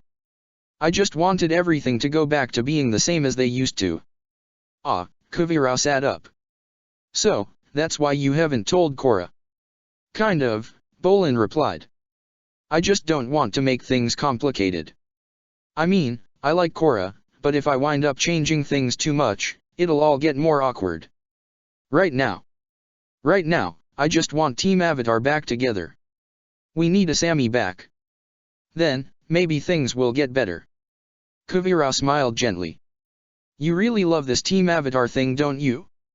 But what if the others don't feel the same as you? I do worry about that sometimes, Bolin answered. But ever since Mom and Dad died, it's just been me and Mako. I had other friends, but they never stayed all that long. Not an easy life. But, now my family seems huge. Thanks to meeting Korra I met Asami, Senna, Tonrik, Tenzin, his family, you, Suyin, Wing, Wei, both Baiters, Opal. I'm in this much bigger family now, and it's all I ever wanted. And I don't think I've ever seen Mako happier either. When Asami gave us a home and Mako a job, it was like my brother finally got a sense of dignity. And when he was around Korra it was like he felt safe.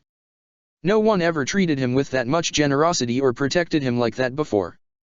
You're pretty insightful, Kuvira said wonderingly. While I never got to see your team avatar properly like that, I can see how much it means to you. Bolin smiled. I'm sure not everyone sees it that way, but I guess as long as we're friends, it'll be okay. I know we don't have any kind of formal membership for the team, but I'm glad you're around. To be honest. Kuvira smiled. I'm glad I wound up with you guys too. Korra shifted her head to the side. There. One singular star visible through the leafy canopy above them.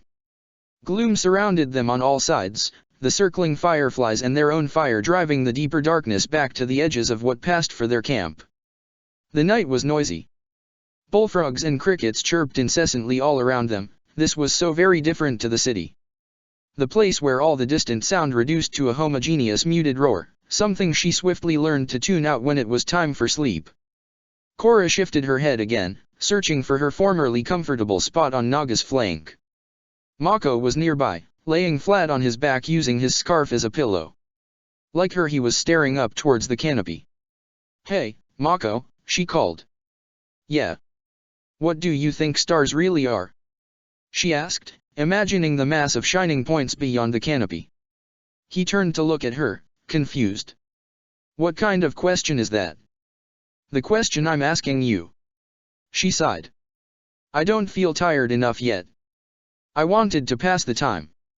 Mako smirked. Well. I think they're like balls of fire. Something like the sun, but smaller. Fire, huh? Korra mused. I think I read a scroll that said the stars are spirits friendly with the moon and enemies of the sun. Mako raised his eyebrows. And you believe that? Korra shrugged. It's about as likely as your huge balls of fire. When we find a spirit, we'll ask them. She fell silent, wondering how best to phrase the next question. Hey, Mako. Yeah. He sounded weary. Is it okay to talk? You are already, he noted. I know, but could we talk, about stuff? She asked. What stuff? Korra swallowed. Well, we could talk about you, for example. Mako turned to stare at her. Me? Why? Korra smiled. We rarely get the chance to talk, just the two of us. I mean, I've known you a while but we don't really know each other, do we?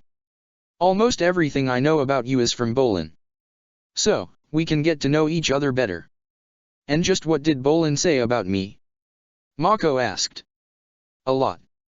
Like your scarf was your dad's and you used to pretend it was actually flames when you were a kid. And when you were younger you would always want to be Zuko and wound up playing Saga. And you loved to read and taught him how to read from the newspaper. And you always took care of him and love each other. Mako shrugged. Sounds like he covered it all then. Not a lot I can add to that. Yes there is. Korra insisted. We're going to ask each other questions. If you answer mine, I'll answer yours. What could you possibly want to know about me? Mako asked with a sigh. Korra thought for a few moments. Okay, what do you enjoy? Reading. He fell silent. And now ask me something. Korra prompted. Oh. Oh. Ah. What did you buy with that gift certificate? Korra's face heated up. A romance novel, she said. You bought what? He asked, blinking at her. I do regret that decision as well. It seemed like a good idea at the time and everyone was raving about it, but... Asami. She bit her lip. Asami had all these really good ones and I wanted something new. Something I hadn't read. She didn't have that one, so I figured I'd try it. Mako smirked. Let me guess, cliched love triangle. Actually no, Korra said with a grimace. It's about this completely innocent girl who meets this handsome, rich guy who's a bit of a jerk to her and then gets super obsessed with her. And he's so awful to her and she hates him, but then she keeps sleeping with him and he ties her up and whips her, and... Korra broke off. I stopped reading about there. The guy was basically a predator. Even the bedroom scenes were awful. See, this is why I steer clear of romance novels. Radio dramas. Plays. Basically anything about romance. Mako smiled. Your turn. Korra gazed at the ground, thinking hard. She clenched her teeth, almost growling with impatience. I can't think of anything. Mako cocked his head to one side. So you don't actually want to know anything about me? No, I mean, yes. I want to know. Korra sighed. I'm really bad at these kinds of conversations. She glanced around in desperation. Okay, favorite fruit? Mako smiled. Tough one. Just one or can I pick a few? The conversation carried on in fits and starts. Probing conversations with Mako were not easy and everything felt a little awkward and difficult. He was so guarded, the conversation kept stalling as the topic ended and Korra had to keep furiously thinking up new ones. So what's your favorite story? You know, like a drama, a play, a book. I particularly liked Zuko's parts of Avatar Aang's story, Mako replied. Korra waited for him to continue. He did not. She wanted to hear what he liked in the epic tale. He squirmed a little under her gaze. It's very inspiring, he added. Is that it? She asked. What? It's not like you don't know the story yourself, Mako replied. If she asked Bolin he would tell her his favorite bits complete with booming narration, sound effects, and a spot of acting out specific moments and characters. Fun, exciting and a little awe-inspiring. Bolin would be a fantastic actor. He should be one. She made a mental note to tell him that when she next saw him. When he told stories her mind would always wander and she could just about see the moments as he did. He could make her laugh too, silly faces, impersonations, little comments. Asami talked about a few of the love stories she particularly liked as well. And when she related it, her eyes got all dreamy and her cheeks reddened. It was like, well, it was like something out of those romance books, like Asami had just fallen in love right in front of her. And when she spoke, she could feel all those emotions, and when things strayed into the more intimate areas, Korra's body would always respond warmly and the need to touch had grown. The most those moments had led to was a bit of kissing, but wait a moment. Had Asami been trying to insinuate something there? Nudge her towards maybe recreating those moments with the two of them as the participants? Kuvira was different again. Everything had so much meaning, so much worth to her. Korra found herself questioning so many truths and certainties after discussions with her. Mako though, he was just brief. Shallow. Kind of cute, but boring, and awkward. At least his stories were short. Tenzin had a habit of being just as unengaging but taking 5 times as long over it. Actually, on the subject of Zuko. Okay. Favorite fire-bending technique Zuko used? She asked. Mako frowned. Well, I never saw him firebend myself, so I'm not sure. I'd love to see him perform the dragon dance though. The stories only briefly touch on that. Interesting. Zuko had mentioned visiting the dragons. Zuko's family had invented lightning bending, but Zuko himself never used the technique. And somehow a load of people in Republic City knew how to do it too. How did you learn about lightning bending? Korra asked. I don't want to talk about it, Mako said flatly. Why not? Korra leaned forward. Do you want to talk about the Red Lotus? Mako shot back. Why did you? Korra shook her head. Mako, I didn't know it was something that hurt you like that. You never said anything about it. Sorry for bothering you. She walked away from the camp, frustrated and angry. Tried to show concern and he just threw it all back in her face. Why was he like that? They were friends supposedly. So much easier to spend time with Bolin and Asami, and yet so difficult with him. Korra found a comfortable spot near a shallow pool a few minutes away and settled back against a tree. The fireflies seemed to multiply reflected in the water, and she could see the moon shining high above through a large break in the canopy. "Korra!" Mako called, pushing through the undergrowth. "There you are." "Korra, I'm sorry." That was out of line. Korra stayed silent. Was it really his fault or hers? She had pushed the issue again and again. Was she just being selfish? Something touched her shoulder. Mako's hand. "Sorry. I was insensitive," he said. Korra shook her head. "No. I'm sorry. I asked without thinking again." They both lapsed into silence. With a few grumbles, Mako sat down beside Korra. "Korra. You and Bolin. I always run away when you try to talk to me. I know you guys care, and I'm so thankful you do. I'm glad you know we do care. But, seriously, if you don't want to talk about something, or don't want to talk, just tell me. Be honest." Korra glanced at him. He was watching the pool ahead of him. "I like talking with you. It's just, I don't usually talk about myself like that. But I'll try. I promise." Before she could reply, Mako continued. "As for your earlier question, my teachers were really terrible people. Learning lightning bending was a painful experience." He fell silent. "Did they hurt you?" Korra asked after a pause. "Yeah. A lot. Not the worst part though. It was why they wanted us to learn how to do it." Mako was shivering now, his voice becoming quieter as he spoke. "And what they did if you refused to learn how. This was a mistake."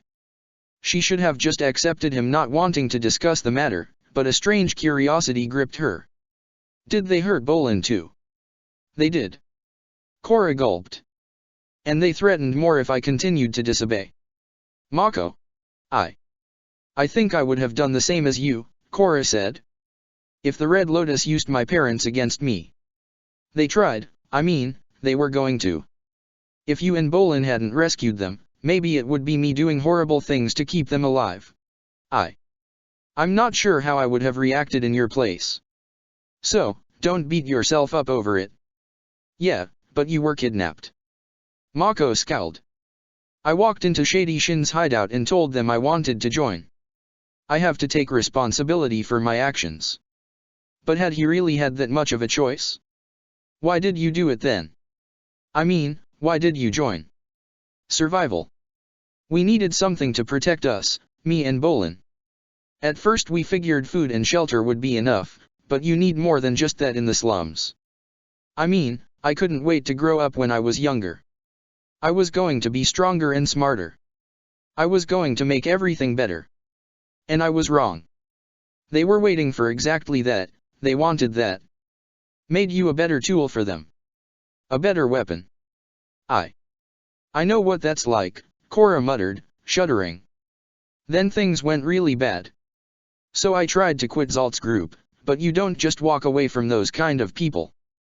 For the fire bending they taught lightning bending.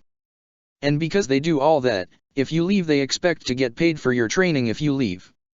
If you don't they still expect you to pay, but by doing stuff for them.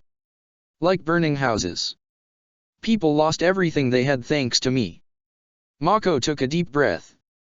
"It got worse. They tried to teach a lot of us lightning bending, but I'm the only one who managed in the end. So, every time they needed to get information out of someone, they got me to persuade them." He let out a shuddering breath. "First few times. I was sick afterward, but I had to keep doing it. I stopped being sick. And if I didn't do it, well, I don't need to spell it out, do I?" He swallowed, his voice shaking. "Then one day I realized I was turning into someone I didn't want to be. I didn't want to lose who I was. It was like I was dying, and if I kept on going Bolin would have lost his brother. I'd have lost him too." He smiled wanly. "That's my biggest fear. So, I looked for a way to earn money for Zalt and Shin some other way. And that turned out to be in the arenas. That went fine, until I lost and got arrested. And that's how Asami came to get me out of jail. You lived know the rest. Just, since our parents died, no one has shown me as much kindness as she did. I couldn't believe it at first. I stole her bag and there she was helping me get on my feet. I figured, I would show her it was worth it, that she did the right thing by showing me kindness, and maybe I could repay her. He sighed. Might have worked. If I hadn't tortured that Red Lotus to get information. Mako. Korra kept her voice soft. If you hadn't, I don't know what would have happened to my parents. It was still wrong, Mako insisted. I betrayed Asami. She trusted me and I hurt her. There had to have been a better way, some way of not letting Asami or Bolin down. He leaned back. There are times when I wonder what would have happened if I'd fought back against the Triads. I never tried, just gave up without a fight. I was, just scared of what they might do to me. Or to Bolin. But if I had and I'd won, I would have gotten away from them. I wouldn't have done any of the horrible things they made me do. Mako, Korra laid her hand on his arm. The only reason I escaped the Red Lotus in the end was because you helped me. If you hadn't been there for me, I don't know how things would have turned out. I might have ended up killing a lot of people. What might it have been like to flee from the north earlier? She might have met Bolin and Mako sooner than she had.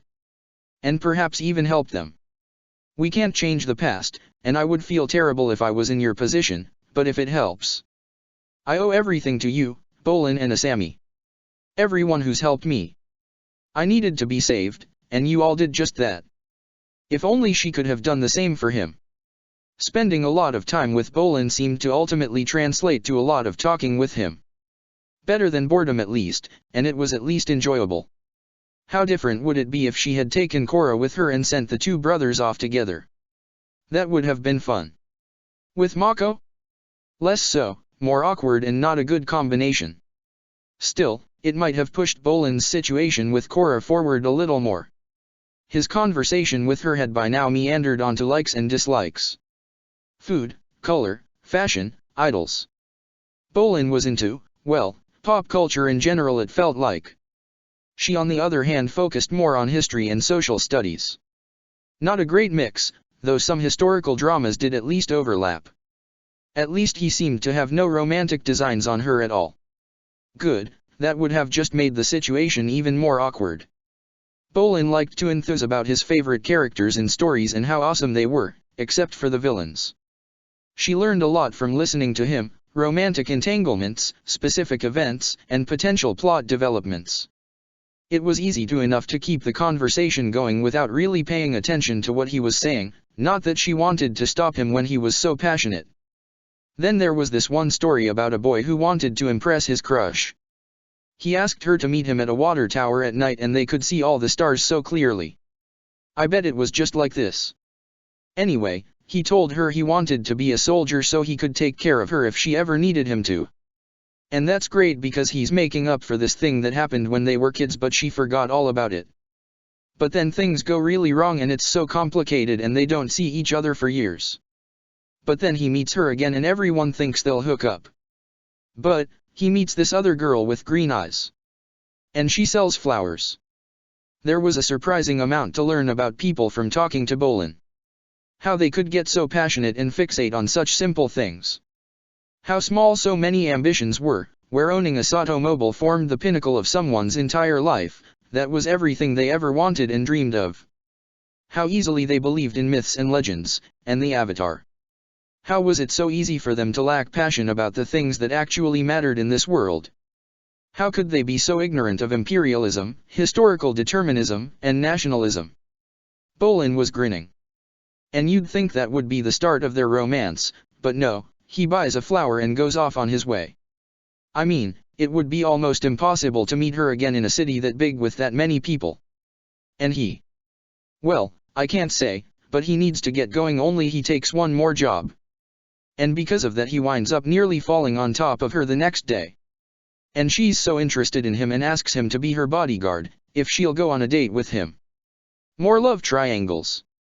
Wretched, demonic shapes that they were. Honestly, nothing good ever came from triangles. If only Bolin could analyze the realities that truly mattered rather than the lives of fictional people. No. Not fair to blame Bolin, he never had the same chances as her, never had the opportunity to go to school, just like so many others in the Earth Kingdom. Even then so many of the schools were not well run and failed to even remotely encourage critical thinking. Others were still patterned on outmoded Fire Nation curriculum which many considered superior. And those same educated people would flock to Republic City or the Fire Nation expecting a comfortable life. The Earth Kingdom in turn remained progressively stunted. Kuvira. Bolin asked again. Oh, I'm sorry Bolin. What did you ask? Kuvira asked. I was wondering what your dreams were. He asked. Dreams. Kuvira smiled. Not just a goal or something you might realistically do. The big things. If you know what I mean, Bolin said. I think I know. Well. I want to make a real difference to the Earth Kingdom, make it a better place. I want to see the day when there are no poor, or at least no one unable to feed themselves. When no one is oppressed or exploited. An honest answer. Bolin stared at her wide-eyed. That is an amazing dream. He exclaimed. I got shivers. No wonder Wan Shitong wanted to talk to you. Kuvira smiled. We can all change history. We just need to start with a vision. You're going to be someone great, Bolin said. A great hero, and one they'll make radio plays about. Heroes, the kind who could take on an entire army and win single-handedly. But always the most righteous, the most fair or the most just. The ones who survived, the ones people flocked to. The ones later able to commission scribes and poets and artists to chronicle their achievements. They survived, but in the end it was more the rulers who decided if they would or not. And not all heroes were equal. Some might lead peasant revolts and wind up causing more deaths. Things went badly if an avatar sided with the rulers, as Kyoshi once had. Benevolent rulers tended to die by the sword of their allies rather than that of an enemy. Those were the worst betrayals, selling someone out for such brief, transitory gains. Those events usually lead to uncaring, corrupt rulers who left their kingdoms to decay around them. The Earth Kingdom needs more than a hero Bolin. Kuvira paused. I think it actually doesn't need one at all. It needs a hand of justice. No. Something like an iron fist. An iron fist? Bolin asked, frowning. A strong leader capable of total control. Someone who can deliver a swift, effective judgment. And one that is for the good of all citizens. Someone who can produce the best possible results. Sounds scary. Yes. Yes, precisely. Kuvira smiled. They need to be loved and feared in the same moment. So, sort of like a queen. Like a fire lord. No. It has to be someone with no desire for riches or someone who remains always impartial. They can never favor family or friends, only the entire nation. The power must not be hereditary or come from material wealth. Someone without those legacies must be chosen to decide what is best for the future and not simply act to appease the present. Along the way the elite Earth Kingdom families will have their power stripped from them and all of it returned to the people. The leader must be willing to purge enemies and detractors without mercy. They must be able to mobilize the people into working towards a greater goal. And that is Bolin began. No divisions within the Earth Kingdom. No states, just one single nation united together. No one to work for a family anymore but for the entire nation, they will be all the same family. Individuals will put the nation above their own selfish needs. Kuvira paused. We need a leader like that to make the vision a reality. Bolin scratched his cheek. Hard to find a leader like that. Not sure I ever knew someone like that. Bolin stared at the sand for a moment.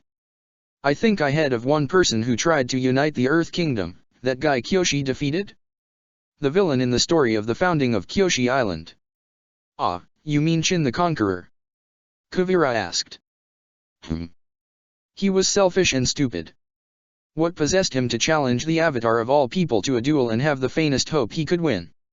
Only a fool would think to try that kind of thing. It is no wonder he lost. So what kind of person would you think could do it? Bolin asked. Someone who doesn't repeat history. Someone who could do something no one had ever seen before. The great leaders aren't born leaders. They take on their role thanks to their situations. They are all made by the time they live in. When they become the person a nation needs. Born and not made. Isn't that changing who you are? Bolin asked. Kuvira smiled. A bit. But people cling to their own selves too much. If you want to change the world, you must first change yourself. Become someone more powerful, powerful enough to make an impact. Some are born with power, some have it granted. And some seize it for themselves. Change. It would begin in the heart of the kingdom. It would begin in Ba Sing Se. Mako felt lighter. To his relief, Korra was neither too pitying nor too forgiving. It was surprising how effective it was to have someone listen, especially when that person understood him as Korra had. Talking to Bolin was easier, but he rarely took a side other than Mako's. So different to share secrets and get a new reaction to them. Senna had been so supportive, and for a brief moment in her home in the south it had felt like he had a mother again. Korra, thanks, he said, wincing. It did not seem to even come close to covering the enormity of his feelings. I wasn't used to talking about it. Thank you. Thank you for listening. His throat was sore, he had talked more than normal. And thanks for talking, Korra smiled. As long as you don't mind, I'd like to keep on talking. Mako shook his head. Fine by me. Anything in particular? Well, something happier at least, Korra replied. The conversation proceeded to ramble through so many topics. Favorite foods, and now Korra wanted to try his cooking. Mako mentioned a nuisance extra molar that was somehow still growing at the back of his jaw. Korra laughingly admitted she had pulled all her baby teeth out in frustration when she was much younger, something that made Mako wince. Korra's eyes really lit up when she talked about the animals in the north, just like Bolin she adored them. Neither of them were good at singing or art, Mako in particular bemoaned his inability to draw anything. Korra arched her back as the conversation lulled once more, but it was different now. It was not him giving short answers to her questions, they had reached a natural stopping point and seemed comfortable in the silence that followed. Getting a cramp sitting like this. Let's walk around a bit. The moonlight produced a natural trail for them to follow, fireflies dancing in the darkened air all around them. As long as they were together, surely they could cope with any more illusions the swamp might throw at them. The fireflies are really pretty, Korra said, the green glows forever moving in the air. They are, Mako said. If I remember right, they have a mother tree or something. Want to look for it? Korra grinned and nodded. So much suffering in his past. But there were light-hearted moments too. Korra would like those. He remained unconvinced by his skill as a storyteller, but Korra was nothing but an attentive listener. Making her smile made everything seem worthwhile, and her laughter was beautiful. No wonder Bolin kept bringing it up.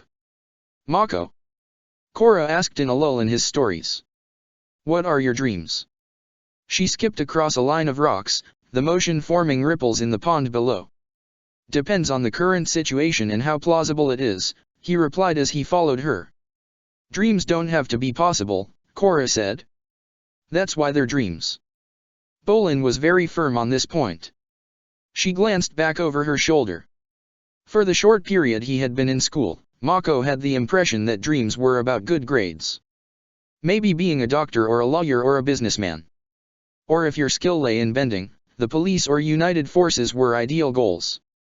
The especially skilled dreamed of making it to pro bending. What had his dream been back then? I really don't know, he said.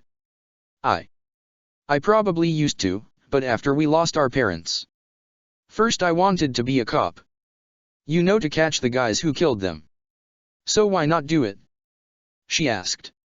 Korra, I have a criminal record. No way are they going to let me be a cop. Avatar, Korra replied, pointing at herself. I'm sure I could help you. Or make other people consider you. Mako blinked. Isn't that abusing your power a little? He asked. Maybe a little. But you deserve as much of a chance as everyone else. I just want to make them give it to you. And for what it's worth, I think you would make a great cop. It's only thanks to the world injustices you didn't get to. And that's my job to fix. Mako laughed. Well, even with the Avatar on side, as far as I know there's a written exam and I missed 10 years of school. You just need a chance to catch up. I don't know. Is there a crash course or something? I mean, I'm sure we could send you back to school, but I doubt you'd like that. She snickered at him. Maybe not the best plan. Plus I bet you don't really need it. You're pretty smart. Maybe. How about you though? Mako asked. What's your dream? Me? Be the Avatar. No. Be a great Avatar. Travel the world, help more people and make it all better. All the past Avatars did something different, they're all so different. There's no Fire Lord for me to defeat, but I just want to do something worthwhile. Korra stared up at the stars. You will, Korra, you're awesome, Mako said. Maybe. But awesome isn't always enough. I learn new things every day. I understand more. Like the world is more than what the Red Lotus said. But it's also more than what Tenzin taught me. Okay, so question, Mako said. I know you are really dedicated to your career dash. Just like you, Korra interjected. Mako laughed. Yeah. I guess I am. But, do you have other goals? Things not linked to being the Avatar. Korra mused for a moment. Actually yes. When we get Asami back and get her home, I want to prove her innocent and help her get future industries back. Then I'm going to make Tarlok pay for bad-mouthing her. Possibly via punching. Mako smiled. Sounds good. But I meant more for fun. That would be fun. Okay, I know what you mean. So, we all need to go back to the south for my birthday next year. Maybe even take Kuvira, Opal, and the Bufongs too. What do you think? We can visit the fair and that horror cave again. She smirked. Unless you're too scared. I'll be fine. I liked it, he said, repressing a shiver. Korra's eyes widened. Wait, I have a great idea. You, me, and Bolin can play prob ending together. Haesuk quit after the attack and he was planning on getting married anyway. Once Asami's back, the fire ferrets can have a comeback. You'll be the firebender and I'll be the waterbender. We'll be unstoppable. Sounds like overkill to me. The committee might ban us. You might get disqualified for being overqualified. Korra laughed. And no one would want to watch since we'd just win all the time. The other teams need to be stronger then. Korra said. Maybe Kuvira, Kia, and Iroh can have their own team. They'd be pretty challenging. No Chief Bufong? Mako asked. Ah. But who would her teammates be? Katara and Zuko maybe. Interesting matchup, Mako replied. If they were agile or fit enough to even try. Korra continued to contemplate curious team combinations. Even the Red Lotus made an appearance on her list, though she was adamant she would trounce them in moments. Bitter, but hopefully she was working through some pent-up frustrations. She moved on, all male teams, all female teams. If Toph was around she could go with Zuko and Katara, the old team Avatar. Was Fire Lord Izumi a firebender? How about the Earth Queen? If so, Izumi, Hoteng, and Unalaq? The world leaders. Korra stopped, her next idea dying on her lips as they reached the mother tree. Wow, Korra breathed. This is amazing. Mako, let's go. She grabbed his hand and dragged him closer. The tree stood in the center of a small grove, the night sky visible all around it. In some moments it was not clear which points of light were stars and which were fireflies. Crawling insects covered the entire surface of the tree, the green glow illuminating the trunk and the branches. The light augmented the shining moonlight, the pale light washed out the tops of the leaves while the underside intensified to green. Swarms of insects flew in the air, circling around the tree, points of green light that constantly shifted, illuminating detail around the grove for a moment before allowing it to slide back into shadow. He remembered to breath and turned to see all the shifting points of light. If only we had a camera. My parents would love to see this. Korra wandered the scene, her hand drifting towards the fireflies which raced out of the way well before she made contact. She smiled at their movements, and Mako trailed a little behind her, under the scintillating green glow in this beautiful spot. Korra moved her arms gently over her head. It took him a moment to figure out the meaning. She was airbending. A gentle breeze stirred the entire grove, the heat of the stifling air fading a little as the leaves rustled and the new air current buoyed the fireflies along. Korra kept being and wafted the fireflies into an orbit around the tree. She smiled to him as she moved, and he could not help smiling back. I kind of want to go faster, but I'm worried about hurting them, she admitted as she let her arms drop to her sides. The breeze diminished and soon faded. They'll probably be dizzy anyway after you spun them like that. He pointed. Look, they're not flying straight at all. Korra laughed. She reached up and trailed her hand through the fireflies. Her cupped hand caught one of the tiny insects. Korra drew it closer, staring down at the tiny insect. It was as if she had plucked a star from the sky. Here Mako, Korra said, holding her hand out. Mako brought his hands up to take the insect. The green glow filled his hand and after a moment the firefly flew off his hand to join the mass circling overhead. He looked down just in time to see Korra step forward and squeeze him in a tight hug. Mako blinked. How should he react? He gingerly let his arms settle onto her back. Korra. What's the hug for? Mako asked. Because I wanted one, and I figured you could do with one too. Okay. Mako said uncertain. And to say thanks for talking to me, Korra added. It's okay. And thank you for listening, Mako said. You're a good friend. I'm here if you ever need to let anything out. Actually I think I just made you talk. Korra asked, lifting her head. He looked into her eyes. Both, I think. I don't mind. She squeezed him tighter. Naga barked a few moments later making them both jump, accompanied once again by Angela's screech. The polar bear dog had seemingly gotten bored waiting. Sorry girl, Korra said scratching Naga's head. We'll come back now. The quartet trailed back to their camp and the trip seemed to take an interminable amount of time. Mako silently thanked Naga. Without her, he was not confident they would have found their way back at all. Heading out into the swamp had been a silly plan. But would he have passed up seeing the tree and Korra in the midst of the fireflies? No. No, he would not. Never. To miss such a sight. Exhaustion seemed to be settling over them as they walked.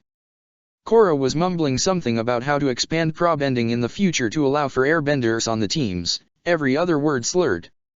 Might be interesting to hear that idea when she was more awake.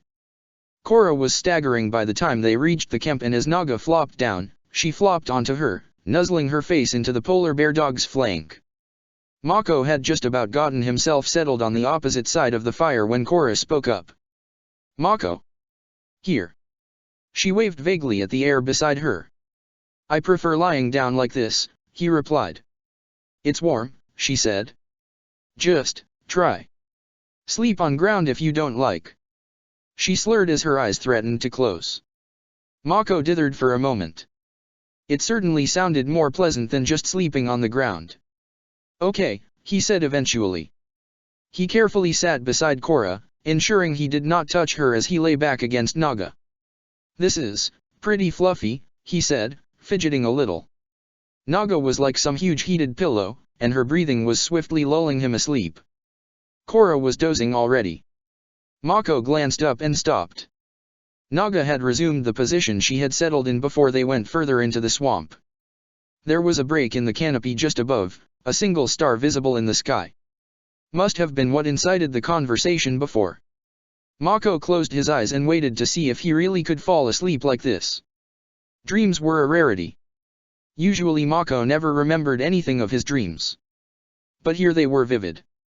Nothing interesting, the lights of Republic City, a snowy tundra, the ocean, and a vividly green forest. Peaceful, tranquil. Mako blinked awake. The sky was still dark and the fire was still burning. He felt warmer. Oh. Korra had slid against Naga and her head was now resting on his shoulder. His pulse accelerated, so close to Korra, and the memory of the hug, of her body pressed against him, was still so vivid. He tried to steady his nerves as he closed his eyes and hoped he could sleep again without disturbing her. Book 2, Metal. Chapter 14, The Tale of Two Lovers. A day of skimming across the blazing hot desert sands, careful questions at the oasis, and finally, an airship headed to Ba Sing Se. Getting on board had not been a particular problem. The security on tourist lines was not exactly heavy. Bolin had initially tried to convince her they should pay for the tickets, but Kuvira was unswerving in her assertion that they might need the little money they had. Hanging on to as much of it as possible for the uncertainties ahead was the better idea. They huddled behind some crates at the far end of the cargo hold, determined to wait the voyage out. Kuvira, Bolin asked in a low voice once the airship rumbled into life. Have you ever been to Ba Sing Se? No, she said a bit more wearily than she intended. Right now she just wanted some quiet to think in. So, where do you want to go, specifically? He asked. A lot of places.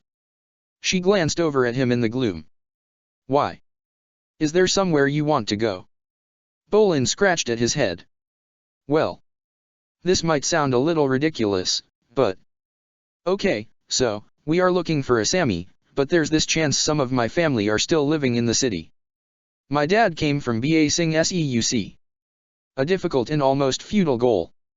But something to distract him like that would be extremely beneficial, and a family was somewhere safe to leave him while she took care of the next steps. You should have said. Kuvira smiled. Maybe we can find them. Anything else that might help us locate them? You'll really help me? Bolin asked. He looked surprised. Kuvira smiled and nodded. Of course I'll help. Bolin smiled back. Thanks. Wow. You are pretty amazing, Kuvira. Though, maybe it would be better to wait until we've found a Sammy first and defeated Amon.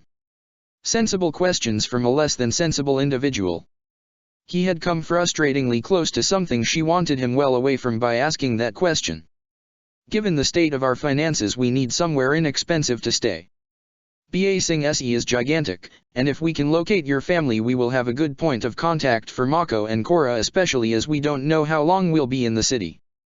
And won't it be a nice surprise for Mako to find his family waiting for him when he does get there? Oh. Bolin was staring at her in amazement. He'll be so thrilled. I can't wait to see his face when he meets them too. So. Kuvira said while Bolin seemed to be busily imagining the meeting. What do we have to go on? Well, Mako told me Dad's family was from somewhere in the lower ring. And my grandfather was called Tien and my grandmother was Yin. Oh, and grandfather was a captain in King Ki's army during the war. He looked at her nervously. Is that enough? Kuvira smiled. It's something to go on at least, we would be unlikely to run into them by chance. This is... Well. I never thought I'd really get to do it. Bolin was practically quivering. I don't know if they even know we exist.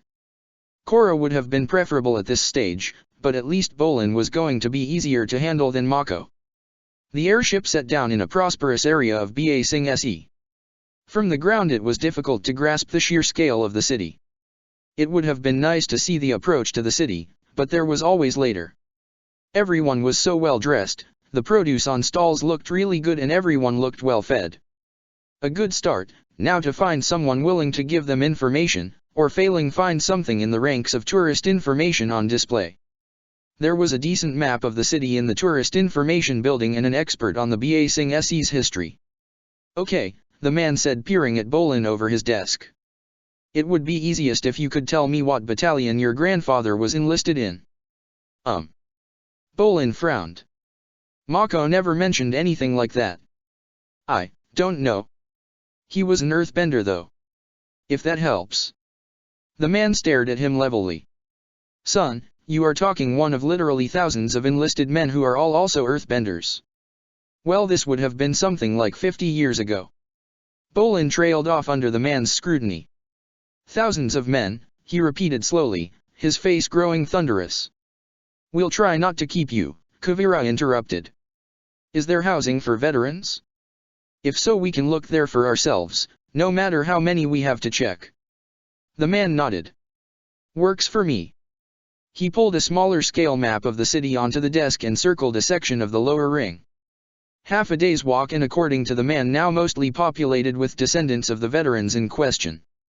To Bolin's surprise, Kuvira was all too eager to set off right away. They made their way through the city, moving away from the central hub and towards the outer walls, the pristine paved streets giving way to broken stone roads and, finally, to large stretches of mud. The walls and buildings were all old and increasingly stained. The housing block looked even less than promising when they arrived. It was far larger than Bolin imagined, stretching on for a considerable distance and occupying something close to a city block of Republic City. The building was decades old and showed clear signs of wear and tear. Once it might have been pristine and desirable. Now it paled contrasted with his and Mako's apartment. The entire block seemed occupied, and from a few glimpses in open doorways it seemed multiple families crammed into spaces designed for one.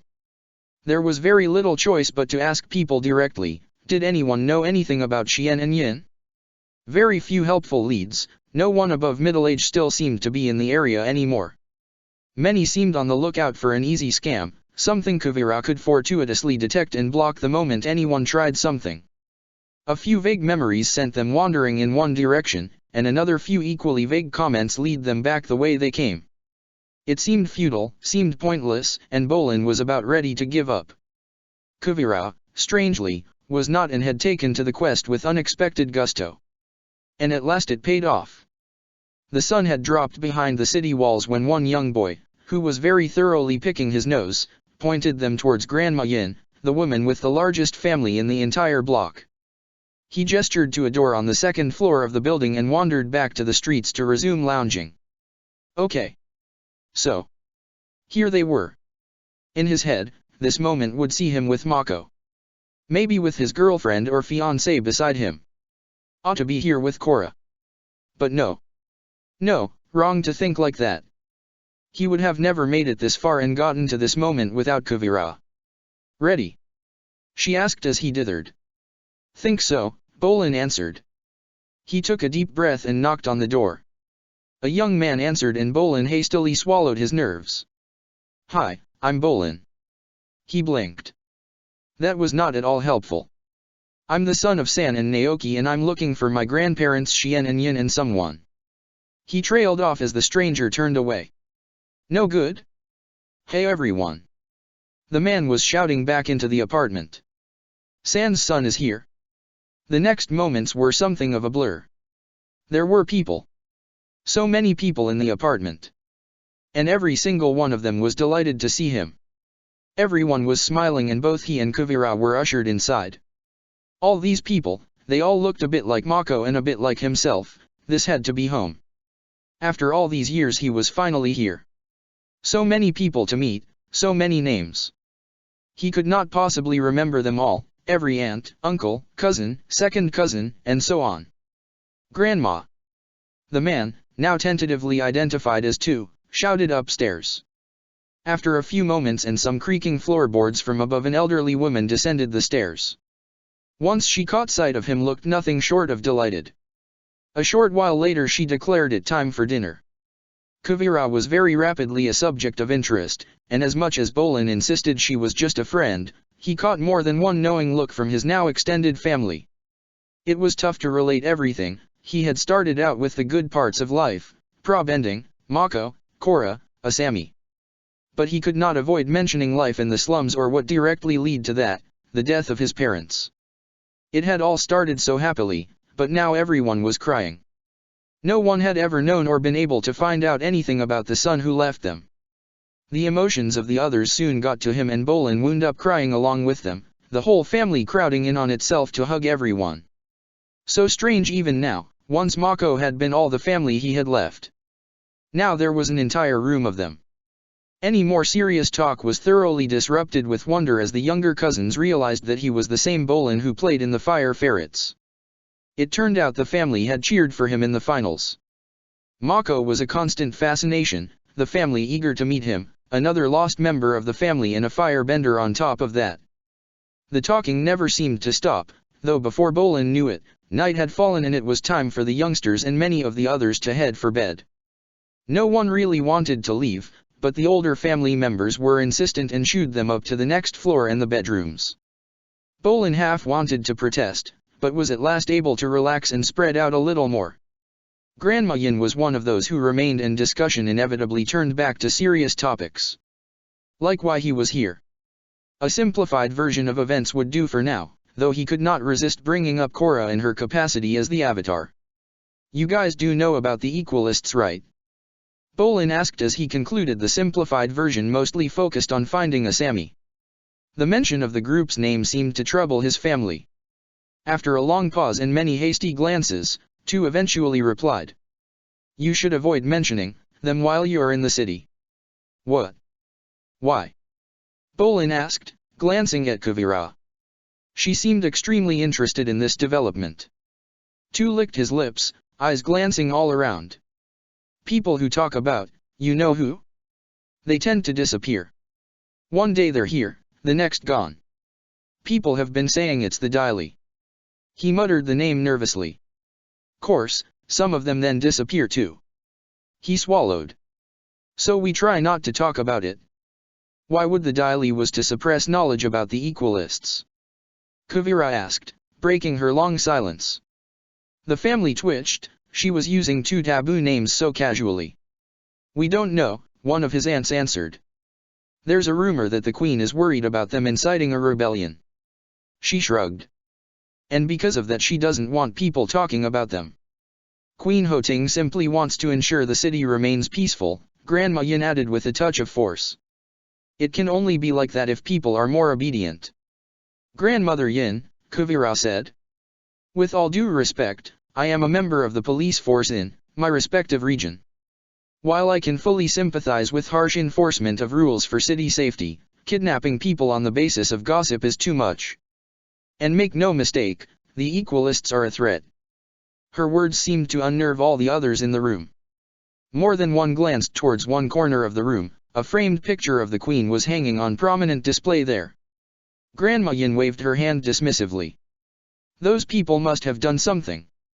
They were probably trying to join up and were all awful people who we can't have running freely in the streets. The queen would only punish those who deserve punishment. Really, it is disrespectful to question her decrees like this. And yet, I do wonder where all her wealth originates, Kuvira mused, looking past everyone at something only she seemed able to see. She has rather a lot for a kingdom that seems forever struggling to get out of poverty.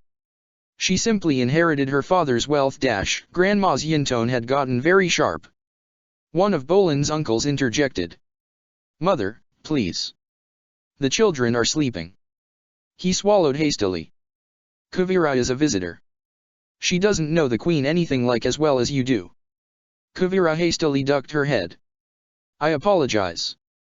I meant no disrespect, Grandmother Yin, she said. Especially as I am a guest in your home. See mother. Another aunt. She is respectful, but young. Very young. She has a lot to learn about life and ba sing se. Kuvira's words were not matching her body language. She was tense and seemed to be holding a lot of anger in check. No one else seemed aware of the tension Kuvira was almost exuding. She smiled, the expression shallow and did not reach her eyes. To be honest, I would very much like to meet the queen.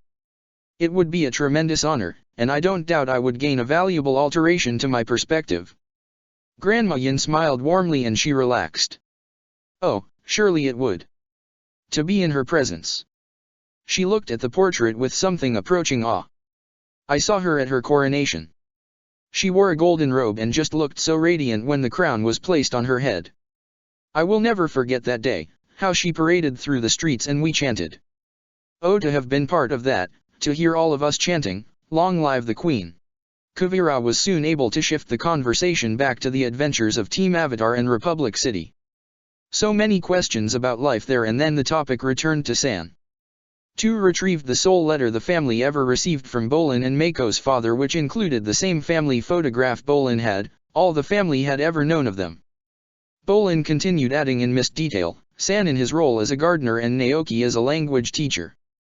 The conversation eventually petered out as everyone yawned and muttered something about getting up in the morning. Bolin and Kuvira wound up in the communal room after repeatedly turning down offers of a room to themselves. They had been given the best futons despite trying to leave them to the family. Everyone else insisted the mats would be fine, and Bolin did have to wonder how much difference they would make when the futons were so threadbare. His family dozed off quickly, but Kuvira remained awake and stared up at the ceiling. She had covered it well, but talking about the queen had made Kuvira furious. Bolin, she whispered after a short while. Kuvira. Bolin replied, giving up his pretense at sleep. I have to tell you something. She rolled over, her lips almost brushing his ear. I'm going to investigate the Equalists.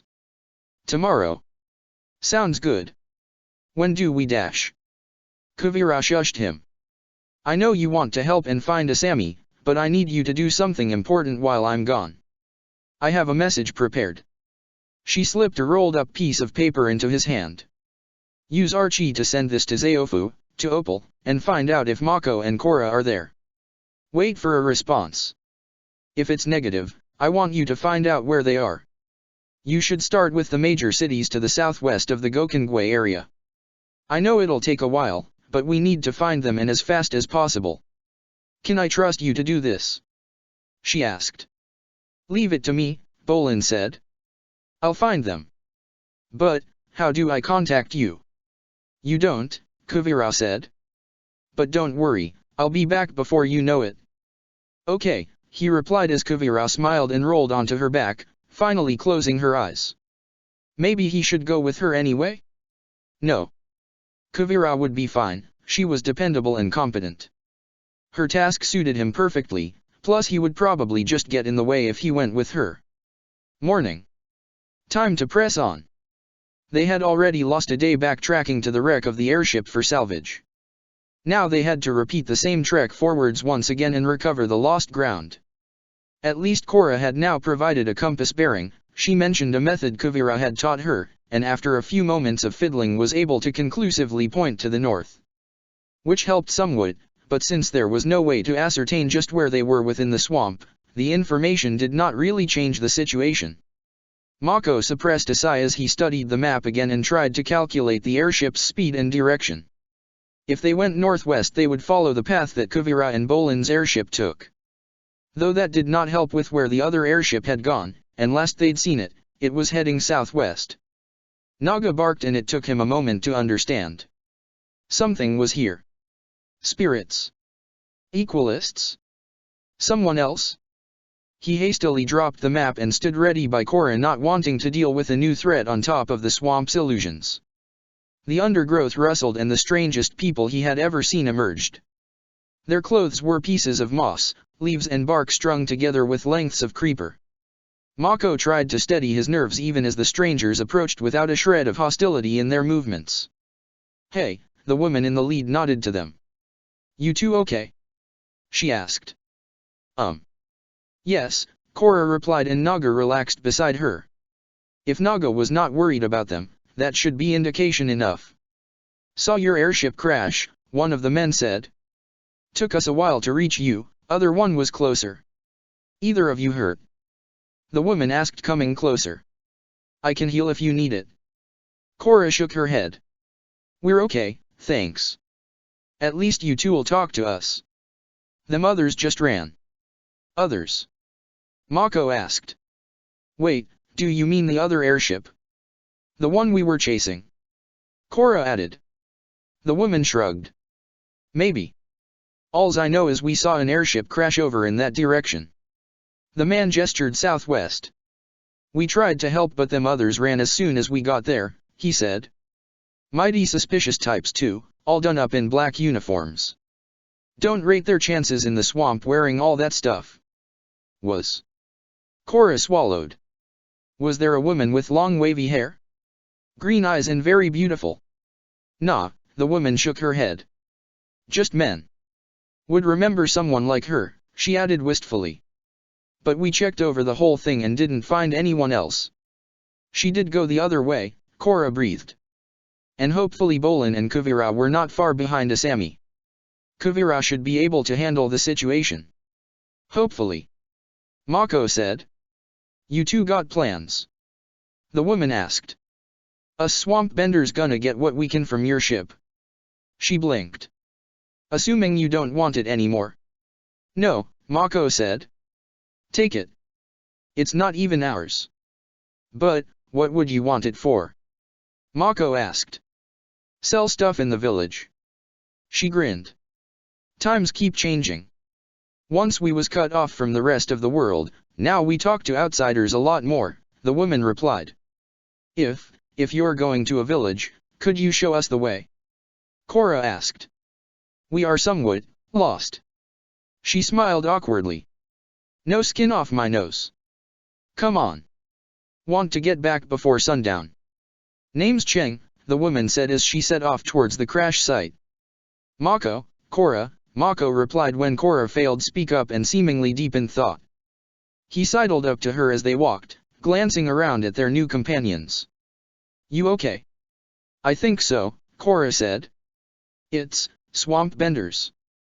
I had vaguely heard of them, but I had no idea they were still around, Mako replied. No, Korra said shaking her head. She lowered her voice. Ming. I asked Peely about her past once. After she told me, I asked Ming about hers. She said she came from a swamp. Mako glanced around nervously. Running into a distant relative of the armless waterbender was the last thing he wanted right now. I figure we should keep quiet about that for now, he said. The trek was quicker back to the airship. As much as Mako had tried to keep them moving in a straight line, it seemed they had strayed all over the swamp and taken vastly longer than they could have. The swamp benders were there within an hour. Cheng. Mako asked as he helped her heft a metal plate. What's up, Mako? We've been seeing things in the swamp. She stared at him. Familiar faces, people. He tried to ignore the bloodied Bolin just beyond her. The figure sobbed as he sank onto the ground. I heard about the stories, but why is the swamp like this? Spiritual place the swamp, Cheng said after a pause. See things from the past, the present and even the future when you're here. She shrugged. Get used to ignoring it, I guess. Mako shivered. The apparition behind Cheng had mercifully faded. All he could hope was that it was from the past somehow.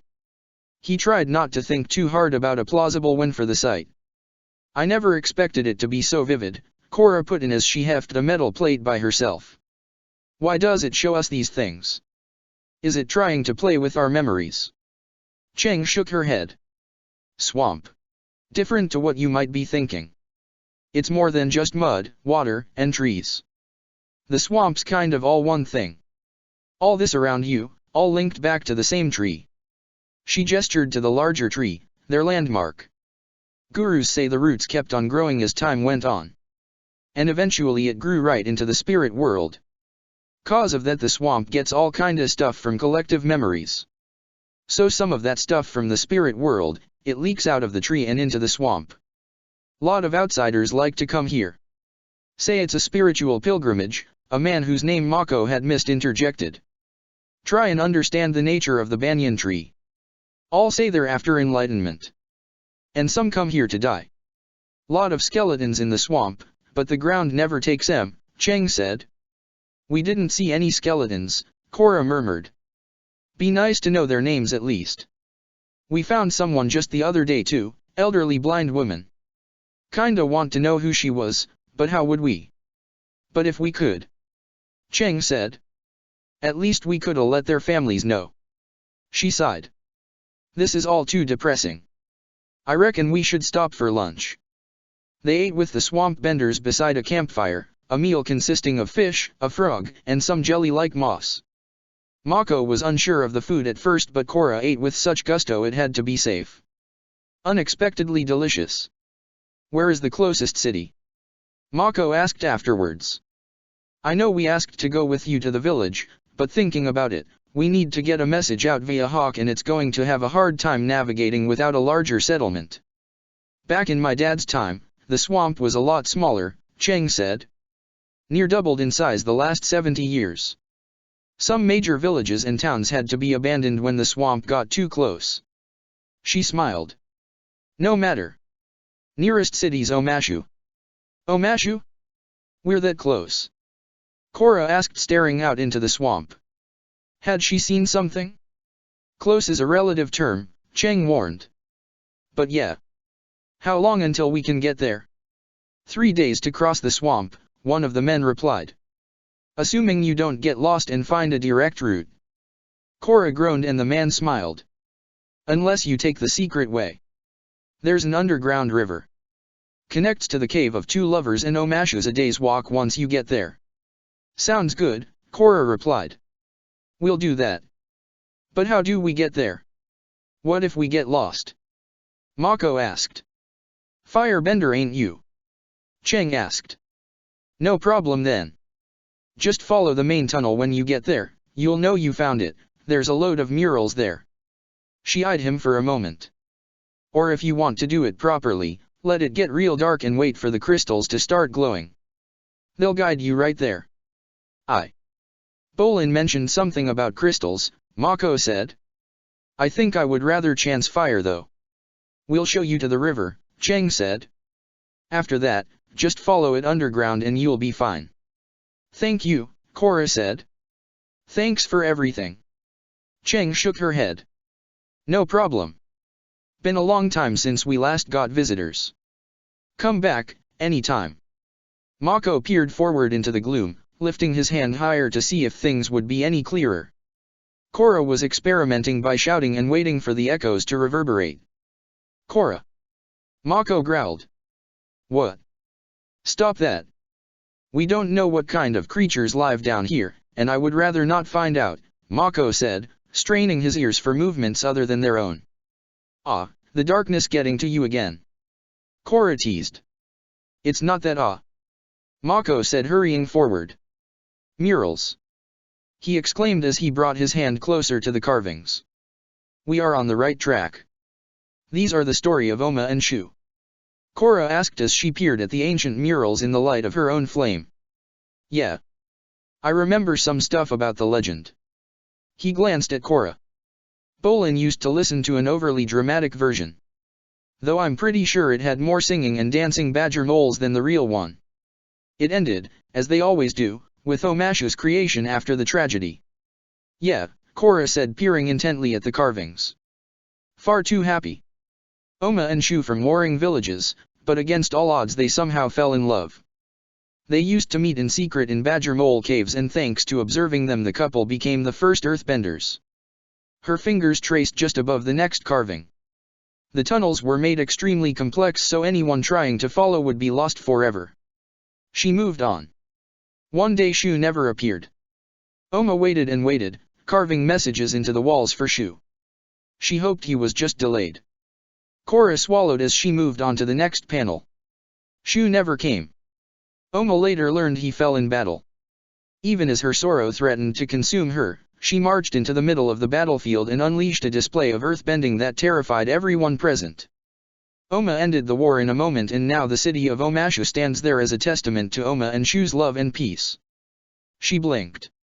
So. It's not there to represent the tragedy. She walked on to the final panel and read the inscription. Love is brightest in the dark. What happened to Oma afterward? Mako asked. Korra heaved a sigh. I don't know. And this doesn't say. I kinda wanted to know more about what happened when she lost the love of her life. But, if there's nothing here or anywhere else, it must have been somewhat uneventful. Shame. As much as I don't really care for romance stuff, I prefer stories where people move on. Especially after the tragedies and the messy breakups, Mako said. Honestly, one of Bolin's. He trailed off. Korra did not appear to have heard him. Hey. Look at this, Korra said, gesturing to a wall. I think this is one of Oma's messages. What does it say? Mako squinted. The writing, what characters are those? I can't read it at all. They're an old glyph set. I think. It says something to the effect of, my love, I will always wait for you. I will come to this place every day. You are my light in the dark, my reason for living. I will wait in darkness for you until you come. Korra fell silent and walked a bit further on. Inscriptions covered the walls alongside, carvings and occasionally some crystals. Then a patch of smooth, featureless rock. Look at this. Korra exclaimed. There's nothing there. Mako said, confused. Exactly, Korra looked pleased. The wall is meant for us to add our own messages. She started earthbending, her face a mask of concentration. Korra? Are you sure about this? Mako asked. This is supposed to be a monument, isn't it? We're not ruining anything, Korra replied through clenched teeth. And how is it different to the ones who made the Oman and Shu murals? They started this. She let out a held breath. There. Mako peered at the wall. Two stick figures were clearly visible in the firelight. One had spiky hair and a scarf, while the other had a ponytail. He figured the circle with the 4 stick legs and an additional stick on one side was Naga. Her head looked vaguely rat-like. So that's me, you, and Naga? Mako asked. Yep. Mako smirked and unable to stop himself started giggling. And just what is so funny? Korra demanded. Your art style. Mako said between laughter. Is interesting. At least you could tell it was you. Korra huffed. She flicked her hands at the wall and scored a message onto the rock. Mako tried to suppress his giggles. Avatar Korra was here? He asked. How's that? She said looking pleased with herself. Not bad. But here, learn from the expert. Mako concentrated a super hot flame on his fingertip and used it to write as well as if he was holding a brush. Mako was here too, Korra read. That's really neat writing. How we used to do it back in the city, Mako boasted. Now you know how my stuff looks, I'll treat you to anything I can afford if you can find all of my graffiti in Republic City. Oh, I am so doing that once we're back, Korra said. Don't forget, all of it. Want any clues? Mako asked as Korra mimicked his trick with the fire. Maybe. Right now, I'm just happy to be taught by the expert. She wrote more and more on the wall. Team Avatar Korra, Bolin, Mako, Asami Sato, Kuvira, Opal, Naga, Pabu. Mako added Amon sucks below that. Korra quickly wrote we miss you Asami. Oh. She said. Dear Bolin, Mako loves you very much was soon scorched into the rock. Korra grinned at Mako who raised an eyebrow. She added best moms and dads along with various names. Senna and Tonrik, Tenzin, and Pema. Mako added San and Naoki. Korra smiled as she wrote Hi Kuvira. Hi Bolin. And Mako added Bolin, what's up? Things started getting silly after a while. Korra wrote something about desserts being false in Aerith lives. At least Bolin keeps insisting she does, Korra said with a shrug. They reluctantly left the wall, covered as it now was with blackened writing. A short distance further down the corridor they narrowly avoided Badger moles crushing them as they carved intersecting routes through their tunnel. Those are some pretty powerful earthbenders, Korra said warily. Are they friends or not? She asked. The badger moles paused in their tunneling and began retracing their movements, sniffing the air as they did so. Bolin told me they're very territorial, so I don't think so, Mako replied, watching the creatures warily. So, we might need to fight them. I don't really want to. Mako sighed. No. We need to sing. Sing. Korra blinked. Why? Badger moles love music. They get friendly if you sing them a song they like. Huh. Korra stared at the badger moles. Well, I'll try. There's a song Asami really liked. She cleared her throat and began warbling off-key. I am pretty, I know. I am rich. I have fabulous hair so boys beware. She broke off and glared at Mako as he doubled over laughing. He broke off at the angry growl from one of the badger moles. And just what was wrong? Korra demanded. You're completely out of tune. Oh, am I? Korra glared at him. Then you try. Okay.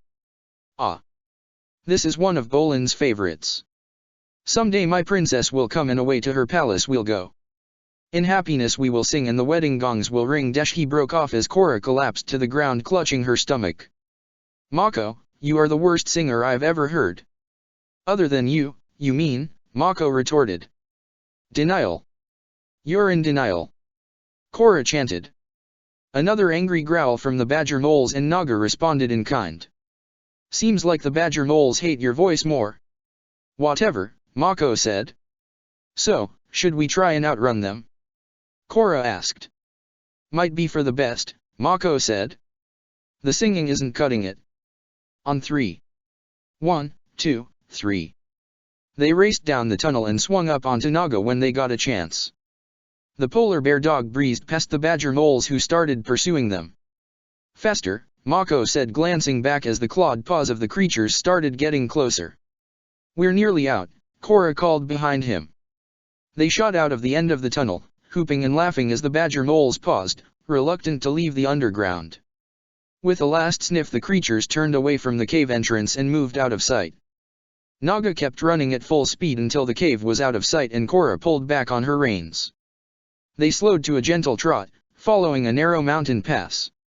Hey, is that Omashu? She asked as they rounded a corner. Mako looked past her. Yep.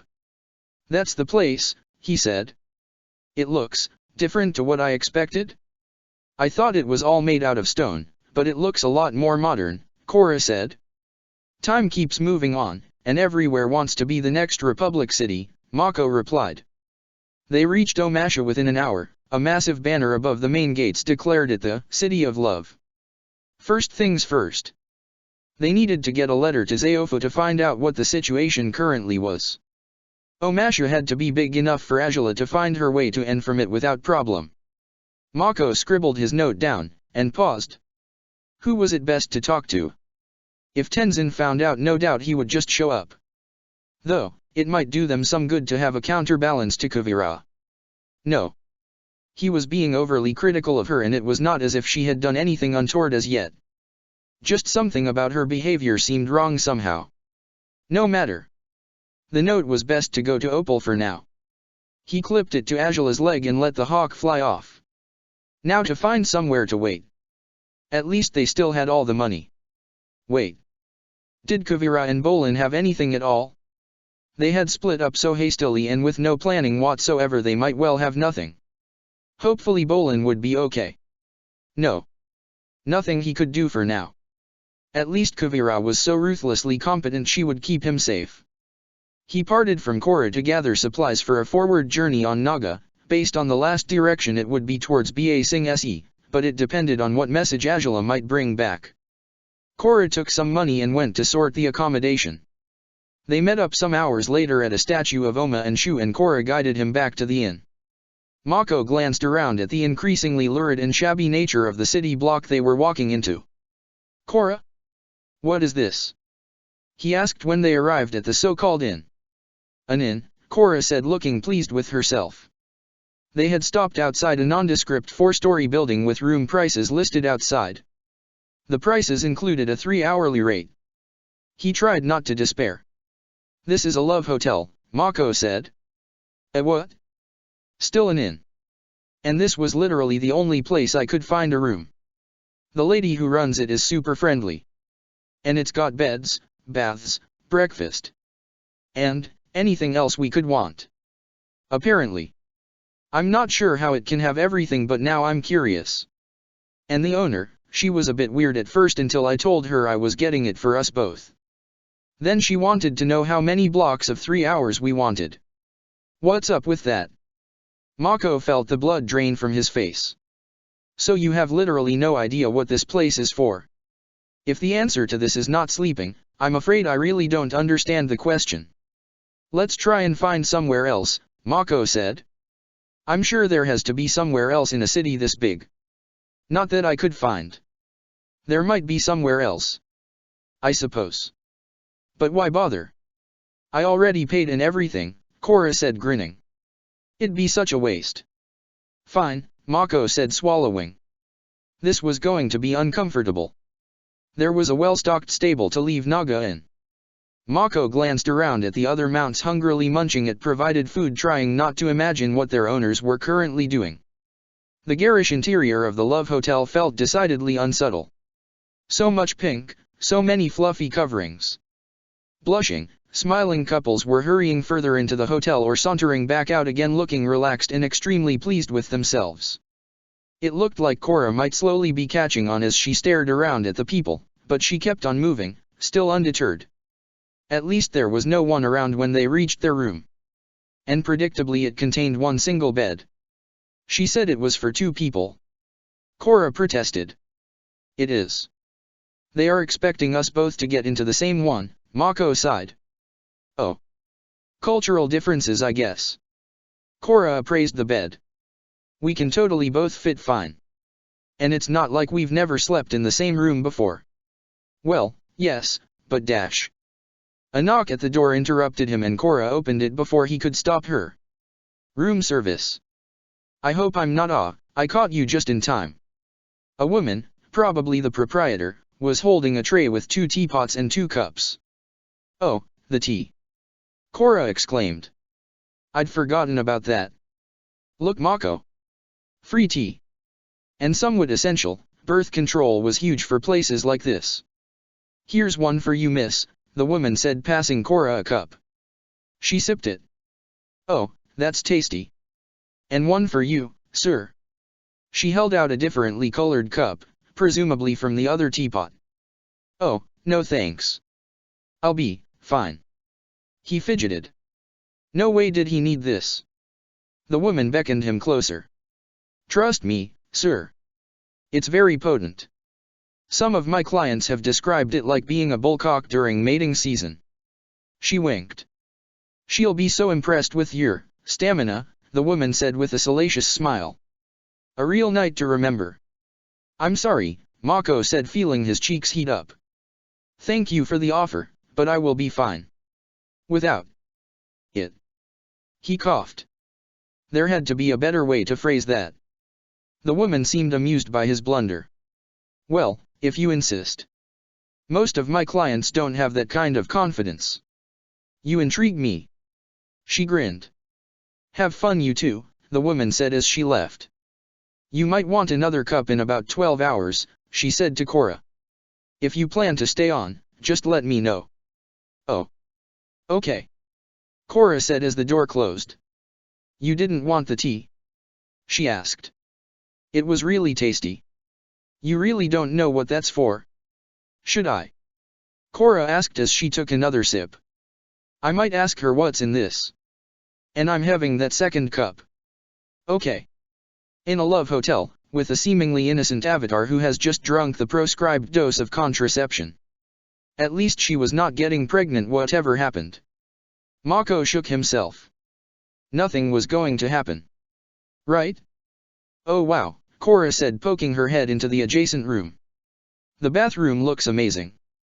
She prodded the curtainless window beside the bathroom door. Not sure what this is about. Korra shrugged. I'm going to have a shower. I can't wait to get all this swamp water off me. Okay. Mako said. He glanced around the room, taking stock of its facilities. Bed obviously. And cabinets containing who knew what, a record player no doubt stocked with any number of explicit titles, a lot of soft furnishings, and to his immense surprise he found himself staring at Korra's back through the window as she pulled her shirt over her head and undid her bra.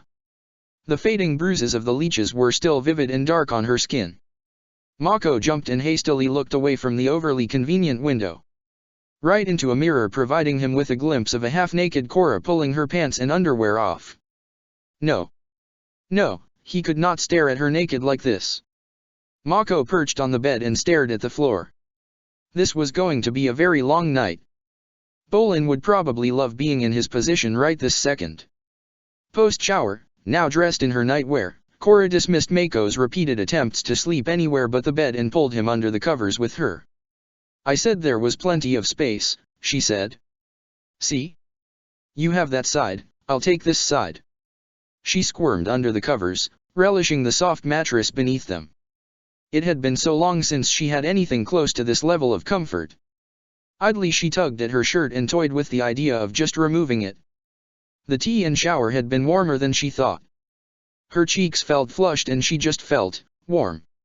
Warmth was welling up from inside and even her skin felt hot. Oh hey! There's a mirror in the ceiling. She stared up at herself looking down. Her cheeks did look distinctly red. Yeah. Mako murmured, rolling onto his side away from her. So, whoever is on the bottom, they can see what the one at the top does. Korra giggled, her reflection mimicking the action. I suppose. Mako said. Korra squirmed around a bit more. Hey, the flooring is. Is that all earth? She looked over the side. It's. Oh. She found a card pinned on the floor. If an earthbender was so inclined they could set the ground vibrating by bending the sand below. Korra reached out and started the process. A rumbling vibration spread through the bed, the buzzing oddly fun. There seemed to be more stuff down here.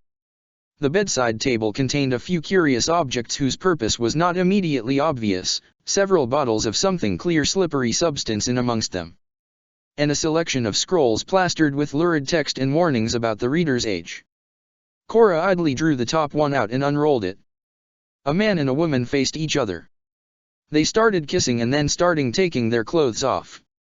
Korra's gaze darted from image to image as the couple rapidly shed all of their clothes. There was some text beneath each image, whether dialogue or story she did not care. There was some odd positioning of heads in relation to the other person's body, something both of them seemed to enjoy. Then the man was lying between the woman's legs and his own. Korra exclaimed, feeling her eyes widen and her cheeks blaze. She glanced up to see Mako watching her.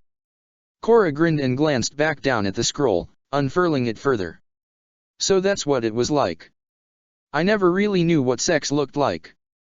I mean, I read all these descriptions but I never got the sense of it. Not like this.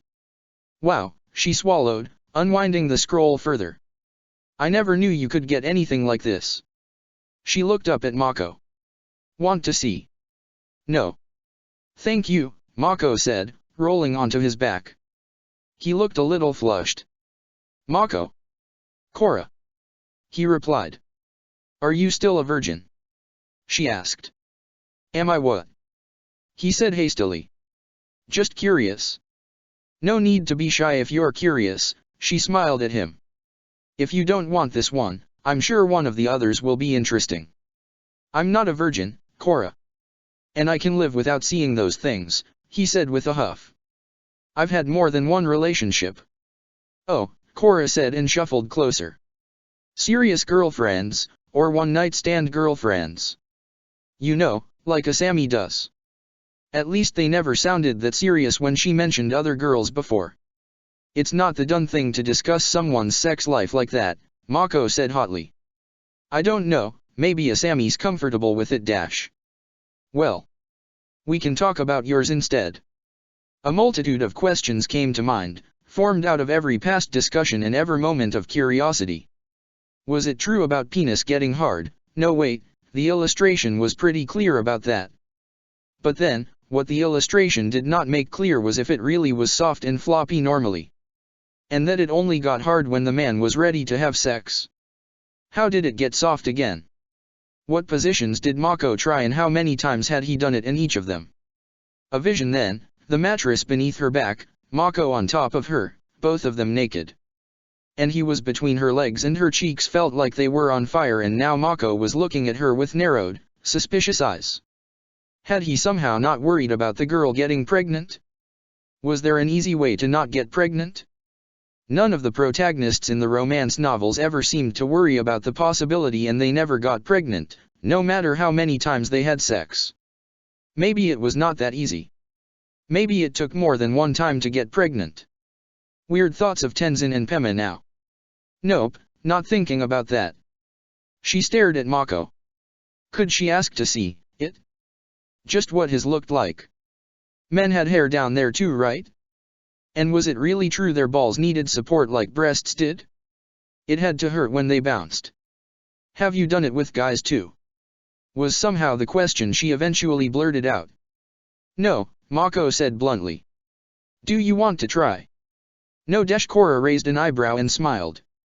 Okay, so I have wondered about it. I just think I like girls more. She kept smiling at him and Mako fidgeted.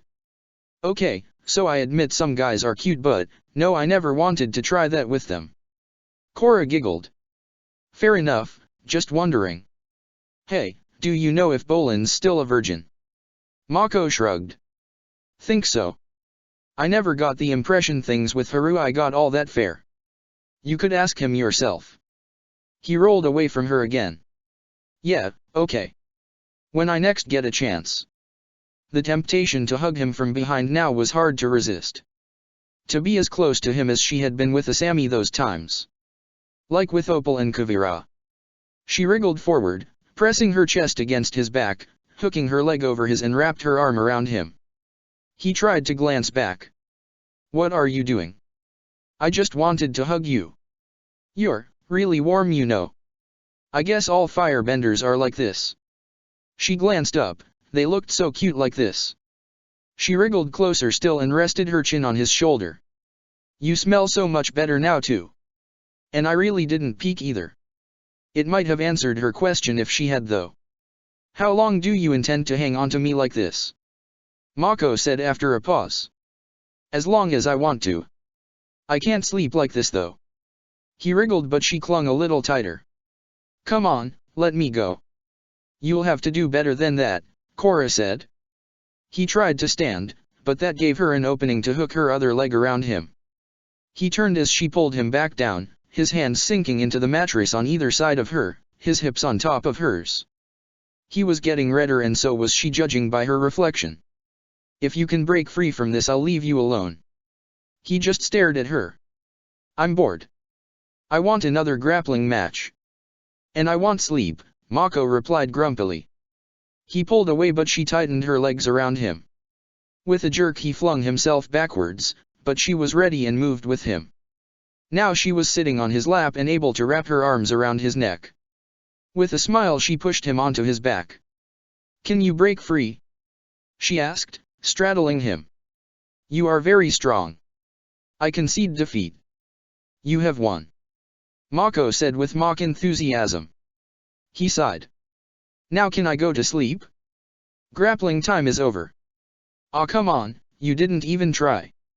This was no fun. Well, you're just too strong for me, Mako said. Fine. Korra pouted and then brightened. Can I at least have my reward? She asked. Reward? Mako blinked at her. What reward? This, she said and darted forward to press her lips against his. Not quite right, much like with Opal she just caught the edge of his mouth. Korra sat up again. What was that? Mako asked as he pushed himself back into a sitting position. A kiss. Did you somehow skip those with your partners? Just get right onto the sex. Korra asked. No. I've kissed before. I just don't understand why you kissed me. I just wanted to know what it would be like. She looked into his eyes. I want to kiss you again. She leaned forward, thrilled by the sensation as her lips made contact. Mako did not react at first but after a moment his head tilted a little and his lips moved against hers. Oh, that felt good. The heat of his lips, their softness against her own. A need was beginning to form deep within her. Just like with Asami before the interruptions. A need that might have become impossible to ignore if she had kept going with Opal. But this was different. Mako seemed as experienced as Asami with respect to kissing, but the experience was so different. There was the tiny nuisance scratching of his stubble against her skin, though that was offset now his hands had come to rest on her back. Mako pulled her closer as his hands inched down her back, in another moment they would be at the edge of her shirt and then he might touch underneath. Just like Asami had. Korra arched her back, trying to coax him to go further, needing him to touch her directly. She could not help the short moan as his fingers schemed across her exposed skin, playing with the hem of her shirt and the waistband of her pants. Her fingers ran over the back of his neck and she slid them down the back of his collar, wanting to feel more of his skin. He smelt of the soap from the bathroom, different again to Asami whose skin always smelt so faintly of her perfume. So different to Opal. Korra wanted more. She pulled back for a moment. Korra, Mako said hazily as she grabbed the hem of his shirt and pulled it over his head. Mako, she replied softly as her gaze flicked across his bare chest and she darted forward to kiss him again. Her arms were around his neck once more, but now she could touch him directly. His skin blazed beneath her fingertips and her hand slid across his back, feeling the assortment of scars in his skin. She stroked along his spine, his back stiffening in response to her touch. His hands were back on her back a moment later, but he did not mimic her action much to her disappointment. She was on the verge of shedding her own top when his hands pushed underneath her shirt and stroked up her back. Korra could not suppress another moan. Mako's tongue flicked against hers for a moment, and his body had definitely started to react. Oh. Oh, that was different. It was not direct contact, not yet, more something she could almost feel and could not help but be aware of it. She wanted to press against it, see how it felt against her through the thin fabrics she was wearing. Or maybe how it felt without any fabric in the way. The thought made her quiver. No, this first, feel it like this first. If she just wriggled a bit closer then. Mako pulled away, panting hard. Korra, enough. We have to stop. Before we get too far. She stared at him, wanting to continue, wanting to get closer. She moved forward but he backed away. She needed this. Needed to resume the kiss, make that untouchable itch more unbearable before finally, and magnificently, relieving it. Too far? She asked, as out of breath as he was. Caring about breathing was the last thing on her mind while kissing. You know what I mean, he said, glancing away from her. Mako. She wanted him. Right now. I don't mind if you're my first. Had she really just said that? Do you seriously mean that? Mako gulped. Was she really ready? More kissing sounded good still.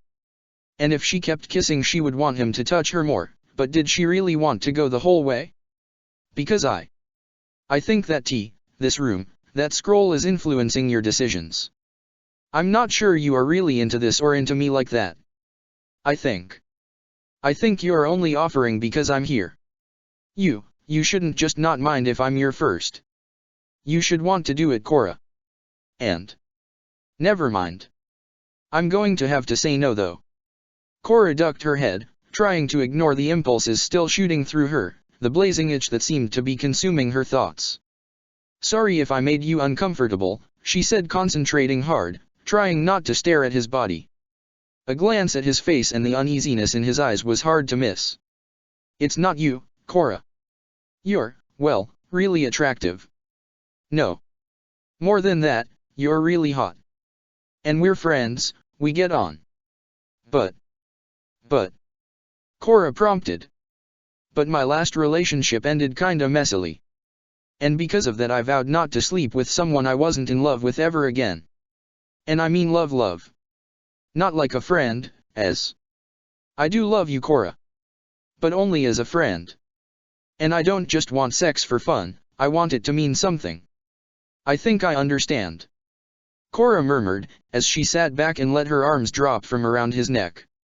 There was a thick smell in the air now, a lustful scent that seemed somehow awkward now things had halted. I love you too. As a friend I mean, she said. Thank you. And I'm not saying you have to do what I'm doing. Have as much sex as you feel like having, Korra. Just, when you're ready. And unless things change an awful lot, I don't think it'll be with me. Mako fidgeted a bit and Korra let herself slide off his lap and onto the bed. He pulled his shirt back on and flopped onto the bed, staring up at the mirrored ceiling. Did you like the kiss? Korra asked. I did. You kiss, he flushed a little. Very well. How about you? Oh, it was great, Korra said as she lay down, trying not to squirm too much. Her body was still all worked up and she needed to at least try and ignore it. Really good. I would have kept going. If you hadn't stopped me. I think. And, you're the first guy I ever kissed. First? Kind of an honor, Mako smiled. Though let me guess, your first ever kiss was with a Sammy. Yeah. She sighed. I think almost everyone figured us out. And first kisses too. Opal and Kuvira were after her, Korra said wistfully. Hey Mako? She asked after a moment. Yeah. Do you think Bolin would agree to kiss me too? Korra asked. Mako started chuckling. What's so funny? What is the thought of him kissing me that absurd? No. Not in the slightest. Of course he'll agree to kiss you. Just ask him next time you can get a bit of privacy. Trust me, he'll be thrilled, Mako said. I'll look forward to that. And don't hold back. Kiss him with everything you've got, he added. Are you telling me to have sex with your brother? She asked, arching an eyebrow. No.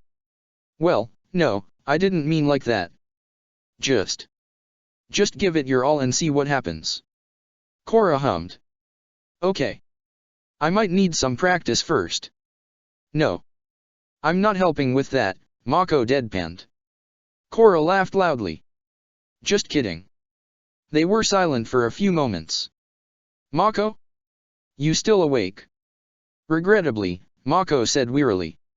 I was thinking about love. So, sorry but I'm curious.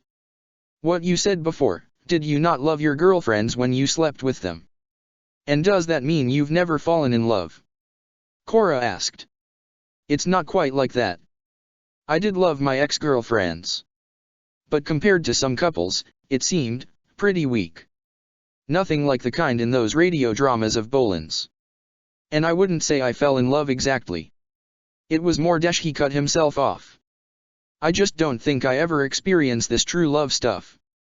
But now, I think I want something more like that from a relationship now rather than what I was doing. Or at least, to really care about the person and not just think they're attractive. And get the same feelings in return. Korra asked. Yep, Mako said with a smile. Do you think there's someone out there, who's not so much waiting for you, but is like someone you're destined to be with? Korra asked. I don't believe in destiny. I believe in choices, Mako said. You're going to choose who you fall in love with? Korra asked, propping herself up on her elbow to look at him. I don't think you really get a choice in the matter. Heart, not the head. Her other hand pressed over her heart for a moment and then tapped her head. At least, that's what I've heard from Asami and Bolin, she added. I didn't mean that, Mako said quickly. I meant, finding someone to love shouldn't be the end of things. It should be a beginning. And falling for someone doesn't mean you have to be with them. Or doesn't mean you should or will be together forever. And in some cases it's pretty bad to wind up like that. Korra hummed to herself. What? I just don't understand how you can have all these ex-girlfriends if you're so good with the love advice now. I mean, I'm really new to relationship stuff. So, I have to ask. Why did you break up with them? What happened? Did you fight or something? Did they cheat on you, or did you cheat on them? She trailed off. Am I asking too much?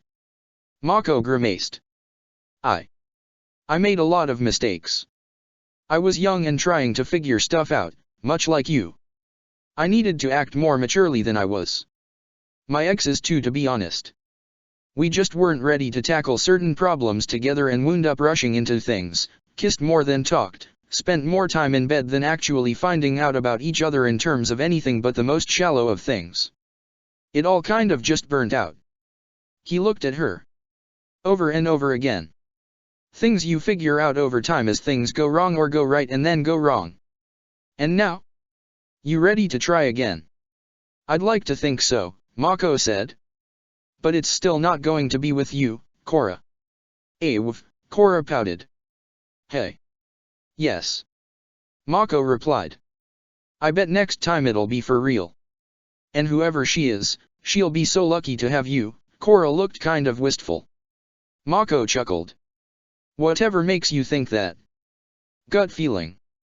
I am the Avatar. Plus you're smart, have awesome skills, you're mature and are very handsome. Thanks. Mako said, blinking. I guess I could say the same for you. Minus the handsome part. Substitute beautiful. Ah, thanks Mako. And, are you looking for love? He asked. I don't know, Korra said. I want to see what it's like. Sex and love. See what it's like to fall in love and see what it's like to have sex. Combining both would be even better. I think. But, falling in love has to be wonderful, doesn't it? So many love stories, happy, sad, and anything in between. Bolin's always talking about love and dramas. I just wonder if something so fantastic can actually exist. But then Aang and Katara's story was so beautiful and it was so much like some of the legends. Well, from my limited personal experience, I would say romance stories are always exaggerated and too good to be true. Reality is less picturesque. Doesn't hurt to dream though, does it? Korra asked. Maybe. The unexpected still happens. I mean, Mako grinned. If you asked me a year ago if I thought I would be in bed in a love hotel with the Avatar after I kissed her, I would have told you it was absolutely impossible for someone like me. Korra laughed.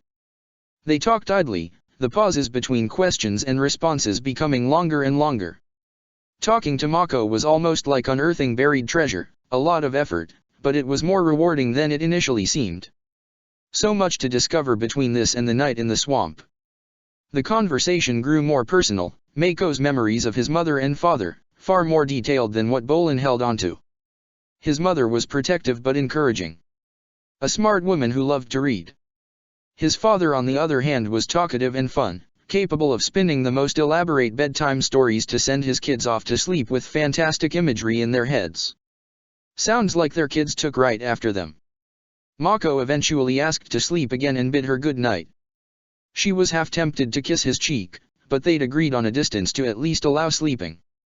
Best to leave him alone now. She stared at his lips, unable to forget the feel of them against her own not long before. No. He had said no. Korra sighed. Sex remained a theoretical concept, and one still to experience. There seemed to be a substantial difference when experiencing it, depending if she was with a man or a woman. Making love with a Sami would assuredly be very different to having sex with Mako. And one potential partner did not seem to have a greater appeal than the other. Both intrigued her. Both would surely be different. There were some fundamental anatomy differences for one thing, though based on Asami's books there was a way to compensate it seemed. Oh. So that's what those things in the cabinet were. Curious, a momentary temptation and Korra thought better of it. Was it necessary to choose in the end though? Did it have to be a woman or a man? Could it be both? An interesting thought, lying here with Opal and Mako, Asami and Bolin, Opal and Kuvira, Opal and Asami. Maybe Opal and Bolin. Not Mako and Asami though, that was never going to work. She had never formerly thought about it like that. Or was it best to wait for love, like Mako was? Did it have to grow into more? Would people expect her to start her own family? The notion felt so foreign, so alien. Her own children, new people forming inside her and whom she had to carry and care for. Of course for that to happen she would have to sleep with a man. The sensations of Mako's body so close to hers, pressed so tight against hers came again and she squirmed again, tried not to shake the bed too much and disturb Mako. Or what if it had been Bolin? She still wanted to know what it would feel like to kiss him. Kiss him, have sex with someone.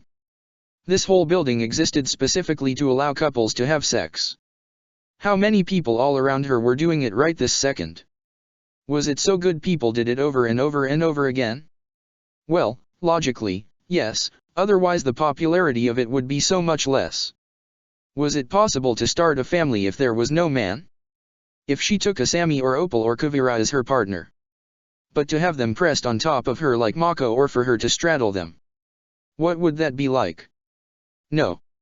She was thinking about family. Well, there was adoption, but even then, what kind of mother would she be? A son like Milo was a terrifying prospect, though a child like Jinora, Ikki, or Rowan sounded fine, at least she figured she could cope with raising someone like them. At least there was not an expectation for her like Aang no doubt had to tackle. The necessity of repopulating, and he alone able to. How many kids could a woman have? Was it even possible to take care of kids and be the Avatar? Could she? Would she be able to raise children and be a good mother? Korra glanced over at her bedmate. Mako was fast asleep. They had agreed to stay on opposite sides of the bed, but she just wanted to be close to him. She wriggled slowly across the mattress until she was almost touching him and until she could feel how warm he was.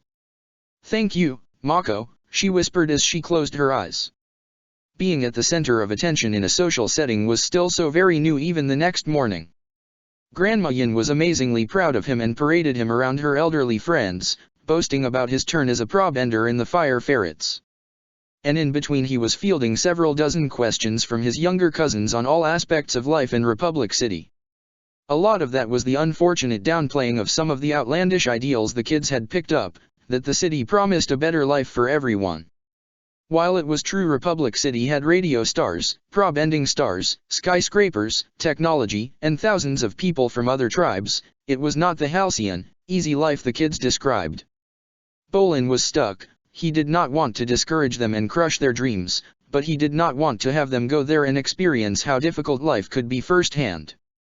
Meanwhile, the family's paranoia started to get to him. Some aspects of the equalist attack in Republic City had made the news, but people changed the subject quickly in the presence of a stranger if anyone dared speak about it at all. The day passed easily enough, and Kuvira made no move to make contact. If Korra and Mako had gotten to Zaofa, then Archie would be due back tomorrow or the day after. Nothing to worry about. 3 days later and Bolin was getting worried. No response, no Archie, no Kuvira. Where had she gone? He covered for her, saying she was also visiting relatives elsewhere and would be back soon. And there was nothing he could do but wait. The Kuvira addressed the note directly to Opal. She should respond in kind rather than running to Tenzin and have him swoop into the city with Oji. On the evening of the third day he was helping clean up after dinner and almost missed the radio broadcast at first. It took long moments for him to remember where he had heard that same voice before. "Greetings, citizens of Ba Sing Se. I speak now to those non-benders within the city walls. Rejoice, for the time is at hand when thanks to the spirits I shall make everyone in this city equal. For there to be no more benders." The signal cut out, an announcer hurriedly apologizing for the childish prank. Bolin could not suppress the shiver of familiarity, and his family were very much not assured. Grandma Yin still held her faith in the Earth Queen, but even she did not seem how to deal with the incident. The broadcast marked a tipping point. If there had been rumors before about people plucked from the streets, they paled into the events of the next day as the police swarmed into the area and began arresting a huge number of suspected equalist allies. Men and women dragged away demanding to know why, others begging for their lives. Scuffles broke out and angry shouts filled the streets. Bolin looked on from the balcony, unsure how to respond as one of his cousins arrived home in tears. "Yin? What? What is it?" Tu asked. "Lee," she sobbed. "He joked about the equalists and the police. They started hitting him. Please, do something." Bolin started moving before he realized he had and rushed out into the chaos of the streets. Fighting 2 policemen was easy, and it seemed somehow absurd how well he was doing against the pair. These were weak earthbenders. Prob-ending or advice from the actual avatar. No matter. It was him versus the police, no one else was at all willing to step in to help. Most hung back watching while others took advantage of him as a distraction and hurried away from the confrontations. It was only after the second officer fell and a distant figure demanded he stay where he was that Bolin realized he was in trouble. "Lee, Yin, hide," he said as he ran from the approaching figure. "Stay indoors," he called over his shoulder. The police would recognize his face and going straight back to his family might plunge them all into trouble. How could he do that to them when they had been so warm, so open, and so welcoming? He needed to hide for now. Remain calm and wait for Archie. And if possible lead the police on a false trail, just like being back in the slums again. If Mako had been here, he could lead the cops in a different direction to confound them before doubling back over the rooftops to meet him. Usually that split the pursuers and it was simple to lose them in the slums. Doing this kind of thing alone was much less fun, though at least no one was that close to him. He stopped 30 minutes later, ducking into a narrow alley as he awaited pursuit, his heart hammering in his chest. Nothing to do now but wait and run again if necessary. Hours passed. It had to be okay now, right? Bolin checked the street and seeing no one in uniform he cautiously headed back towards his family. Maybe he could cook for the whole family when he got there. That was going to be a lot of food. Wait. There was something behind him. More figures in dark clothing and wide hats dropped from above. He could take on one opponent, but there were 3 here. He could still cope. Wait. His attacks were all missing and he was soon on the defensive. Unlike the police, these were superior benders. Something clipped the back of head and darkness seemed to swallow him in a moment. Bolin jerked into wakefulness. He could not move, thick rope around his waist prevented any movement. Someone was moving in the darkness nearby. What do you want with me? He rasped, his mouth parched. Is this about the police? I'm sorry, but they shouldn't have attacked Lee. That does not concern us. A voice said from somewhere ahead of him. We worry that you defended someone and convinced others he is not allied with the Equalists. But he's not, Bolin insisted. Not our concern either, the voice replied. A bright light flicked on. The voice droned out a phrase it proceeded to repeat, there are no Equalists in Ba Sing Se. Check the description for the links to the author.